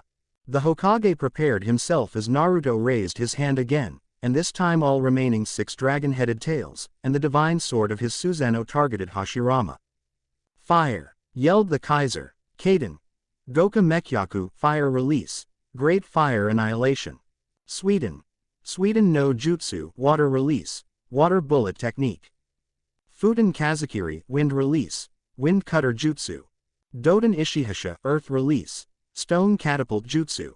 Raiden Rakurai no Jutsu, lightning release. Thunderbolt jutsu. Amaterasu Danmaku, Amaterasu barrage. Hashirama grimaced as an army of tidal fire wave, hundreds of water bullets, invisible wind blades, gigantic stone boulders, screeching tornado of lightning bolts and goblets of black flames were launched at him all at once. Mokuden. Moku Joheiki, wood release. Wood locking wall. A semicircular wooden-shaped dome engulfed Hashirama as the combined attack made contact. The sound was deafening, even as hundreds of wooden pieces floated in the sky due to being hit by that attack. Then everything went silent. Naruto narrowed his eyes and tried to get a closer look, when something emerged from the smoke. Mokuden. Mokuryu no Jutsu, wood release. Wood dragon technique. A gigantic wood dragon with demonic yellow eyes emerged from the smoke with Hashirama standing on top of it. With great speed, the creature leapt forward towards the stunned Kaiser. Naruto. Defensive measures quickly. Advised Kurama, sudden fear visible in his voice. Without even blinking, the Kaiser made a few hand seals, and muttered silently. Doden. Yomi Numa, swamp of the underworld. A large muddy swamp was formed instantly. Hashirama steered his wood dragon in a different direction, but Naruto had anticipated such a move and had intentionally increased the impact area of his defensive measure. As a result, the lower half of the wood dragon was unsuccessful in evading the attack and got trapped. With the monster halted, Naruto brought Hirinmaru forward and gathered a large amount of chakra. Kokuryo Bofusetsu, Black Dragon Blizzard. 2 ice dragons of the same size of Hashirama's wood dragon were formed. Their dark red eyes glowed murderously as together they leapt at the struggling Senju warrior. Naruto panted harshly. The string of constant attacks had eaten up a significant amount of his chakra reserves. Hashirama had been right in a way. The Senju had a grave advantage in this battle. The Kaiser gritted his teeth when the powerful wood dragon literally ate off one of the ice dragon's head, and Hashirama created a wooden hand from his beast to grab the other ice dragon by the throat. A moment later, Naruto's last dragon was shattered to little pieces. What the Hokage hadn't expected was the Kaiser to leap wildly towards him with his Susanoo. Bam! The tip of Naruto's Susanoo's wooden shield hit the wood dragon straight in its face, making it roar painfully. Without even wasting a minor second, Naruto jabbed his ice sword straight through one of the wood dragon's eyes. It screamed. The Kaiser grinned as his sword channeled chakra inside the wounded beast. Katsu. Hashirama quickly leapt away as a moment later his wood dragon completely exploded, unable to digest the demonic energy that had destroyed its head. The rest of the body didn't take long to crumble. This victory didn't come without a cost, as 3 more of Naruto's dragon-headed tails collapsed and the Kaiser was panting. Both warriors shared a fleeting glance and their hands moved in similar fashion. Mokuden Haijutsu. Jukai Koden. Wood release secret technique. Birth of dense woodland. Mokuden Haijutsu. Jukai Koden. Wood release secret technique. Birth of dense woodland. From both sides, the 2 warriors created hundreds of trees formulating a vast forest. In a battle that would forever be remembered for ages, the twin forests clashed with each other. Nature's energy twisted to the whims of humans, each forest resembled the hopes, dreams, struggle and pain of their caster. Blood leaked from Naruto's mouth as he poured his strength into that attack, matching Hashirama's power with his own while maintaining his large Susanoo at the same time. The Senju was also fighting back with fierce strength, but the Kaiser was determined.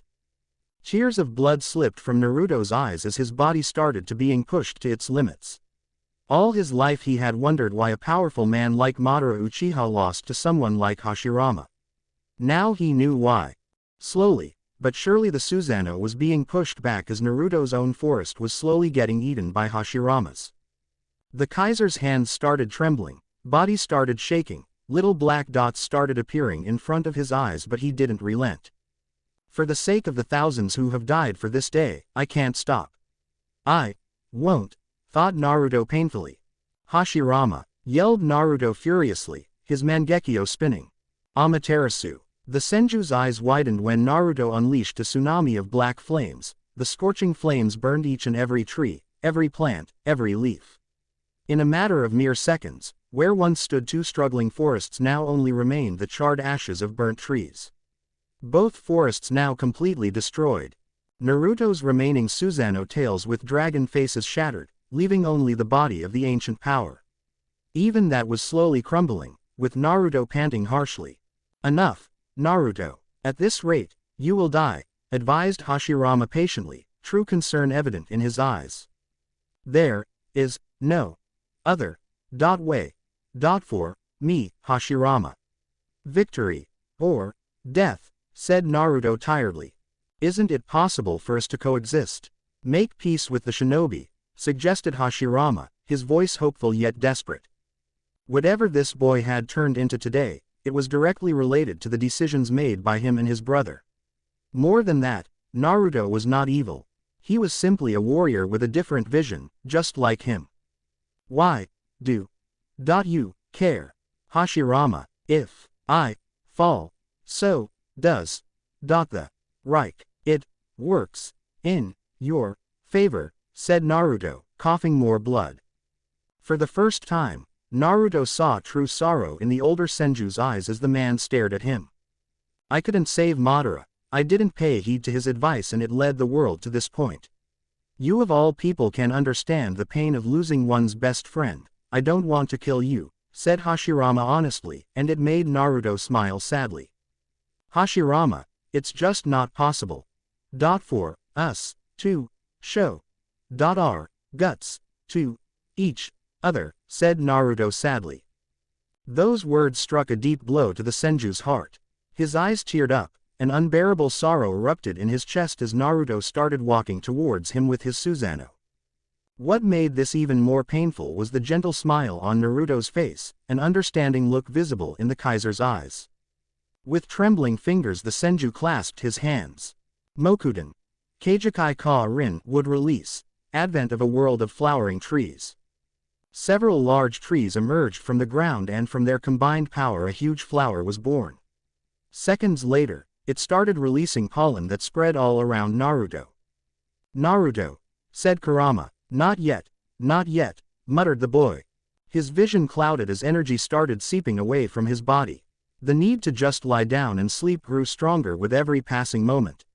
But if he did that, then he would never wake up again. The faces of Kurenai, Haku, Kakashi, Sasuke, Tsunade, Sakura, Anko, Gurren, the Sound Four and so many others flashed before his eyes. People who had trusted him, believed in him, sacrificed everything for his dream. And most of all, Yang, Rei, thought Naruto fiercely. If not for the Reich, if not for his comrades, if not for his people, then he had to fight for his children. Give them a life better than the one he had lived, they deserved that. And he would give them that no matter what. Naruto, use Ryujin Jaka, advised Kurama. I can't. If it is used here, then it will destroy every single person inside the capital. My wives and my children included, retorted Naruto sharply. But, you don't know its true power, Kurama. Unless I face a true monster on the battlefield, I can't recklessly use that power, said Naruto seriously. But Hashirama, he'll, said Kurama hesitantly. I'll deal with him, if you continue to support me, asked Naruto, and received a grin from his fox. You need not ask, I'm with you all the way, promised Kurama. Then lend me your power. Hashirama blinked. The fatigue vanished from the Kaiser's face, the crumbling Susanoo started reforming again. 9 giant tails again erupted from its back, a wave of red energy channeled through the entire structure. Naruto smiled, a true genuine one as he looked at the stunned Senju. "The Kyuubi supports you?" asked Hashirama in shock, and saw Naruto scratching the back of his head. "He's a pain in the ass most of the time, but a good friend," said Naruto honestly. "Shut up," barked the fox, making Naruto laugh. "You did what we couldn't, what none of your predecessor Jinchuriki couldn't." "Naruto Uchiha, you," said Hashirama in an astonished voice. "The fight's not over yet, Senju," challenged Naruto. Hashirama grinned. Clasping his hands together, he channeled all his chakra while giving his loudest battle cry. Naruto raised his 9 Susanoo tails, each holding a monstrous tailed beast ball. Hirainmaru glowed brighter than ever, and the layers of bones on the Susanoo increased rapidly. Senpa Mokuten. Shin saw Senju, Sage Art would release, true several thousand hands. Hashirama created the greatest statue Naruto had ever seen. Towering hundreds of meters above his Susanoo, and having twice the mass, it had the face of a Buddha. The most frightening thing about it were the 1,000 long, strong wooden arms. Both warriors looked at each other one last time. Naruto, Hashirama, and they charged. Naruto fired all of his tailed beast bombs. Hashirama unleashed his army of wooden hands. Strike after strike, blow after blow, the magnificent dance continued for several minutes. Layers upon layers of Naruto's Susanoo started crumbling, while hundreds of hands of the Buddha statue were getting destroyed simultaneously. Hashirama raised the right hand of his statue, a seal glowing on its palm. Kurama yelled a last-minute warning. Naruto's ice sword rose, slicing the incoming arm of the Buddha. Hundreds of wooden arms broke through the Susanoo, landing devastating blows on Naruto's true physical body. With great strength, the Kaiser burned all of them with his Mangekyo's black flames. Amidst the battle of their monstrous forms, Naruto and Hashirama's eyes connected with each other. Smiling, they leapt at each other away from the battling Susanoo and Buddha statue. Hashirama dashed forward and stabbed his sword clean through Naruto's gut. The Kaiser's eyes widened as he coughed blood. At the same time, Hashirama gasped. A sword held by Naruto had also pierced his gut. Time seemed to stop as the greatest warriors of the shinobi era gazed into each other's eyes. Naruto had tears in his eyes, while Hashirama was smiling. "Become a Kaiser the likes of which this world has never seen before," wished Hashirama, gently patting Naruto's head. "I will," promised Naruto. "And, please, look after Tsunade." Naruto nodded, and Hashirama closed his eyes. Zanka no Tachi, Higashi, Kyokujutsugen, Longsword of the Remnant Flame, Void. The gigantic forms of the Susanoo and the Buddha statue shattered into millions of tiny pieces. Hashirama had a peaceful smile on his face. The Hokage's body crumbled and the divine light emerging from it was sealed inside the steel of Ryujin Jaka. The Senju faded into darkness. "Your fight is over, Hashirama. Rest now," said Naruto respectfully. The red barrier disappeared with the crumbling of Hashirama's clones. The Kaiser fell on his knees. Body completely exhausted, blood oozing from his gut and various other body parts. The Mangekyo fading away and Ryujin Jaka lying idly by his side.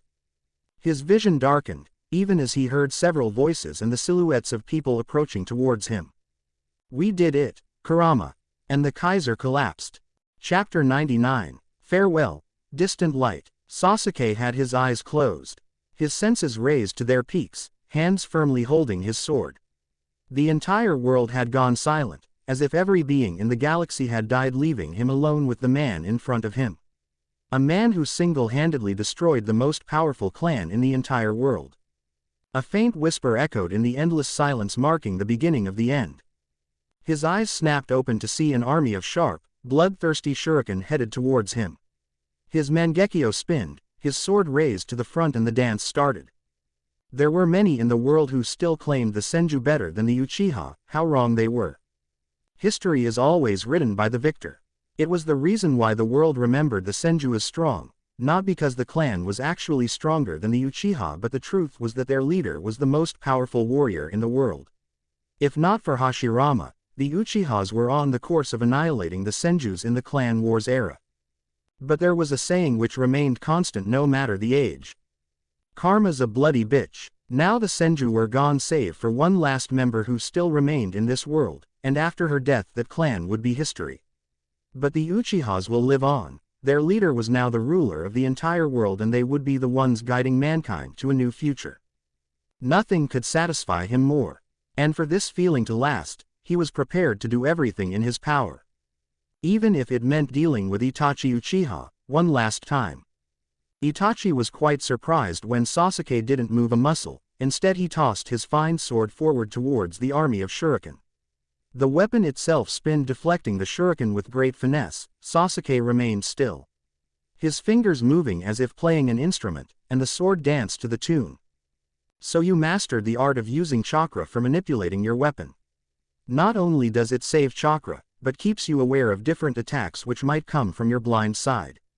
You've improved, Sasuke, thought Itachi. Itachi smirked. Taking out 2 explosive tags attached kunai, he threw them straight into the wild fight going on between his brother's sword and the army of shuriken. If it was a battle of weapons Sasuke wanted, then he would get one. Sasuke saw the incoming bombs and grinned. His hand glowed brightly with chakra, and using the faintly visible link that he had with his sword he sent the energy straight to the weapon. Not a moment later, the sword fired 2 beams of chakra which connected with the exploding tags laced kunai. The result was a magnificent explosion which destroyed the army of shuriken, as Sasuke brought his sword back in his hands. So, the slayer of the Tsuchikage does have some skills, said Itachi calmly. So does the butcher of the Uchiha, retorted Sasuke. Others might have missed it, but he saw the faint flinch on Itachi's face. That remark coming from the person he cared about most had hurt. But it was the truth, so the older brother didn't say anything more. Instead, Kaden. Gokaku no Jutsu, Fire Style, Fireball Jutsu. Kaden. Gokaku no Jutsu, Fire Style, Fireball Jutsu. Both brothers launched the traditional attack of their clan. 2 massive fireballs equal in size and power clashed with one another. Several strands of grass burned with the sheer heat radiated from these attacks. Instead of trying to overpower Itachi's attack, Sasuke threw his sword straight into those fireballs. Maintaining a link with that weapon, he channeled wind chakra through it, creating a wormhole sending the pointed weapon straight towards a surprised Itachi. Displaying his own prowess, Itachi never wavered and grabbed the incoming sharp weapon with one hand. Just in time to see Sasuke acrobatically jump through the shrinking wormhole between the fireballs, and deliver a bone-crushing punch to the older Uchiha's face. Itachi was sent crashing away, but he managed to regain his balance. Back-flipped and steadied himself, although he couldn't stop a trail of blood from falling from his lips. Taking a smoke bomb from his pouch, he tossed it in the open. Soon enough the visibility in the field decreased significantly. Sasuke grunted in frustration. Why the hell was Itachi toying with him? He made a hand seal, determined to blow away this smoke, and then he realized his mistake. As soon as he inhaled the first scent of that air, his lungs burned. From within the smoke, a satisfied chuckle escaped, echoed from every direction. Hasty as always, Sasuke. Did you forget that I was an Anbu captain? Asked Itachi, his tone mocking. Sasuke cursed himself. He had made a grave mistake in assuming his brother would go for a wild battle. Itachi had been an Anbu captain just like Naruto. While they had monstrous power, most of their missions were assassinations and espionage. All of them were masters in the art of silent killing, in ending their enemy from the shadows before they even know what was going on. And then it happened. A blur passed through Sasuke's right side. The right commander was quick to raise his sword, blocking a fatal attack that would have stabbed him in the chest. In doing so, he failed to counter a kunai from being lodged deep inside his left thigh. He silently screamed. The same thing happened again and again. The more Sasuke blocked, the more the shadowy Itachi hit him from the blind side. The more Sasuke screamed, the more poisonous smoke he inhaled, making him even less combat effective. He had heard several horror stories describing the fearsome power of his brother. Now he knew all of that was true. Fortunately, he was not the same teenage boy he had been a few years ago. Calculating the time lapse between Itachi's attacks, he prepared his move. When Itachi finished another attack and vanished into the shadows again, Sasuke performed a mysterious set of hand seals. Taking out a scroll from his back, he spread it open. Biting his thumb, he spread the blood on the blank sheet of paper. Fuin, seal. The smoke was sealed inside the scroll, leaving behind free, clean air for Sasuke to breathe again. His older brother stood before him, a small mask attached to his face. Itachi appeared to be unharmed. The same could not be said for Sasuke, whose entire body was sporting cuts and bruises. "Done yet, Sasuke?" asked Itachi patiently. "I'm just getting started," replied Sasuke. With a fierce battle cry, Sasuke leapt towards his brother. His fists moved with frightening speed, one aiming for Itachi's chest while the other going towards the Anbu captain's face. Itachi blocked the first, and sent a swift kick straight for his brother's ribs. Sasuke seized the moment, and the hand which was previously going for Itachi's face took out a hidden kunai from its wrists. Mercilessly Sasuke stabbed Itachi's hand that was aiming for his ribs. Itachi grunted. Even so, the Anbu captain moved swiftly, engaging Sasuke in a series of kicks and punches. Both were equals, one in speed, the other in power. Sasuke aimed an uppercut, which was countered by Itachi with a leg sweep. The right commander jumped and received a brutal kick to his chest which sent him crashing away. A second later Itachi was on top of him, but Sasuke slipped from between his feet. Rising behind Itachi's back, he then gave a severe kick to his brother. Punch after punch, kick after kick, strike, evade, miss. The cycle continued for several minutes as the brothers continued to engage and hurt each other in the brutal match. It came to an end when Sasuke slipped inside Itachi's close quarter and delivered a swift elbow to his brother's nose. Crack! Itachi jumped away, a lot of blood now coming out of his broken nose. "Your taijutsu is better than mine," complimented Itachi. Sasuke didn't give a verbal reply, and simply made his Mangekyo spin. Itachi, recognizing the move, did the same. Amaterasu! Amaterasu! A display of power which would have made Fugaku Uchiha proud. His two sons unleashed a stormy blaze of black flames. Sasuke's attack had transformed into the shape of an arrow, while Itachi's attack had taken the form of a large wall of black flames. Each trying overpower the other and get to the jutsu's caster. Blood leaked from both of the brothers' eyes, the pain in their Sharingan increased, but they kept on going. Hell-bent on testing each other's visual powers. Sasuke's eyes widened when another Itachi emerged from his back and grabbed him. A clone without a hand seal. Just like Naruto, if my prediction is right, thought Sasuke worriedly. Boom! Itachi narrowed his eyes when, in the midst of black smoke, he saw a shadowy figure looming at a distance. "So you mastered it," thought Itachi proudly. Soon enough Sasuke emerged from the smoke completely unharmed. A skeleton structure was present protectively around the younger Uchiha. Its rear bones were slowly reforming again, showing that they were the ones who had bared the full attack of Itachi's suicidal clone. Sasuke performed another set of hand seals, a gesture which Itachi performed identically. Kuchio's no jutsu, summoning technique. Itachi summoned a huge crow which lifted him off the ground, while Sasuke summoned a large purple-colored snake. The creature was larger than a mountain and reached quite high in the air, with Sasuke standing on top of it. "So, Naruto did give you the spoils of war. I believe the Kaiser gave you the snake contract when the Reich conquered Otogaker," suggested Itachi. "The Kaiser knows in what manner he needs to reward his subordinates for their loyalty," said Sasuke flatly. "Oh, and you aren't ashamed in being called the man's subordinate? You weren't too keen on someone ordering you around in the past," said Itachi. "On the contrary, I'm quite proud to serve under Naruto. He made me the army commander, entrusted me with the security of the Reich for years. Never once did he interfere with my work or my methods. I don't think I would have been allowed any of this in the ninja villages since I was an Uchiha," spat Sasuke bitterly. "And yet Kakashi commands your armies in this war. What kind of commander are you?" mocked Itachi. To his surprise, Sasuke smiled. "Kakashi is a war veteran and has seen a world war. His experience and talents have already secured our first victory, and by now thousands of resistance soldiers would be dead," said Sasuke proudly. That did manage to shock Itachi. "Naruto, it seems you managed to get my brother in line."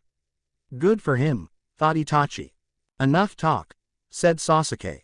Aoda, the large blue-colored snake with light green eyes, straightened up on his master's command.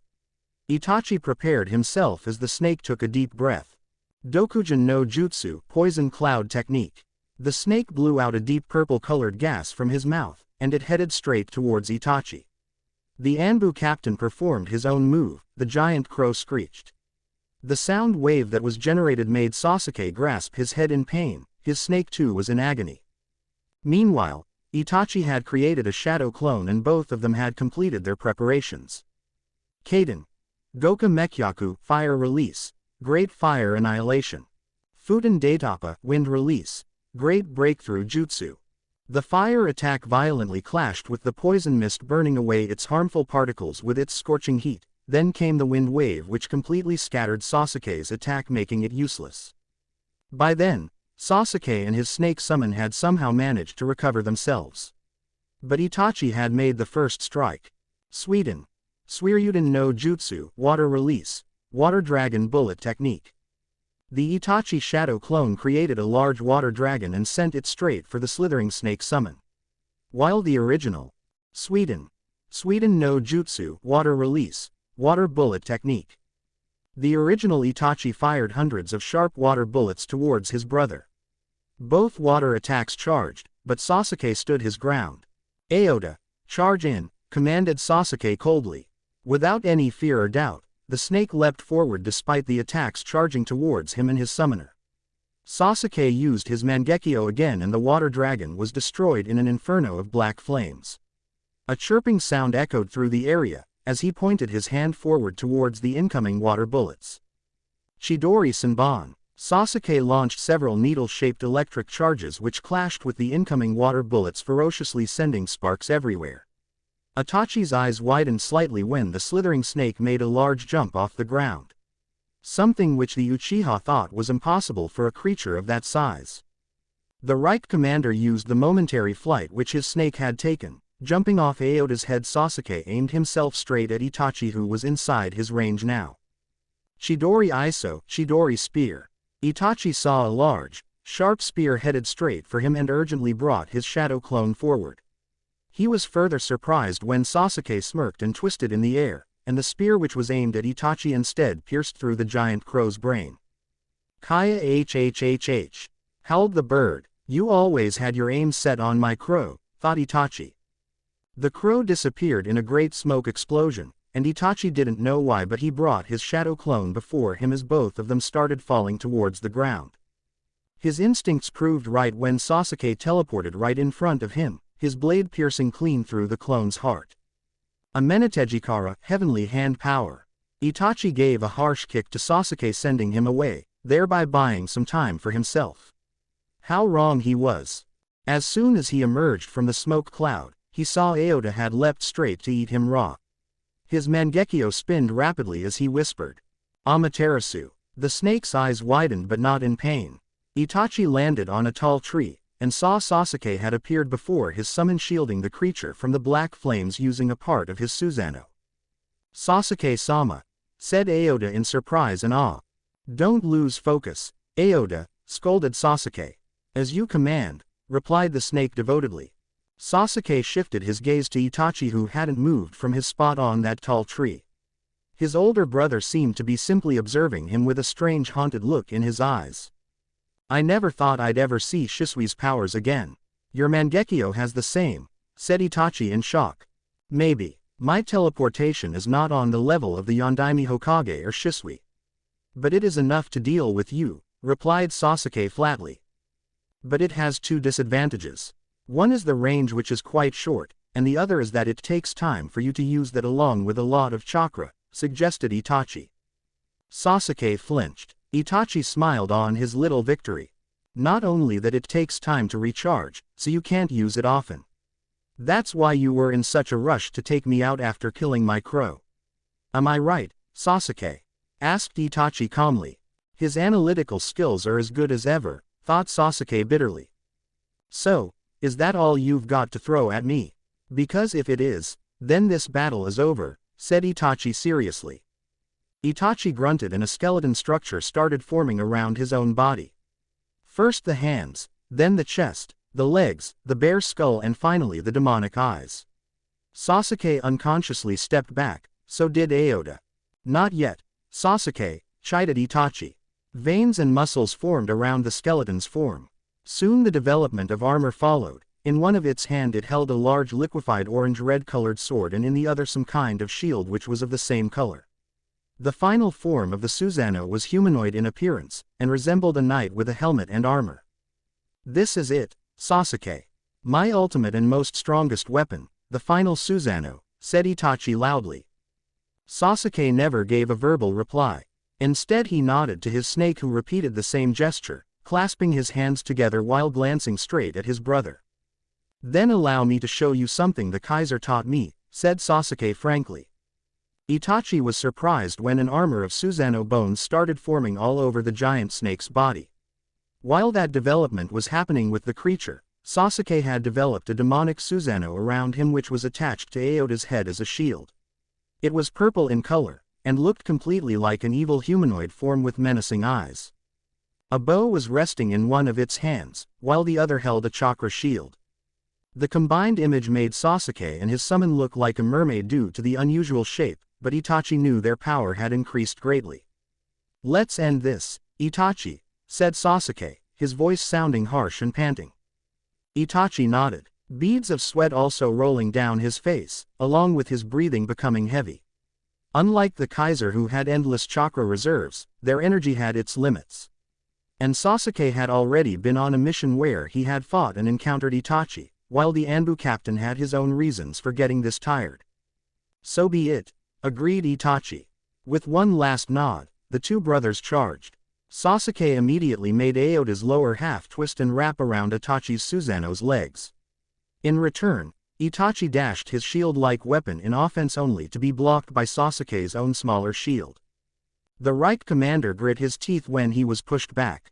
Applying more chakra, he pushed his brother even more. Itachi slammed his sword cleanly towards the Susanoo-covered snake. When it made contact, it instantly started absorbing the Susanoo chakra quickly. Sasuke-sama, this is the sword of Totsuka, hissed Aota in horror. What? Yelled Sasuke. It can seal anything, even summoned creatures into an endless genjutsu-filled world in that pot which your opponent is holding.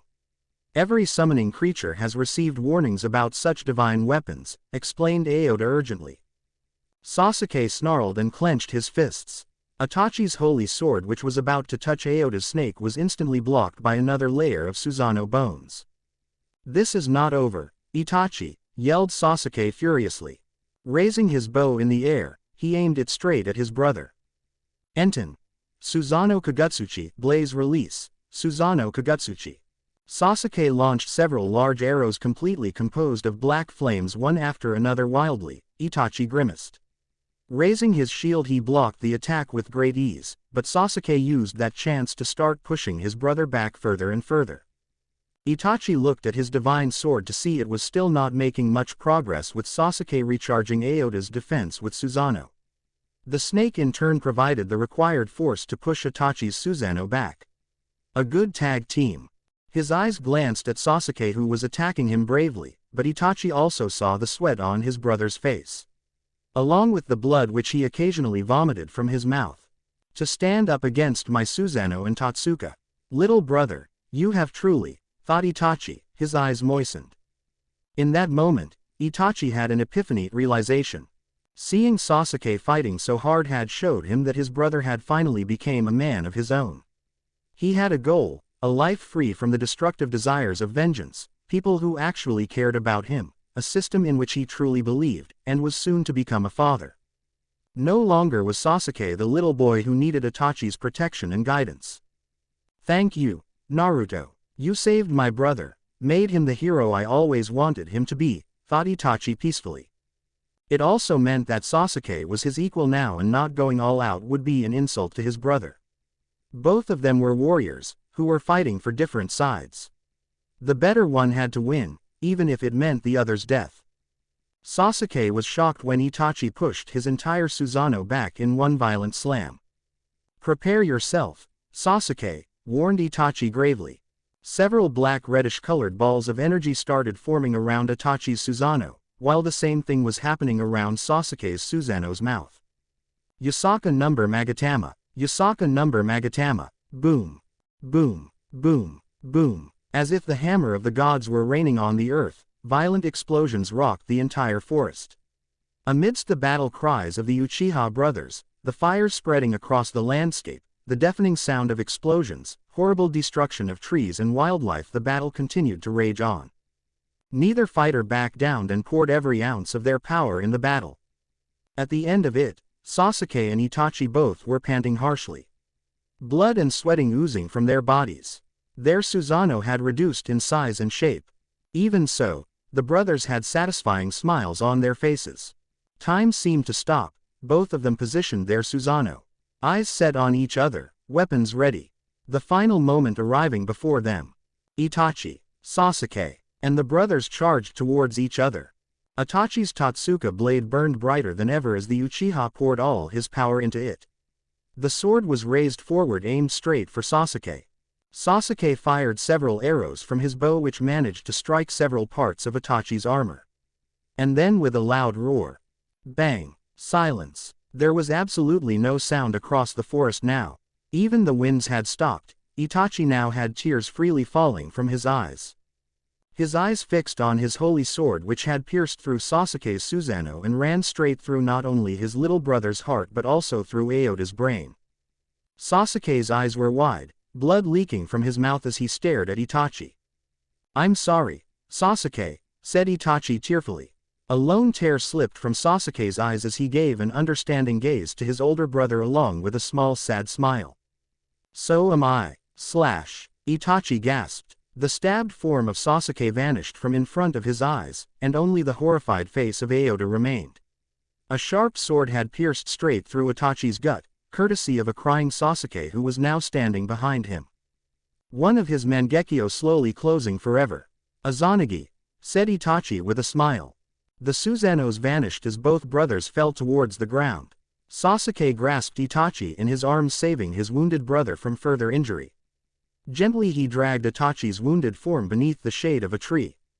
In that moment, Itachi's Mangekyo spotted something that broke his heart. "Sasuke, you," said Itachi, his voice numb.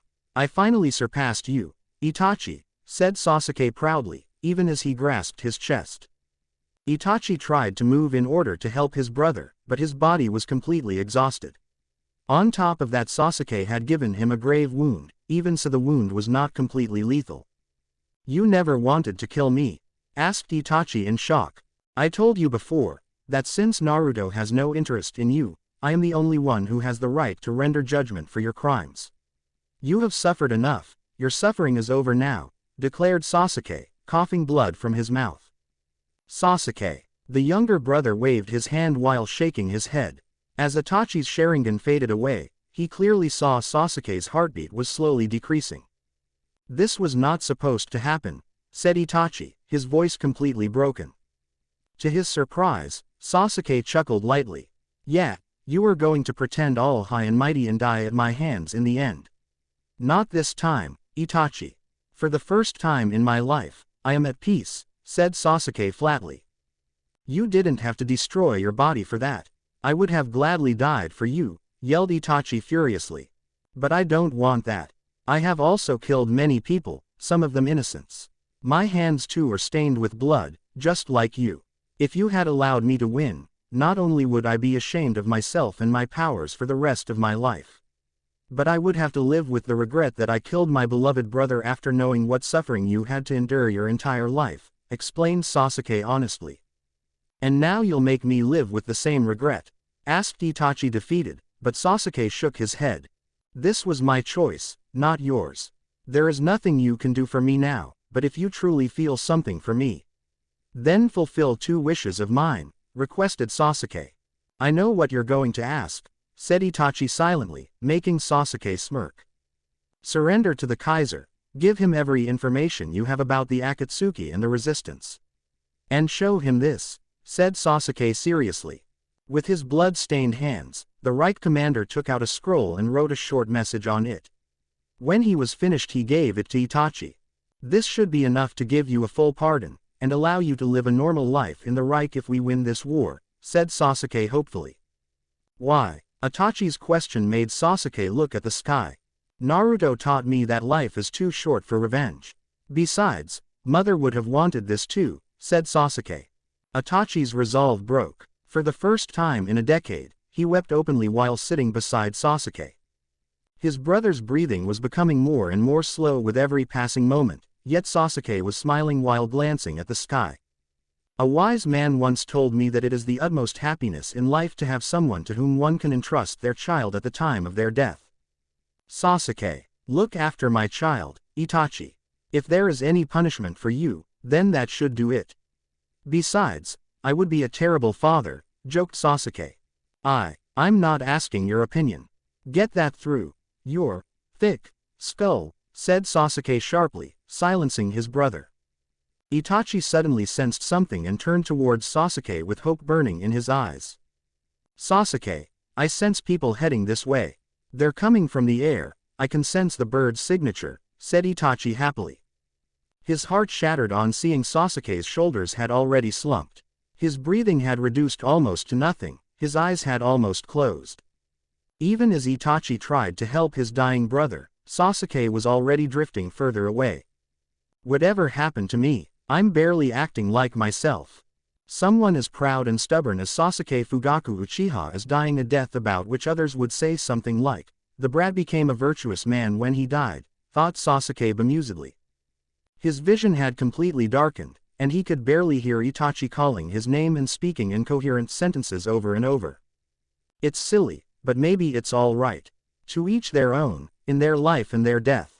But still for those few people I've respected and loved, I pray they die a more graceful death, thought Sasuke. The faces of Naruto, Sakura, Kurenai, Haku, Kakashi, Anko, Hinata, Tsunade, Gaara, and most of all his unborn child passed through his memory. He remembered how furious he used to get when Naruto usually arrived late during their Team 7 meetings, and even after he became Kaiser. He smiled on remembering the constant scolding he would give the Kaiser, and the man would apologize over and over. Naruto, you're late as always. I was planning to live until you arrived, but, looks like I won't make it. You're such a lazy asshole. For a Kaiser, thought Sasuke weakly, a faint smile visible on his lips. Itachi's tears had long since dried up as he slowly witnessed his brother slip further away from him. The only thing that had kept him sane was the faint smile that was visible on Sasuke's lips, showing his brother was not in pain. Occasionally he would mutter something which was too confusing for Itachi to understand. He had tried to heal Sasuke's wounds, but he was not a medic nor did he have any chakra left. Most of all, Sasuke had destroyed his body from the inside to win the battle. Sasuke's pride had led to his downfall. Itachi edged closer to Sasuke, supporting his brother in sitting straight despite the blood leaking from his own body. Without medical help, even Itachi would die soon, but none of that mattered to him. Then he heard Sasuke's voice clearly and picked up the scroll nearby to write the message. Mine Kaiser, Sakura, long live. The Reich. Itachi's eyes widened when Sasuke's shoulders completely slumped, his eyes closed, breathing stopped. Frantically, he checked his little brother's pulse and only received silence in return. Sasuke, said Itachi tearfully. Commander Sasuke, yelled Itachi, hoping to awaken the boy with force. After a few moments of desperate struggle, Itachi stopped.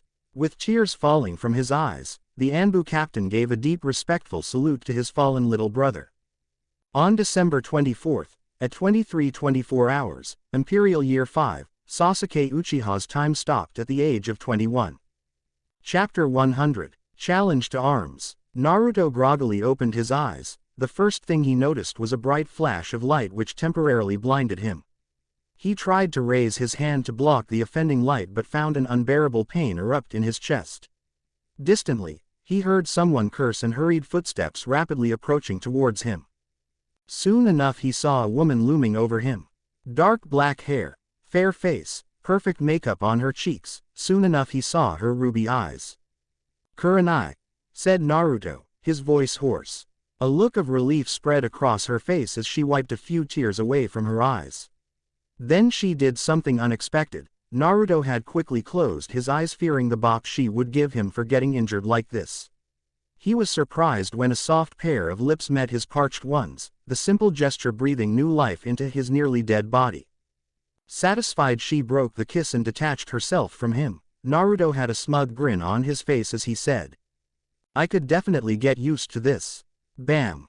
A light bop connected with his head, making him wince just a little. "And here I thought I'd get a grand reception. Damn women," muttered Naruto childishly. "I heard that," retorted Kurenai sharply. "Crap." She gave him her best murderous glare, and for the first time Naruto got a clear look at his body.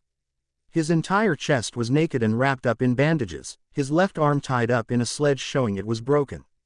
Half of his face burned with scratches and cuts. There was a deep painful sensation inside his chest. Fortunately, his legs looked all right. "How bad?" asked Naruto meekly. A nurse standing hidden in a corner had her eyes wide on seeing the almighty Kaiser being scolded like a little child for the next few minutes. Even the man who ruled the world could get an ear some every now and then. "All right, geez. Give me a break, okay. If I knew it was going to be this bad I would have instead preferred dying and enjoying with my Ika in the afterlife," complained Naruto. When he didn't receive an answer, he looked up to see Kurenai on the verge of tears again. "Don't ever say something like that again," said Kurenai sternly. "Hi," replied Naruto, feeling a little intimidated from the bloody murderous glare she was currently giving him. "So, how long was I out?" asked Naruto carefully. "One day." "What?" Kurenai smacked her forehead, when the poor nurse fainted on hearing the Kaiser's shriek. Her eyebrows twitched as she glared back at Naruto, who muttered a meek, "Sorry." Sighing, she placed her hand over his chest, making Naruto blush a little. "Your heartbeat's fine and stable, thank God. You seem to be in good mental condition too, no permanent damage."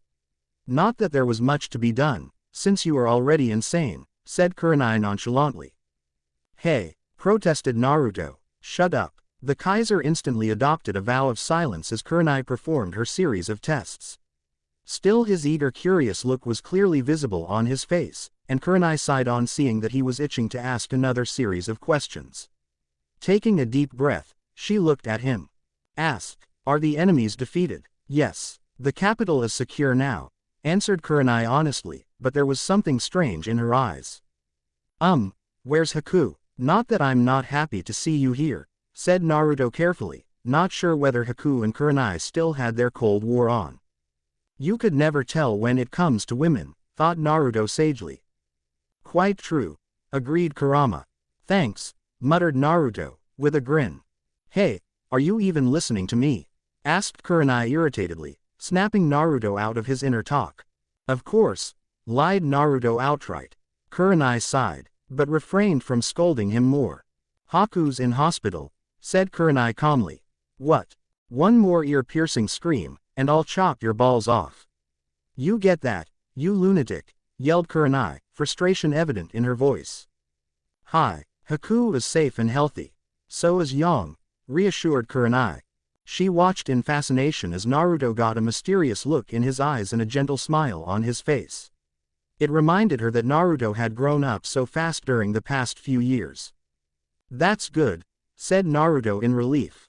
"Naruto, is Orochimaru truly dead?" "I don't doubt Anko's testimony, but the bastard always sneaked away in the past," said Kurenai hesitantly, as he looked her straight in the eye. "He's dead. I obliterated him to the last cell inside his body," said Naruto icily, making her flinch. "He could be quite scary at times." "I'm glad to hear that," said Kurenai truthfully. She frowned when he became extremely silent. His eyes lowered as he stared at his own clenched fists. "How many dead?" asked Naruto sadly. Kurenai bristled. She had wanted to keep this part away from him for a while, at least until his wounds healed. But he gave her a polite yet stern gaze which she had to submit to. This was the Kaiser and her fiancé after all. "While you battled with Orochimaru and his army, the Akatsuki attacked the capital. They were led by a masked man," said Kurenai. The former Hokage was shocked to see no surprise on Naruto's face. It was as if the Kaiser. "You knew they would do so?" asked Kurenai incredulously. He sighed. "It was going to happen sooner or later. I already revealed to you that I worked with that organization and together we captured the tailed beasts, pointed Naruto, her glare intensified. You made a deal with the devil, said Kurenai harshly, making Naruto look away. They were the only ones with the resources to store the tailed beasts and provide me weapons, supplies, money and manpower.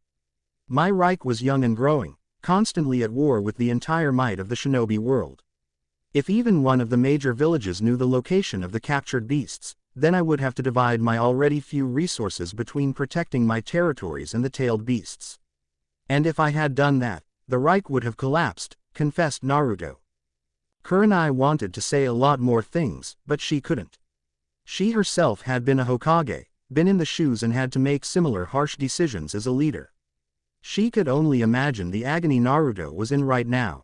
They killed a lot of our people, Naruto, said Kurenai devastatingly. Tell me everything, said Naruto, his voice firm yet his eyes were numb. The Akatsuki attacked with a small infiltration team with the masked man leading the charge. They were after something specific, something which you entrusted the Sound Four to protect, said Kurenai, curiosity and confusion evident in her eyes. Did they get what they came for? Asked Naruto, already knowing the answer. The entire royal guard led by the Sound Four fought against them. Except for a critically wounded Tayuya, there were no other survivors.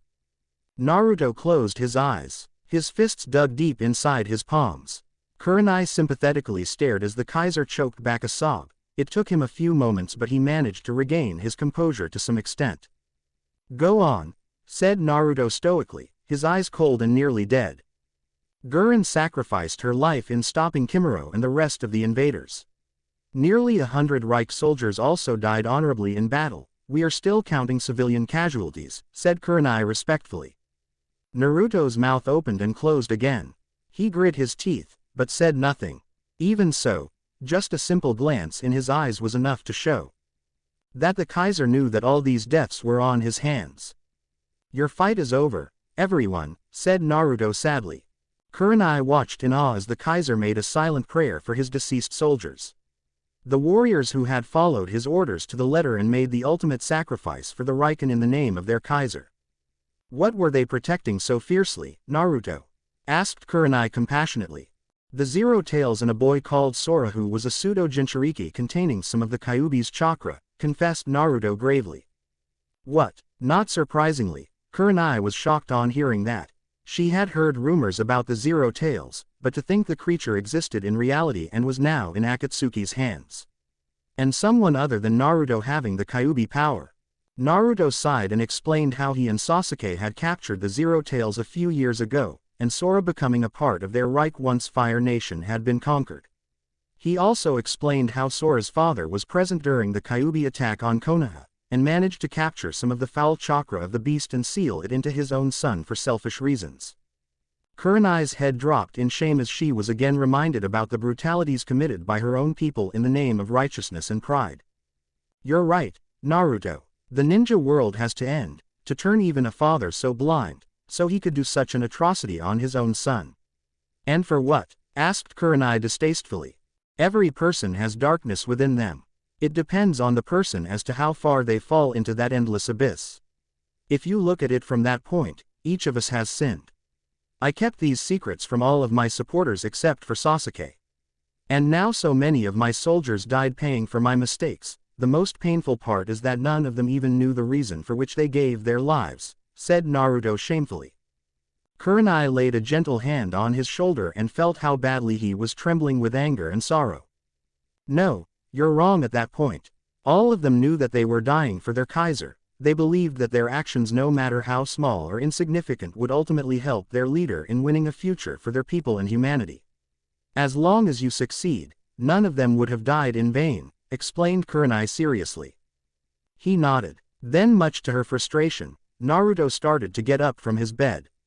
When she tried to stop him, he raised a firm hand, stopping her instantly.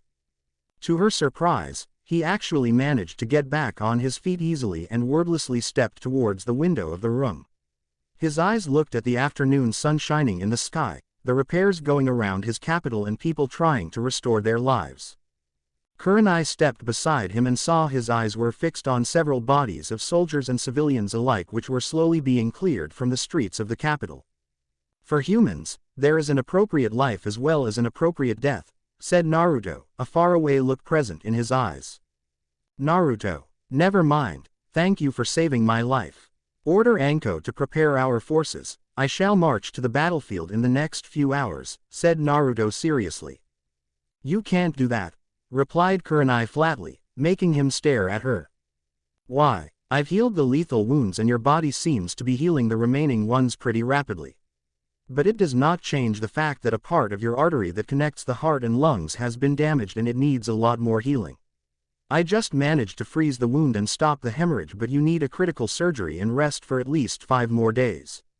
If you don't do that, it could be harmful, warned Kurenai. She frowned when he smiled. I don't like surgery or resting in hospitals, Kurenai, said Naruto flatly. Kaiser, this is not a matter of like or dislike. It concerns your life, replied Kurenai sternly, but he shook his head. No, it is a more important matter than simple like or dislike. Believe it or not, victory in this war depends on how well I lead my people and help them defeat the enemy who clearly outnumbers our forces. I'm their best bet. And besides, lying around in my pajamas on a hospital bed waiting for death or something worse doesn't suit me, said Naruto calmly. Kurenai stared at him. She could not describe it in words, but the glow on Naruto's face was shining brightly than ever even when the color of his face had grown so pale. Besides, I don't trust anyone other than Tsunade or Sakura to perform such a surgery on me. Since both of them are on the front lines, it is imperative that you take me there as fast as possible. That is if you want to save my life, said Naruto smartly. You're evil, said Kurenai, heaving a heavy sigh. I don't like this any more than you do, Kurenai. But my life isn't mine anymore. When I decided to conquer the world, I also undertook the responsibility of protecting those under my reign. My soldiers are facing an enemy thrice their size, more than that. The Akatsuki will soon enough join this war.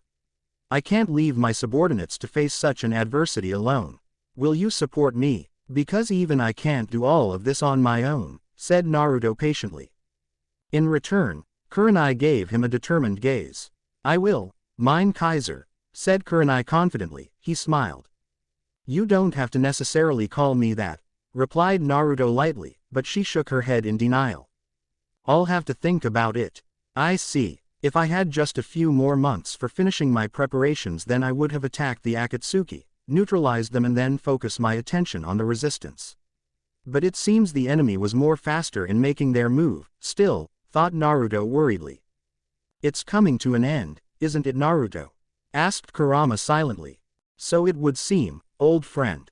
If you have even a shred of a doubt at any point of time, then don't hesitate to talk to me about it, said Naruto compassionately. Naruto, you really need a surgery and medical rest. That battle with Hashirama was, said Kurama, and shivered on remembering how scary it had been. Even so, Naruto managed to defeat the strongest shinobi of all times. Although he himself didn't come out of the battle unscathed. Do what you can. My people need me, instructed Naruto. Very well, Naruto. But the pain will be severe and will get worse. I suggest you manage your expressions as best as you can, suggested Kurama, his voice sounding tired and extremely sad. I will. Kurama simply stared as Naruto talked with Kurenai for nearly half an hour. The woman slowly but patiently explained the entire tactical situations across the Reich and Naruto listened to her. After hearing about all the problems, Naruto directed her with various solutions and orders. Unknown to the beautiful woman, the Kaiser was suffering an unending pain. Even so, he kept his expressions neutral and never once did he reveal his own suffering to her. Naruto was fighting as bravely as he could, for he knew what was at stake and the entire world's fate depended upon how he acted. In his long existence, Kurama had never seen a man like this. Kaiser Naruto was nothing less than Kaiser Naruto himself, no matter the circumstances. His relentless rationality and indomitable self-control was something even his enemies feared and respected. It was the reason the Reich had survived so far despite the odds heavily stacked against them. Where are my friends and my daughter? Asked Naruto suddenly, surprising Kurenai. I ordered Anko to release them from their coffins. But they are being contained inside a safe barrier since they are still under Orochimaru's control and lack a will of their own, said Kurenai frankly. A sound decision, agreed Naruto, and saw Kurenai bite her lip. What is it, Kaiser? I say this with all due respect to your feelings. Even if you are able to somehow free them, it doesn't change the fact that they are dead.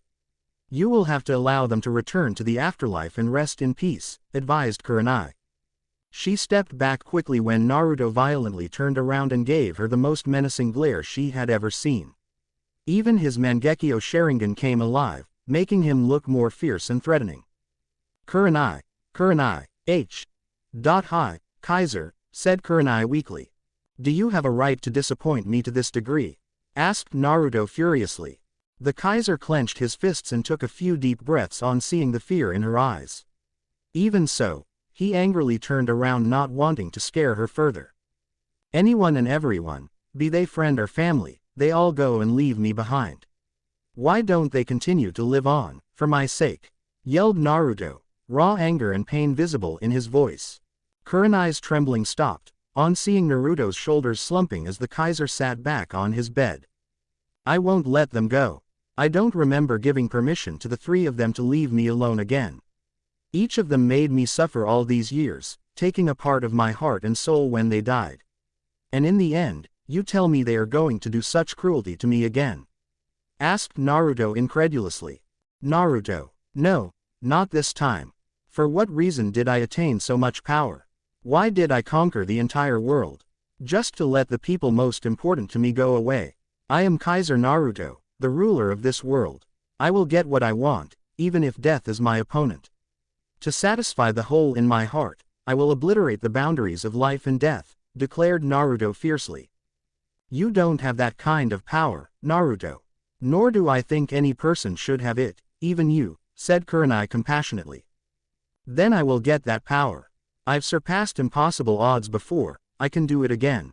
I understand why you're saying that I shouldn't, but you don't have any children of your own yet. Nor have you lost any of your best friends, that pain destroys you from the inside. If not for Sasuke, Gaara or Kakashi, I believe you would only be seeing a shell of this Kaiser right now, said Naruto passionately. Kurenai nodded. Everything he said was the harsh truth. She couldn't possibly understand the pain he felt even if she wanted to. Fortunately, even after he lost his daughter and root friends, he had a few others who supported him. If not for those people, she could already see Naruto straying from the right path. He had a sea of anger inside his heart which he usually kept under control with his self-control and help from his friends, but there were times when he lost it. And those moments were quite dangerous for everyone. Every person in the world had a flaw, it was a distinctive trait in humanity. Even the Kaiser was no such exception. You've lost so much in your entire life that the mere thought of losing even more. Especially your loved ones terrifies you, thought Kurenai worriedly. It was Naruto's fatal flaw, one which his enemies had always used against him, and every time the Kaiser had suffered. Even now he was suffering. If my friends and family aren't alive to live peacefully in the world I created, then there is no point to all of this. I might as well just allow the resistance and Akatsuki to do whatever they want, said Naruto defeatedly. She hesitantly stepped forward and sat beside him. Gently placing her head on his shoulder and taking his hand in her own, she spoke in a soft, compassionate voice. Then we'll find another way, said Kurenai finally. But don't my wish and actions violate your morals at every level? Asked Naruto hesitantly. At that point, she looked him straight in the eye. The compassion, love that burned in her ruby-colored eyes made the last remnants of anger wash away from his heart. Resting his other free hand on her cheek, he laid a tender kiss on her forehead. I'm sorry for lashing out at you like that. I just don't have many friends or family left to sacrifice. You of all people should know what I fear most, said Naruto worriedly. Loneliness, said Kurenai gently. He nodded. I can go up against anything, but I can't bear the loss of any more of my loved ones. Not that there are many left to begin with. I understand. I'll do everything in my power to fulfill your wish. You have always cared about the feelings of others. It is right that we do the same for your feelings. I love you, Naruto. Even when we were on the opposite sides, even when we went our separate ways, even when you married Haku. Despite the odds, you never gave up on me, never stopped loving me no matter how much I hurt you with my actions. I want to do the same for you as well, will you allow me to do that? Asked Kurenai sincerely. A full warm smile came on his face, edging closer he placed a passionate kiss on her lips. In that tiny moment, he felt himself relaxing. Words couldn't describe how empty he had been without her all these years, and now to have her by his side. To feel her love again was a gift which he would cherish forever. Thank you, said Naruto, slowly breaking the kiss. Would you like to meet them? Asked Kurenai, a warm smile shining on her lips. I thought you'd never allow that. Maybe even give me an entire list of medical reasons to keep me sealed inside this room, teased Naruto, as she scoffed. As if I have that much power to stop the Kaiser. Even if I do have that power, you'll just sneak away the moment I take my eyes off you. Besides, there is only so much I can do for you. I may know medical ninjutsu, but I am no Tsunade or Sakura, said Kurenai frankly. Then you'll come with me to meet them. They'll be happy to meet you, said Naruto happily. Kurenai smiled. She was relieved and happy to see the joy and delight return in the weary Kaiser's eyes as he told him some important things about Sai, Shin and Rei. The way in which he enthusiastically described the character of his best friends and daughter showed just how much the Kaiser loved them. Yes, I'll come with you. Who else would have time to haul your lazy ass out of hospital? Teased Kurenai, but he smirked. Maybe I'll just summon Haku, retorted Naruto, the cocky smirk widening just a little. You will do no such thing. The Kaiser needs rest. Stupid men don't know the toll childbirth takes on women. Am I understood? Demanded Kurenai. Seems you two have become good friends, thought Naruto in satisfaction. Hi, said Naruto in resignation. Good, said Kurenai, a victorious grin arriving on her lips. Then will you please bestow upon me the honor, your majesty? Mocked Naruto.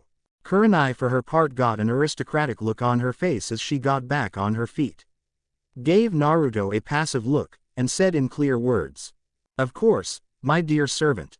Deadly silence prevailed in the room. A group of people numbly stood around the cold, lifeless corpse of a person whom they knew, cared about and respected. A man who had once been the army commander of the entire Reich forces, and now he was nothing but a corpse. Kakashi could hardly believe the sight of Uchiha Sasuke sleeping lifeless on the bed in front of them. His body was cold, eyes closed, face betraying nothing. It was hard to believe that just a day ago this boy had been alive and had bravely led an assault that resulted into the Reich gaining an important and much-needed strategic victory. Naruto may be the one who had ultimate control over their military forces, but Sasuke was the one who made this army. Whipped the soldiers into shape, instilled discipline and camaraderie in them. He was the one who had turned an army of soldiers from different nations into the powerful military of the strongest empire the world had ever seen. And now he was gone. The impacts of this tragedy were going to be disastrous. Not only did the Reich army lose its brave and powerful commander, but the Kaiser lost his best friend and most powerful comrade. What will I tell Naruto? Thought Kakashi, sheer terror eating at his heart. It had been a well-known fact that Naruto and Sasuke were more like brothers, which was true even from a biological point of view since Sasuke was the Kaiser's distant cousin.